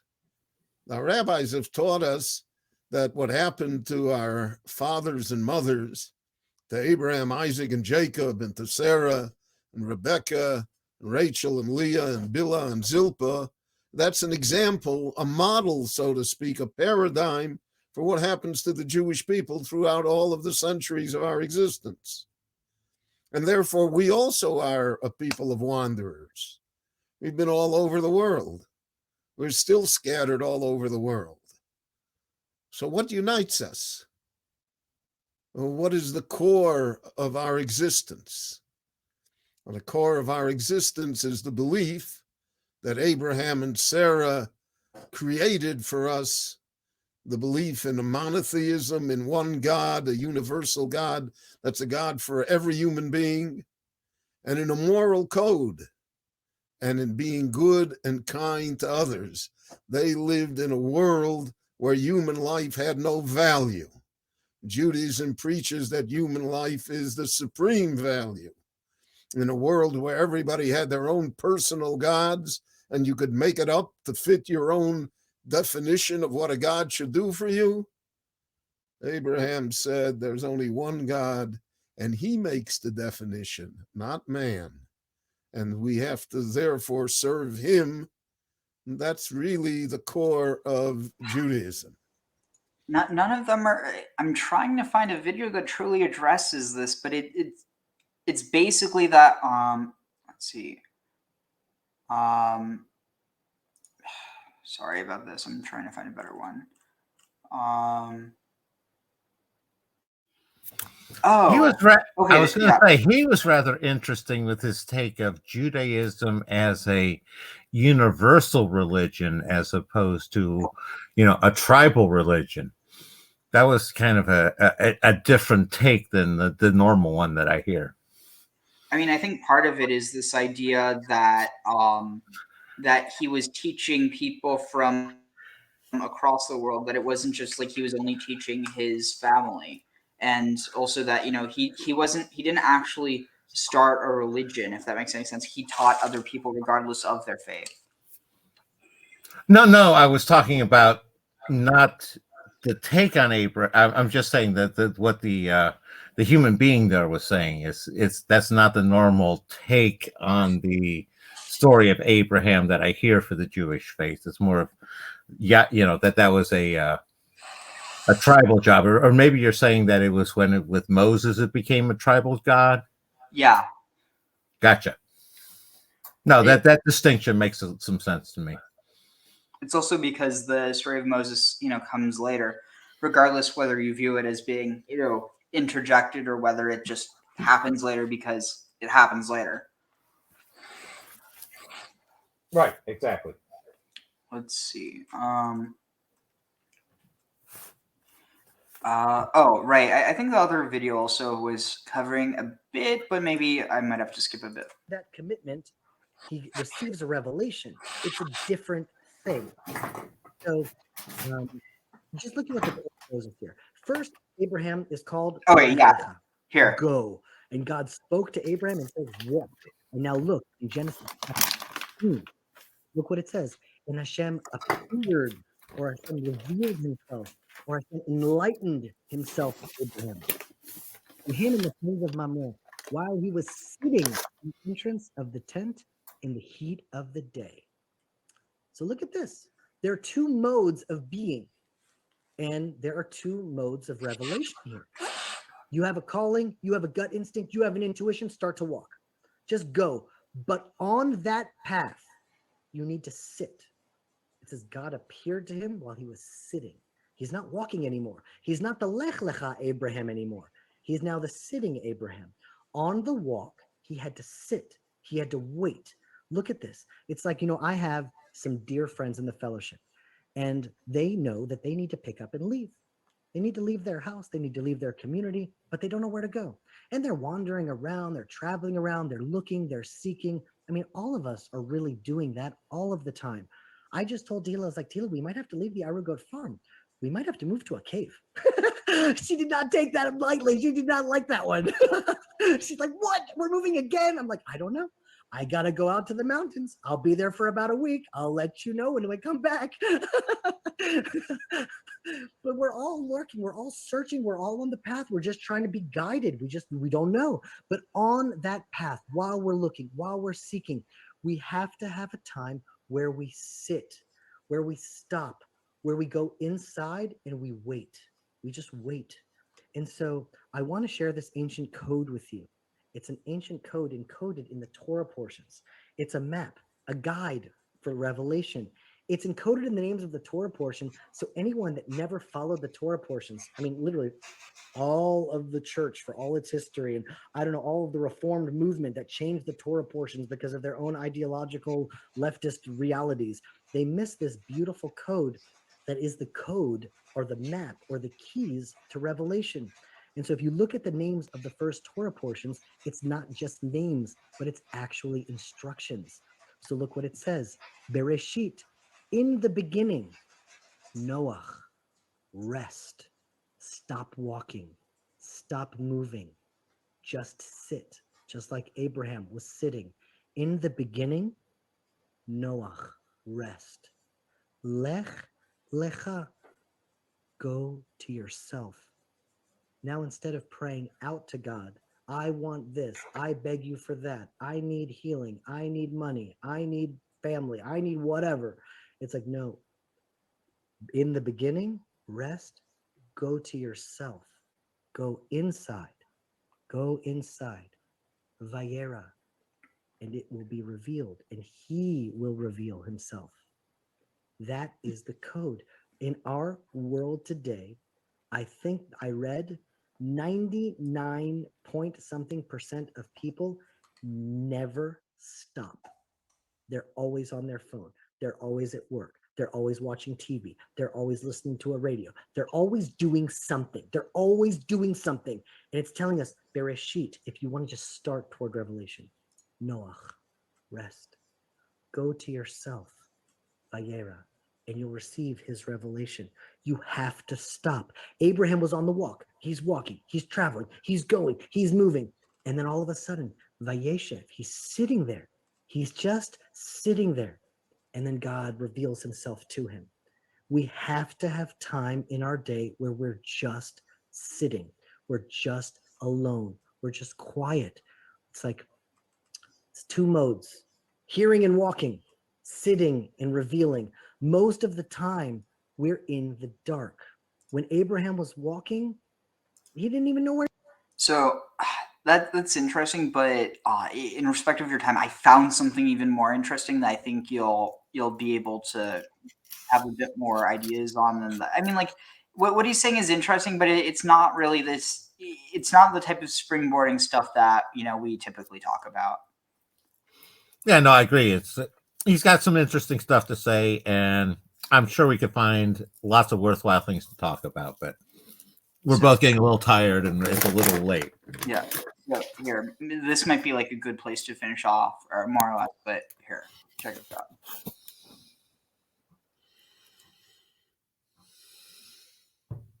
That name stuck out to me. The verb. So, well, yeah. usually what I do is share material that I'm very, very comfortable with. So it may be new to you, but it's not new to me. Today, I'm going to do something different. A few months ago, it's fall. Where are we now? It's February, yes, it was fall. I was teaching at Chautauqua in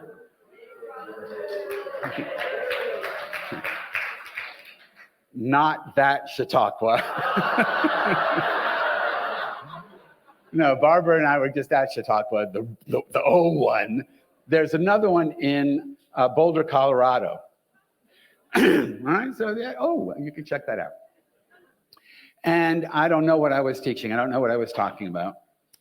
But one evening, I went out to dinner with some of the participants. We went to this restaurant called Salt. Yeah, so you know that restaurant? It's on Pearl Street in Boulder, Colorado. If anyone wants to go check it out during the lunch break. So sitting in Salt, and it's just like a long table and people on both sides. And there was a woman sitting across from me, and she said, "So what's your next book?" And without thinking, I said, "The Gospel of Sophia." That's what she said. Yeah. So, what is it? I didn't know. I had never heard that idea before. Which, when I got back to my room afterwards, turned out not to be the case. I actually heard it in a dream the night before. So it was in my subconscious. And someone said to me in my dream, "The Gospel of Sophia." And then I forgot about it until dinner at Salt. And then it came out. So then I thought, I'm actually done writing books. My last book was called Surrendered. And the idea was, besides the topic of the book, was I am surrendered to writing. I am done with book writing. I have other things. I have podcasts, and I write for my magazine that I work for, but spirituality and health, but done with books. And yet I couldn't get this out of my head, but I still didn't know what it was. And then I started having these, okay, I'm going to call them experiences, but I'm not sure if that's exactly it. I started having these moments where texts with which I was familiar just started coming into my head. But they weren't coming in any kind of ordered fashion. And it wasn't just like the title of the text. It was like verses of text, but different texts all in a jumbled order. Like you wrote them all out and then you threw them up in the air and they came down, and you just said, oh, look, there's something there. So I started writing down what I was getting.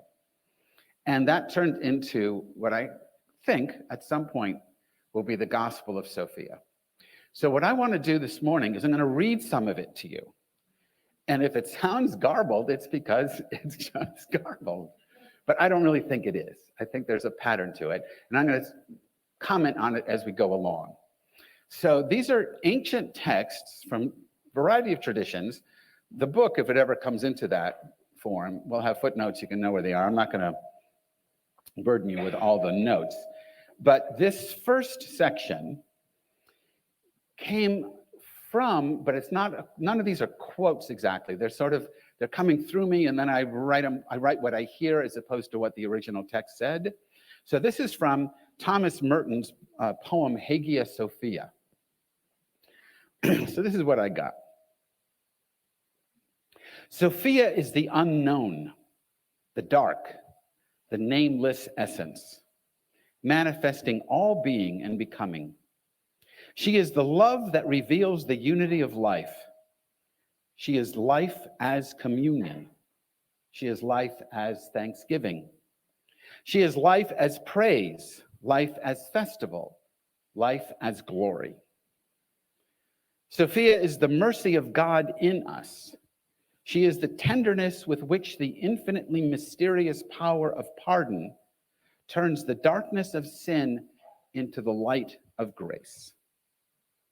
She is the inexhaustible fountain of kindness and would almost seem to be in herself all mercy. She does in us a greater work than that of creation, the work of new being in grace, the work of pardon, the work of transformation from brightness to brightness. She crowns us not with what is glorious, but with what is greater than glory: weakness, nothingness, and poverty. So what are we talking about? No, who are we talking about? So every tradition has its understanding of the Divine Mother. In the Jewish tradition, or the the Jewish Bible and the Christian Bible, the Hebrew Bible and the Greek Bible, you find in the book of Proverbs, chapter 8, verse 22, a very odd thing. Judaism and Christianity, Mariology aside, is overwhelmingly and oppressively patriarchal. Right? If you're sitting next to a man, hit him. No. Don't do that. She's almost in herself all mercy. So just slap him. But these religions are overwhelmingly patriarchal. Islam is the same, and they're all the same. All these religions were made by men, and whatever predated them, which may have been from a matriarchy and with a mother goddess figure, they were crushed. And thankfully for Catholicism, not crushed entirely, so that you get all these goddesses in the forms of Mary or something. But in the Bible, on the surface, there's not a lot of feminine stuff going on. Yeah, there is. You get a God who can be loving or genocidally or homicidally, mad. It all depends on whether he's on his meds or not. That's how I say, how do you know, what's what? Because it's So I don't believe in God, right? I don't believe in God in the sense of a God out there somewhere. I don't believe there's a guy supernatural outside the natural universe who creates us, judges us, makes rules for us, chooses, one people over the other. Go choose. It's not, I don't believe in that God. I don't believe in a God that chooses and some people doesn't choose other people. I don't believe in a God who saves some and damns others. I don't believe in a God who separates people by caste or by gender or anything else, or, and says, these are the true believers and these are the infidels. I don't believe in that God. For me, God is what the Hebrew word for God says God is. Because the Hebrew word, Hey, English, Ariel. YHVH, Yud Hey Vav Hey in Hebrew, translated. Yeah. He doesn't believe in that kind of God. Do you think I could sell him on, say, a heavenly council of Elohim that are basically playing with, humanity like rats through a maze, and some of them are doing some helping things and some of them are doing some bad things? He won't believe in the monotheistic God, but I think I may be able to sell him on that heavenly host of Elohim playing games with humanity. What do you think? I mean, I think he's dealing with more of like the like philosophical ideas as opposed to like theological, if that makes any sense. Like he like dealing with more like Platonic ideas, and like I definitely see what you're saying. I think that he could get on board with that, but it's not really. It doesn't conflict with what he believes, but it's. I don't really know if I'm making any sense. No, you are, and that's exactly why I raised that one. It's consistent with what he says, but it's not really in his comfort zone. And even the monotheistic God kind of had agents on all sides, it appears. Yeah, it's like on one hand, it almost seems like he's saying that there is no power, but on the other hand, he's not saying that. He's just saying that it's not like what people imagine it. So I think it's like it's a little bit of mental gymnastics you have to do in order to see exactly what he's saying. Well, it's sort of like he's setting up a straw man that anybody who's ever thought seriously about it never really, bought into after about maybe half an hour, which is that it's an old bearded dude in the sky doing all of this stuff. No, it clearly can't be, something quite that anthropomorphized. Definitely, yeah. In most Bibles as Lord, Lord, but in most Bibles, many Bibles, capital L, capital O, capital R, capital D. So when you read it, you don't say Lord, you go Lord. If any of you are seminary, you've been through seminary. I mean, I went to seminary, went to reform school, and because it was in reform movement. We spent 4 years learning how to say Lord. Because that was the most important thing to say. Because they knew that no one in the congregation understood Hebrew. So you had to say Lord. But if you didn't give it a lot of gravitas, no one was going to take that concept seriously. The saving grace is, for most liberal congregations, no one takes it seriously. Because that God is not serious. Dangerous, but not true. So the word that we translate as Lord is the Hebrew Yud Hey Vav Hey, YHVH. In German, when they would translate it, they don't have a Y, they used a G, and you end up with Jehovah. So I was walking out here by campus the other day, and there were 2 ladies with Jehovah's Witness, giving out the watchtower and trying to get people to join Jehovah's Witness. Yeah, they've got him at my campus. I tried to explain to them that it's really Yahweh's Witness. Well, I should try that sometime. And they weren't German. I don't know why they would. But anyway. But that word is a verb. Lord is a noun. The actual name that is revealed to Moses at the burning bush, this YHVH, is a verb. It's from the Hebrew verb to be. It's the future imperfect tense, which means there's no good translation in English. I awkwardly use the happening with a capital H, happening as all happening, to give the sense that this is all God happening. You know, God is mirabaying, and God is Ramying, and God is Ewing, but also God is chairing and walling and lighting and cameraing, and everything is simply the activity of the divine. In the book of Proverbs, chapter 8, you discover that the activity of the YHVH is feminine. And it's called in Hebrew Chachma, or in the Greek translation Sophia, or Lady Wisdom. The way YHVH happens as all happening is through the feminine. It's like when you see Shiva and Shakti, some statues, you know, Shiva is lying prone and inert, and Shakti is doing the dance, even though we talk about the dancing Shiva, another statue. But this one is Shiva is inert, and Shakti is dancing on him. Shakti is the expression of Shiva. Shakti, Sophia, Chachma, to me, they're all the same.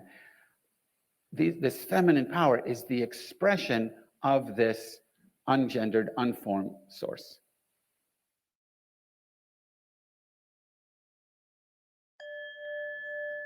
Wow, that was powerful. I mean, it's really. I agree with. I was going to say I agree with a lot of what he was saying at the end there. It's like you have the unnamed source, you have that feminine power, and then it's like the male power is like a focus. It's like being. We talked about that the other day. Like being is a feminine aspect, becoming is a male one, and that's the. You talked, and this ties into the whole justice thing and about mercy. There's some time where total forgiveness is the right call. There are other times where forgiveness is going to cause more harm in the long run. So the more merciful thing is to not forgive in that case. And it's that not forgiving aspect, that willingness to sacrifice your son, that's more of the male aspect than the female aspect. And it's like ascension and progress is the male building off of that solid female base.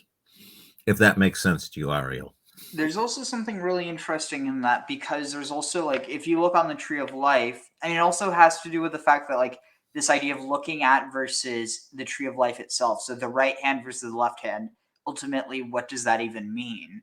But if you look at it, that the side that's understood as feminine is the one that's understood as restrictive, and then the one that's like emanation, or like kind of like pouring forth. So the one that's not restrictive is understood as being masculine, when it's almost like the opposite within this context. So it's like it's mirrored, it's put on its head. One aspect that I don't think has been explored as much as it could be in Kabbalah and the Tree of Life is that the way the connections move through the pattern. It's much more of just the connection between the two. It's not like you see the motion where you can trace, you can trace the path through there for different things.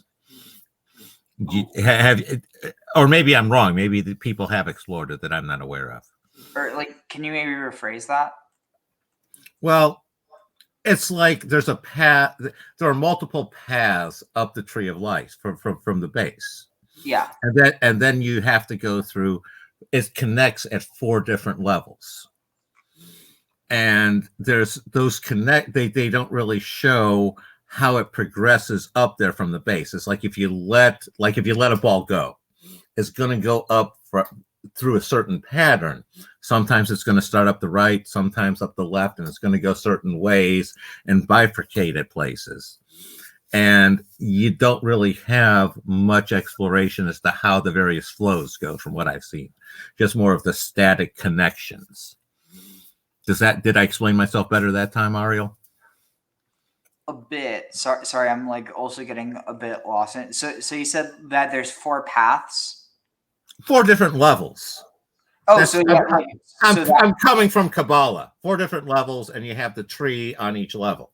Okay, yeah, that's what I thought you were talking about. So, like, the way that I've seen it pictured sometimes is how, like, like how the tree of life is typically seen as like, you know, you view it flat. Like here, let me see. Well, that's part of it. Is I've seen all sorts of different ones. One of the ones I've seen that I really want to explore that's intriguing is where it's an entirely nested tree of life. It doesn't really radiate. It's like a pyramid. It's all like self-contained, built from a base up. It's strange. I saw that on Esoterica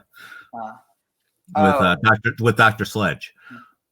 Yeah, I think I maybe have to see like a visual depiction of it, but what I'm talking about is like how you have this idea. So the 4 worlds, it's not necessarily that they're like one on top of another, even though that there is kind of that understanding, but it's also like imagine it like 4 sides, and they create like I mean essentially like a square that is capable of then standing. And so you have the top of the tree here and the bottom of the tree here, and then you have 4, like, you know, it's a 3-dimensional tree.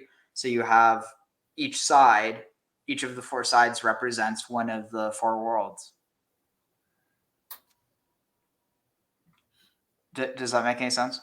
Yeah, no, I see what you're talking about there. I was thinking more of a stacked level on top of each other, 4 levels on top with like connections and like almost like pipes in between of them from, from nodes and then the connections. Oh yeah, I see what you're talking about. So like how they each connect to like was it and then it's almost like a hydraulic sort of thing where you can flow like water or different things through there to see how it works. That's sort of my way of modeling it. Interesting. See, maybe one thing we can end off on is shoot, what was it that I was thinking of? Oh yeah, so because tomorrow night is Chokhmah and Bina, or well, I mean technically it's Bina, but I think you can kind of include Chokhmah in it because they're connected. They're understood as being twins. So Chokhmah and Bina, like that's where you get some really interesting stuff. How it connects to, basically that it's kind of mirrored in. I think you see it mirrored in Rachel and Leah. Like they're referred to in some contexts as like the two twin handmaids of the Yovel, and the Yovel is like the Jubilee, and that I feel like there's probably something more esoteric going on there. That it sounds like you're echoing the twin pillars of the temple too.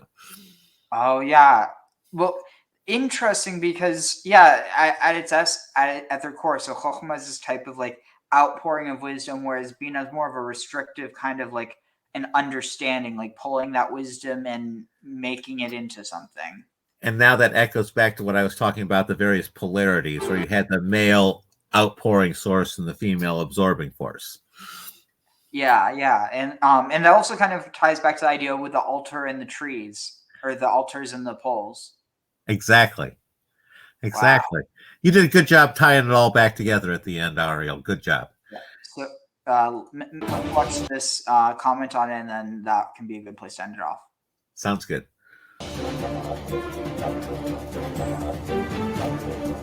There's also another thing to note. So the Chabad movement, the name is actually taken from Chokhmah, Bina, Dat. So you have Chokhmah and Bina, the two twins, and then Dat is kind of like the fusion of the two.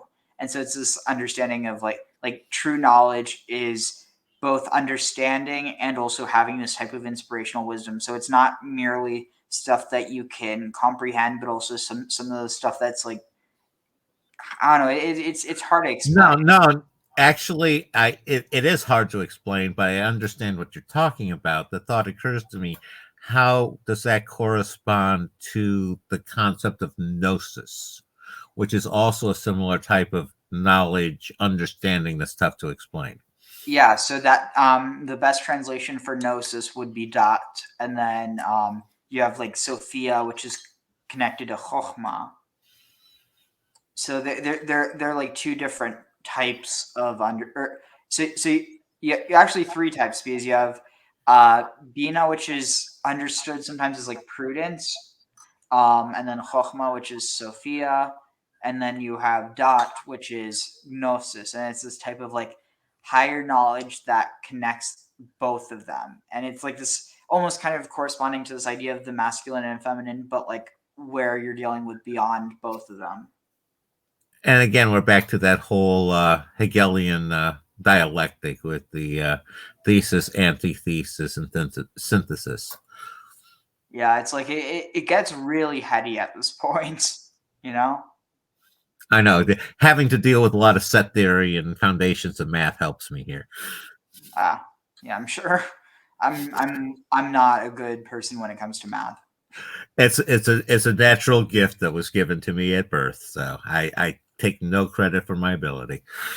No, I feel the same way when it comes to like my understanding of I don't even really know how to explain like what my understanding is. It's kind of just actually, now that I think about it, it's like when you think about it, if you try to piece it into words, there really is no way to describe knowledge. Like it's so many things.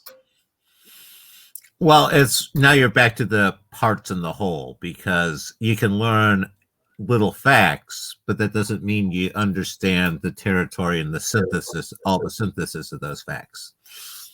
Definitely. So anyway, let's start. We haven't even started, and we're talking about this.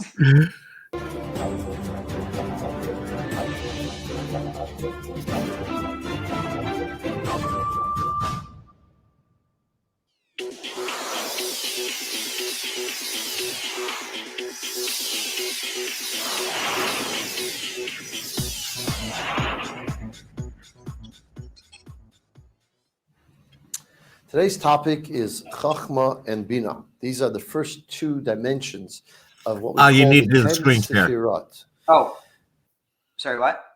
Screen share. I'm not seeing it. Oh, right. Sorry. No problem. There we go. Right here, yeah.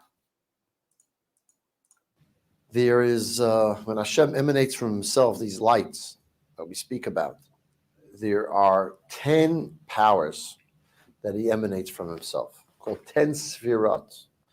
And they have these names, the first two of which are Chachma and Bina. Now, Chachma and Bina, as they then are exist within each and every one of us, within our souls, are easy to explain. And from understanding the way it is within us, we gain some form of. Another thing to mention here is that there's this, so Keter is like connected with it, so it isn't Elyon. So you have like you have what is it? You have shoot, I need to visualize it. It's Ein Sof and Ein Sof Or. So you have nothingness, you have infinite or infinity, and then you have Ein Sof Or. Then you have infinite light. So it's kind of like this nothingness, infinity, which separates nothingness and being, and then Ein Sof Or is basically, so it's like this.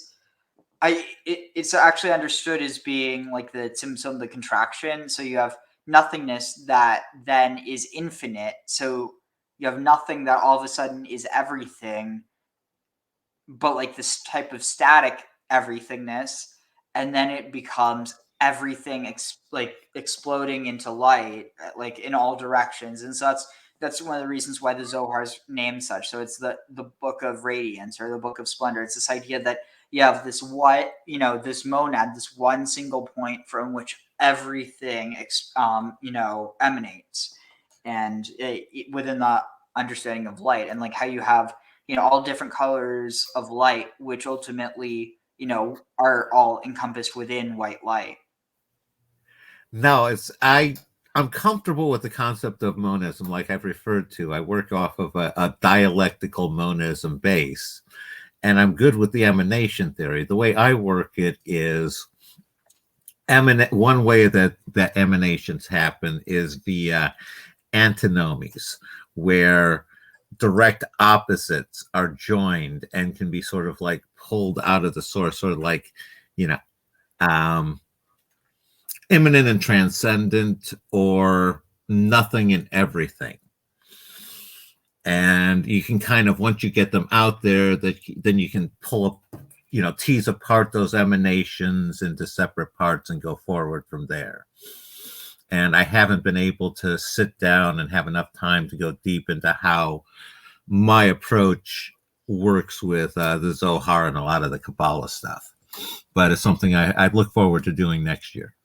Oh, before we continue this video, there's this really quick song that let's see, what was it? It's I'm trying to think, what's it called? Oh, right.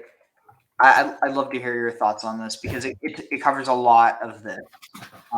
But this one phrase, I love itata. So it's Aramaic.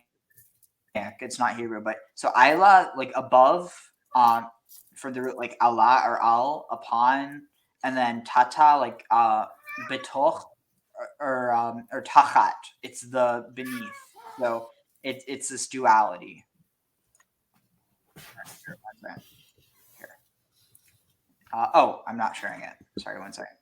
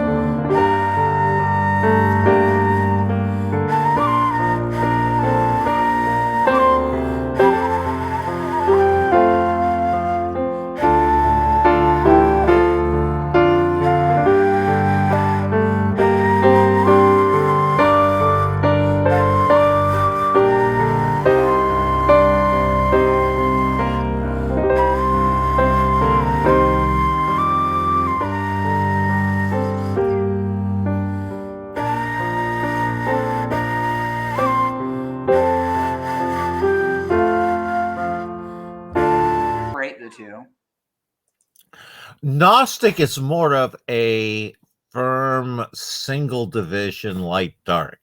Hermetic is much more of a geometric almost, where you have the principles and it's divided down differently. It's much more of a less, for lack of a better term, hating the material world sort of approach that some of the Gnostics ended up doing in their pursuit of one side of the duality. It has to do with like the heavenly spheres, right?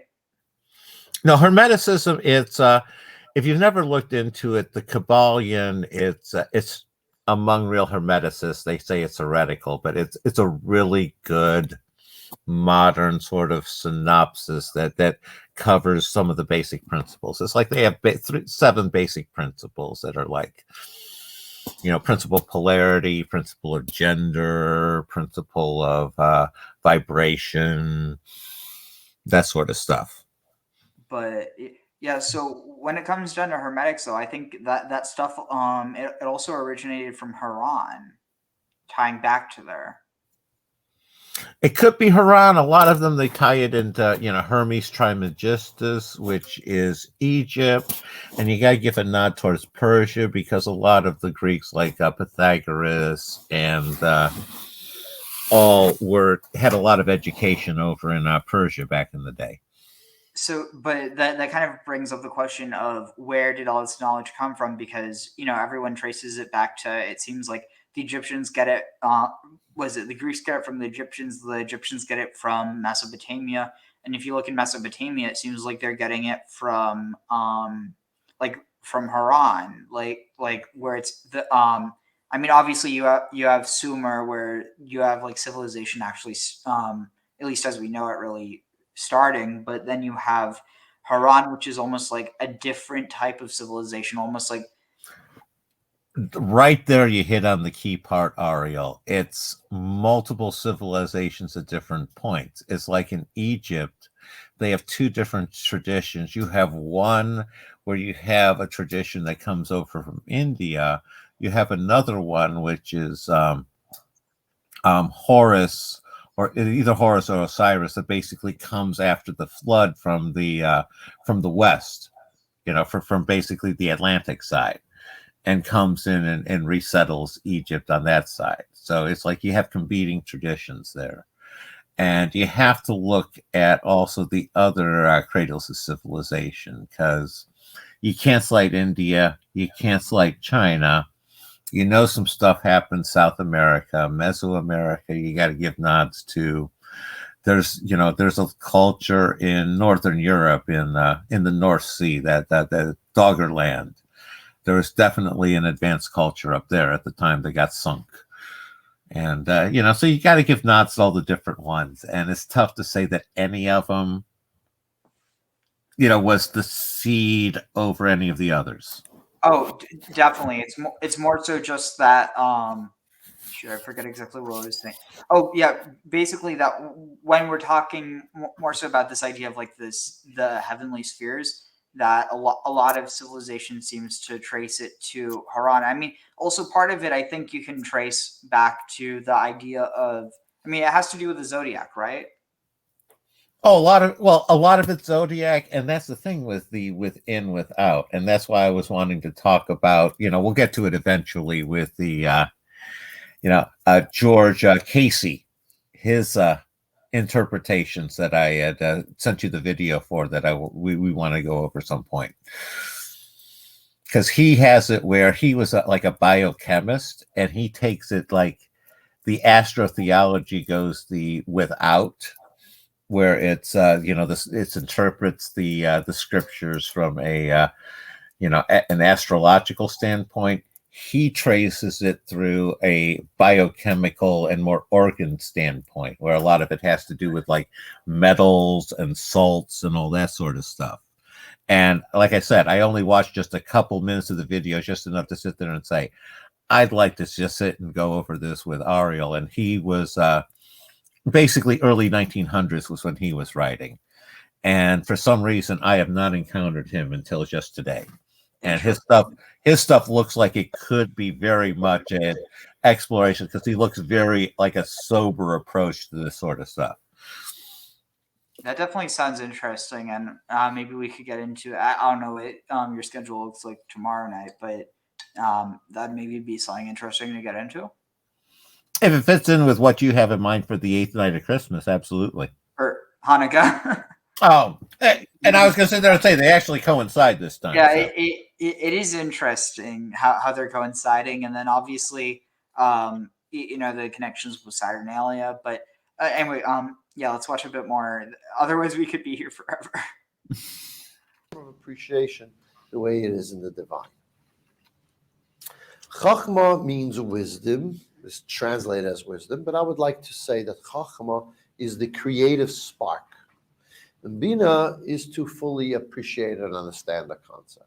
So, for example, let's say you have a difficulty in understanding an idea, and you're working hard and you can't really relate to it and you can't really figure it out, and all of a sudden a spark comes into your mind and you say, I got it.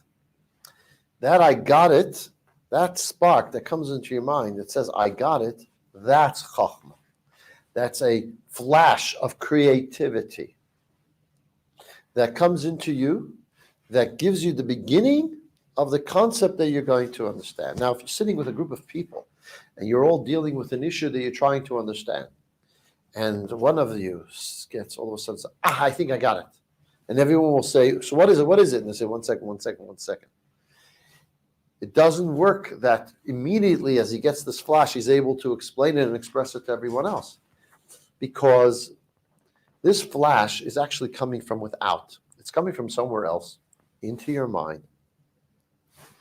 And therefore, it takes time for you to then integrate it into yourself and to try to actually see if it fits with all the details of the issue you're dealing with. Because where Chachma comes from what we might call an idea well. It comes from a power of understanding, but doesn't actually have ideas in it, just the potential to give out ideas. In Kabbalah, this is called koyach hamaskil, the power. What he's talking about here corresponds to the morphogenic field, and Sheldrake's morphogenic field, where it's sort of a idea realm of archetypes that pull from. I'm getting a definite feel for that here. Go ahead, sir. And that's kind of the reason why I brought this up in the first place, was because there's this idea that so Keter is so you have Ein Sof, and Ein Sof Or, and then they manifest eventually as Keter. Then Keter is kind of this it's almost like the it's basically ether, and then from there you have this idea of a spark that emanates out, and then it's kind of like the reception of that sparks. You're dealing with all stuff in this very spiritual, and then once you get down to Keter, or Chesed and Gvora, then that's more so in the human level. Yeah, at that level, it's like the ether is almost like the primordial waters into which you can plant that spark as a seed from which things grow. At least that's my take. Yeah, that's exactly how it is. It's I think they're actually referred to as the what is it? You have Chokhmah is the great fire, and that within a positive sense. And then you have Bina, which is I forget exactly what Chokhmah is sometimes referred to, but Bina is the great ocean. Yeah, Chokhmah should be a male sort of energy is what the feeling I'm getting from his description. Yeah, and the thing that's interesting about that is it's very feminine, but there's also this very masculine energy to it in the same time, and that's part of the reason why it's for instance, there's understanding that within the context of Jesus and Sophia, or of Jesus embodying Sophia, that there's this dual nature to it, masculine and feminine. Maybe you know what I'm talking about? Yeah, that's sort of the concept that I was trying to express when I was saying it was sort of a focus. And what it's focusing is that female energy. It's sort of like a male spark focusing the underlying female energy from those primordial waters. Make sense? 100%, yeah. And it's almost like the out, like a stream from which all this water pours out, but then it's the actual collection of waters that becomes the Great Sea.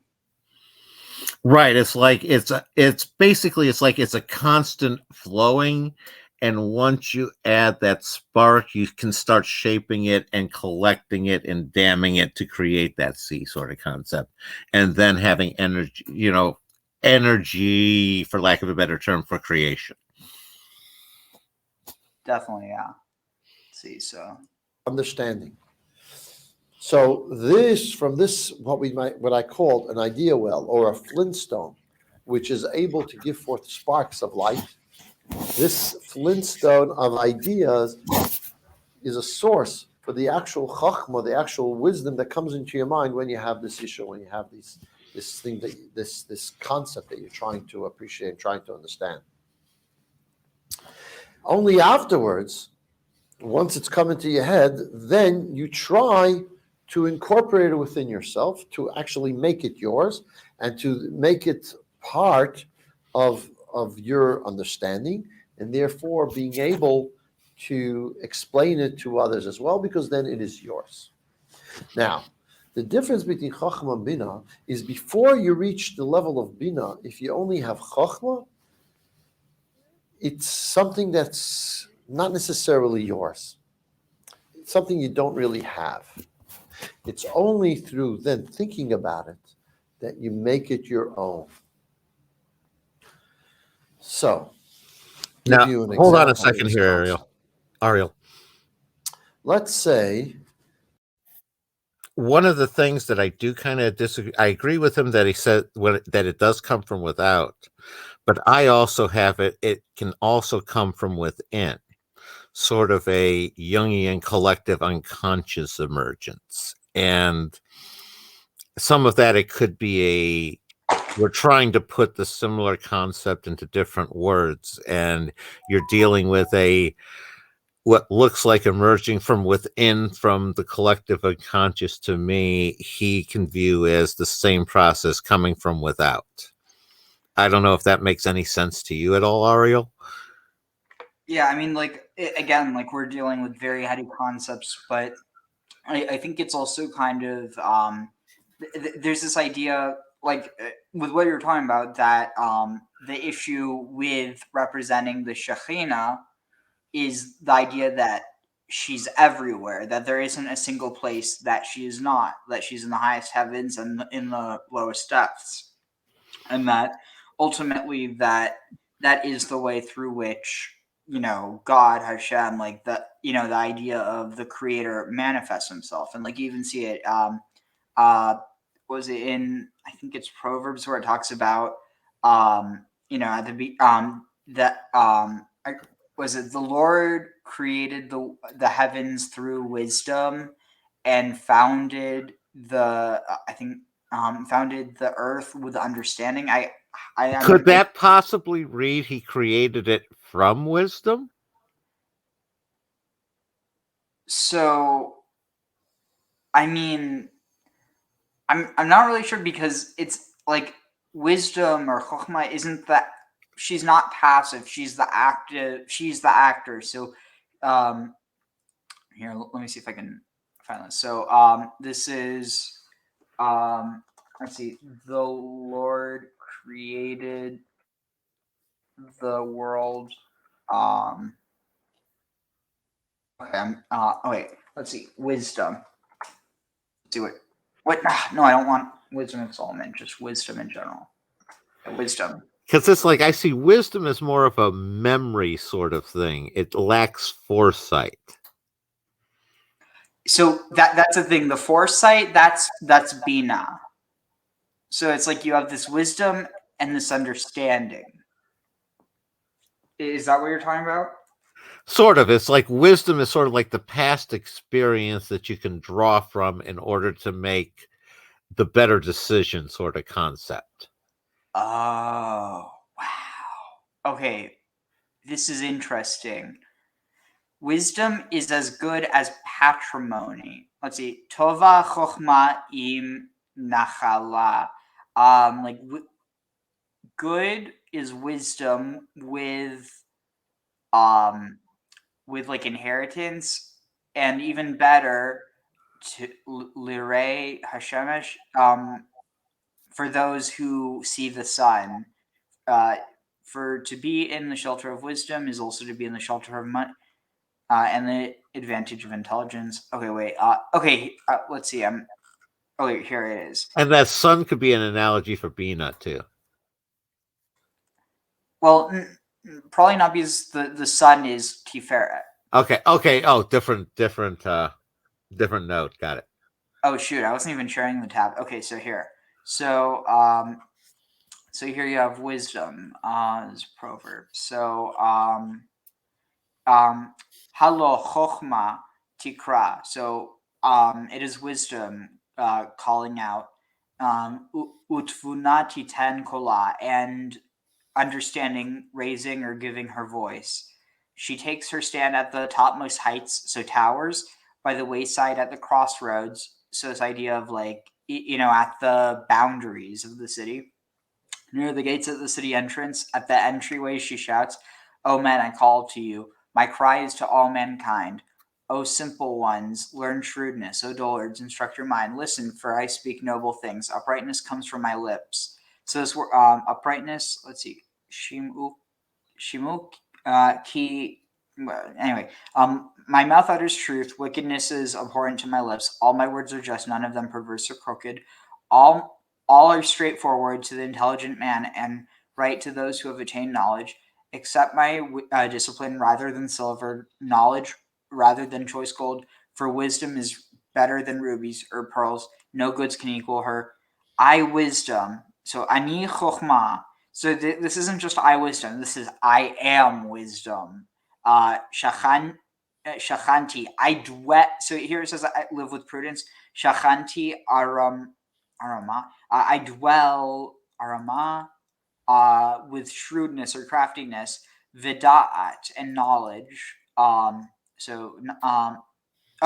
Vidaat mizmot emsa, and knowledge I seek out, knowledge and purpose I seek out. What prudence? Special meaning to that? Let's see. So prudence. Would that be? Shrewdness, craftiness, or prudence. Arama. So interestingly, So shrewdness refers back to the previous one. What do you mean? Yeah, shrewdness in the not, is it the dullard? Dullard gets knowledge. Simpleton. Let's see. Yes. Yeah. Simple ones with shrewdness. Oh, and interesting. So simple ones. This word. Let's see. Havinu petayim. Simplicity. Simple ones. But then here. That seems to echo the fool from the tarot too. Well, and here this word, kasil, fool, stupid fellow. And sorry to laugh. I anticipated that one. Oh no, it's I know what you're talking about. Like literally, kasil, foolish, a town in extreme south. Stupid fellow, dullard, fool. It's also Orion, interestingly enough. That can make some sense from an astrological standpoint. I can see that. But yeah, let's see. Where was I?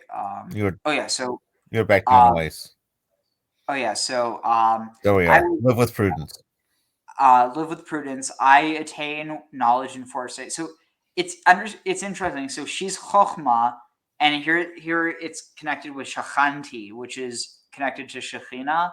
So I dwell with knowledge and understanding and attain foresight. It says she attains the knowledge and foresight. She lives with the prudence. Oh yeah, sorry. You got it right. I'm kind of no. We're late, and we're just in the last lap here. Yeah.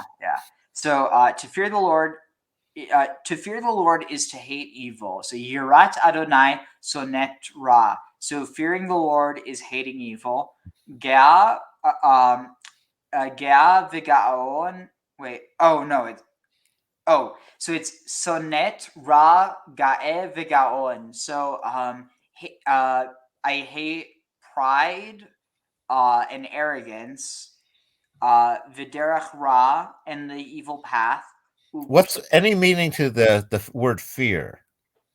Let's see. So Yirat, to be fear, to be afraid, to be. It can also be to be in awe of, or to respect, And to revere, yeah. To honor, to respect, yeah. Gotcha. So I hate pride, arrogance, and the evil way, the evil path. Upi, upi. So the mouth. Ta hepuchot. What's this word? Perversity. Sinati. And it's interesting how it translates it differently than the Hebrew. But anyway, minor counsel and resourcefulness. I am. So it's also saying ani bina. So it's saying not only is she chokhmah, she's also bina. Interesting. Ani bina li gvura, and courage is mine. Courage or strength. Be milachim yimilchu, through me kings rule. Verezonim yechokeku tzedek, and through me, and magistrates administer justice. And now you're going back to one of the oldest traditions where the females pick the queen, pick the king. And you're going back to again ancient Sumer, ancient Mesopotamia, where that was the they were the ones who picked it, and you have echoes of that in like the Irish culture, where the new king is one of the grandsons of the former king's grandmother. The sort of the female lineage. Yeah. It's honestly, I think that, well, and there's also, let's see, sorry, I'm kind of getting, okay, yeah, so, let's see, view tab. So, yeah, through me princes rule. Be sharim yisharu. So here you also have, so you have Asher, you also have Yashar, and you have Shar. This context of like ruling or majesty. So, be sharim yisharu. In me princes rule. Unedivim, and what's the word, like volunteers or people who like dedicate themselves. Kol shoftei tzedek. In me, all like volunteers are like administrators or righteous judges. Ani ohavea.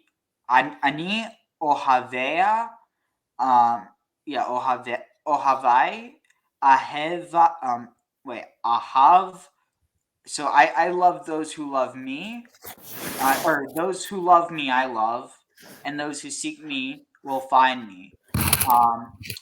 Riches and honor belong to me, enduring wealth and success.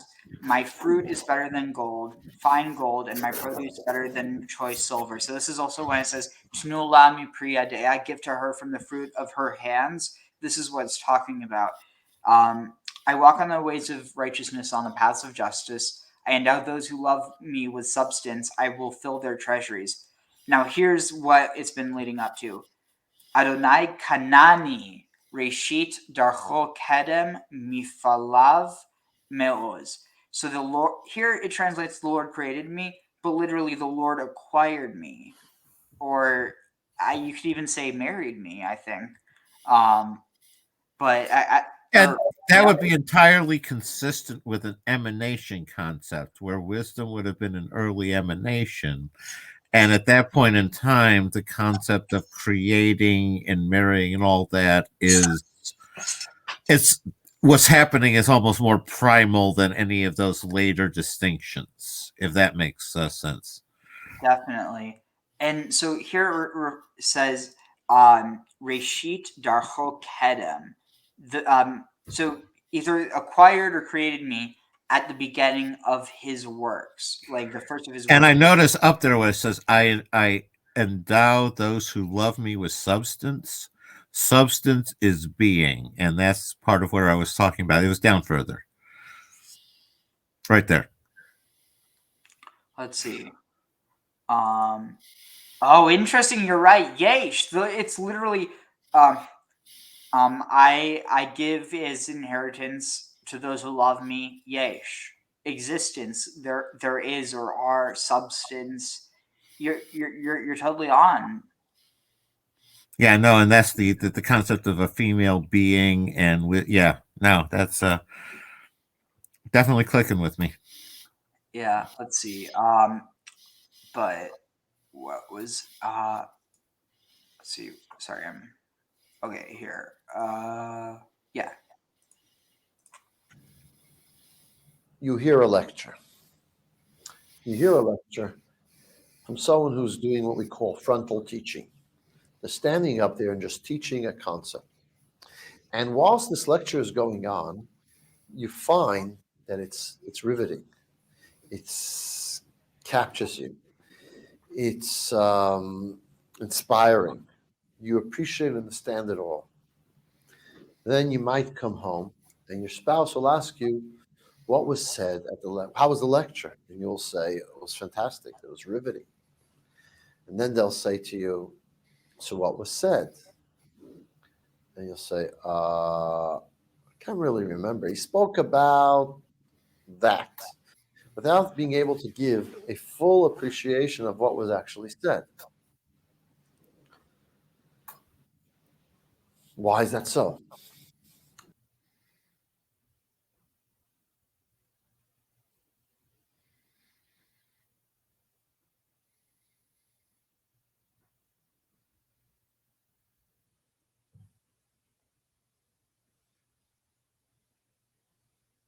You're muted.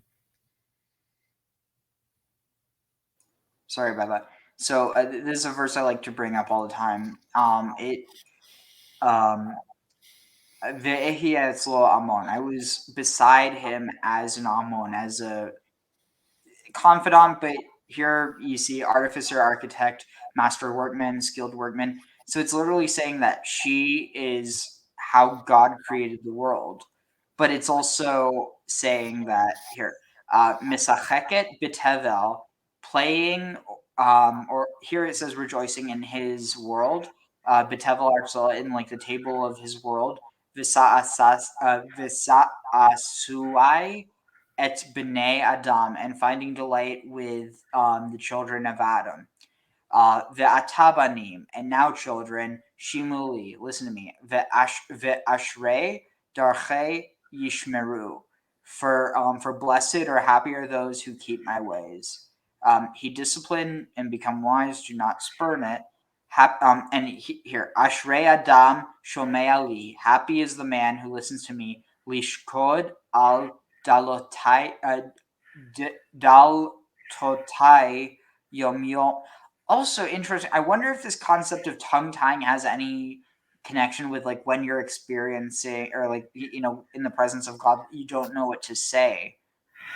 And I think what they're talking about there is one of the concepts that I run into all the time, where there are aspects of reality that are not capable of being expressed into words. I mean, you experience like the concept of love. The word love doesn't really capture it properly, and it's sort of at that sort of thing where it's you had the experience, but there aren't words for you to use to describe that experience that another person could translate and have meaning for them. Yeah, it's like love is it's a container that can't contain what it actually is supposed to contain. And it's sort of like the concept of trying to explain color to a blind person. Yeah, or light to someone who's kind of the idea of Plato's allegory of oh shoot, sorry, I need to use the restroom. No problem. Here, I'll put on the rest of the video and then we can finish talking about Okay. this. Here is it's not your idea. Someone is feeding you with concepts, feeding you with ideas. And because someone else is feeding you these ideas, it's not your own. Unless you then, once you comes into your mind, sit down and think through this, or possibly discuss it with someone else, you're not going to retain that idea that was just sent to you, because it was sent to you from outside and it did not become yours yet. So you take this lecture, you go home and you try to give it over. You're not going to, because you didn't make it your own. Whereas, let's say you went to a class where there was interactive reading and learning. You read texts and you try to figure out the meaning of those texts, and you come up with your own conclusions through that form of study, which is more the modern way of study, even though it might not be as riveting, as exhilarating. What will, however, happen is that it will be yours. You will have it. You will retain it to a much greater degree. And this is really the difference between Chachma and Bina. Chachma is that comes from outside of you. Because it comes from outside of you, if you don't file it away in your own brain, you're going to lose it. Whereas Bina is something that you've already filed away. It's become yours. And therefore, something you've already understood in that way, anytime anyone asks you about it, you have it. It's there. You haven't lost it. It's always been there for you. So this is a short summary of what Chachma and Bina are. Thank you for joining us at Yadus at Yadut TV, at JewishTV.media. Please join us again in the future.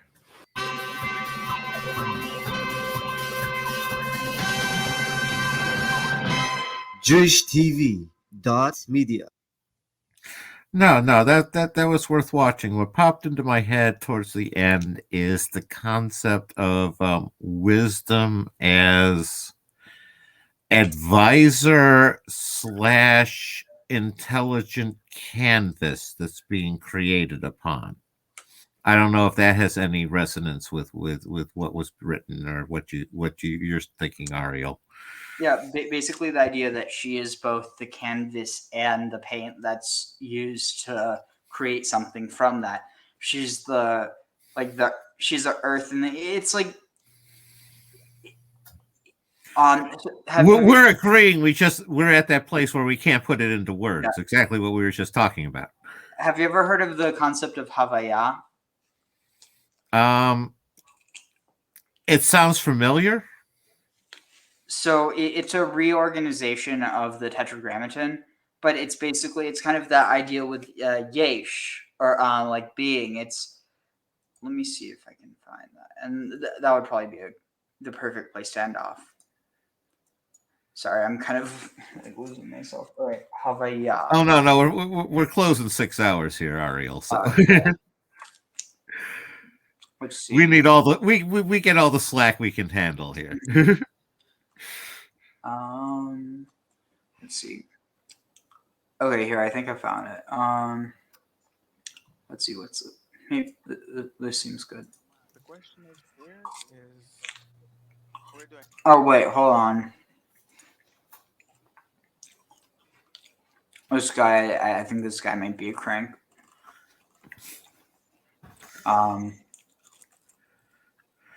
Even cranks get something right sometimes. True. Let's see.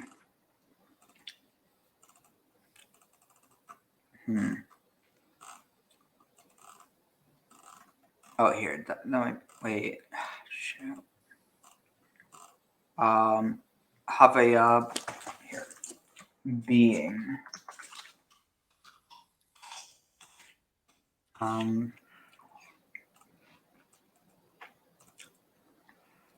Okay, wait. Shoot, that's so long.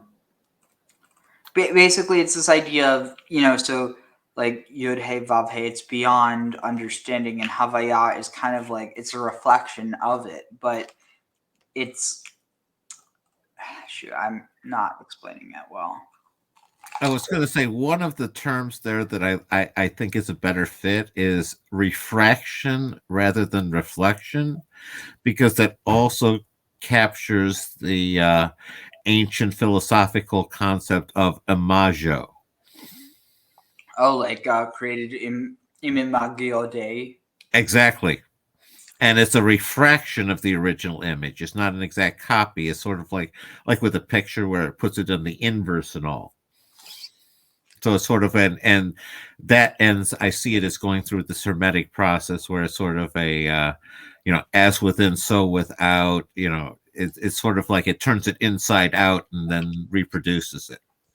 If again, I'm not putting that well, but I think you have some concept of where I'm going with it. Yeah, I think. Yeah, that's exactly what it's. It's almost like this idea of infinity. It's like the snake. The snake, the head of the snake. And then you put Eating one tail. over infinity. Yeah. Yeah, you got the Ouroboros sort of concept. Exactly. And Mobius strip. Now you're into my math area. Yeah. Let's see.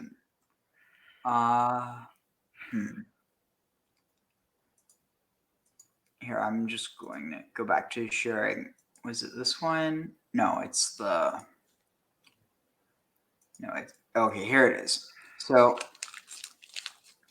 happy is the man who, or happy is the human, like literally Adam. Just happy is the person who listens to me, coming early to my gates each day. And this word lishkod, it might have some connection to, not only the almond tree, but possibly even it's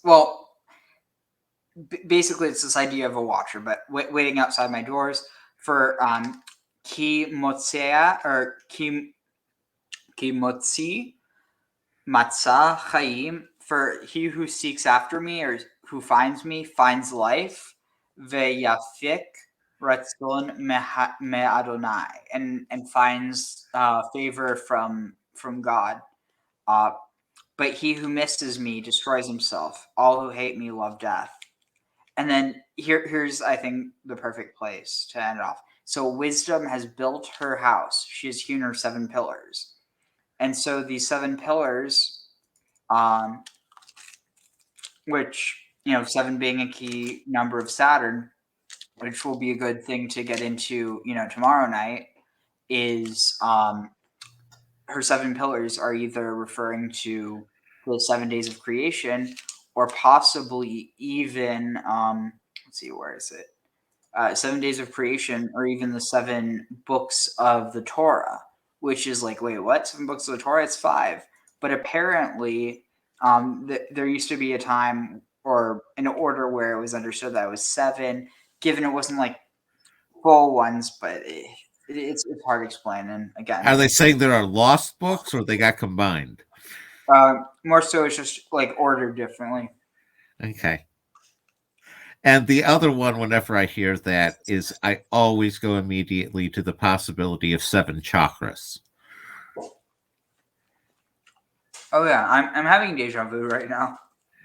Oh, okay. Yeah, no, the chakras are the 7 energy centers of the body. But yeah, I think that's probably a good place to end off, and we'll get into it tomorrow night.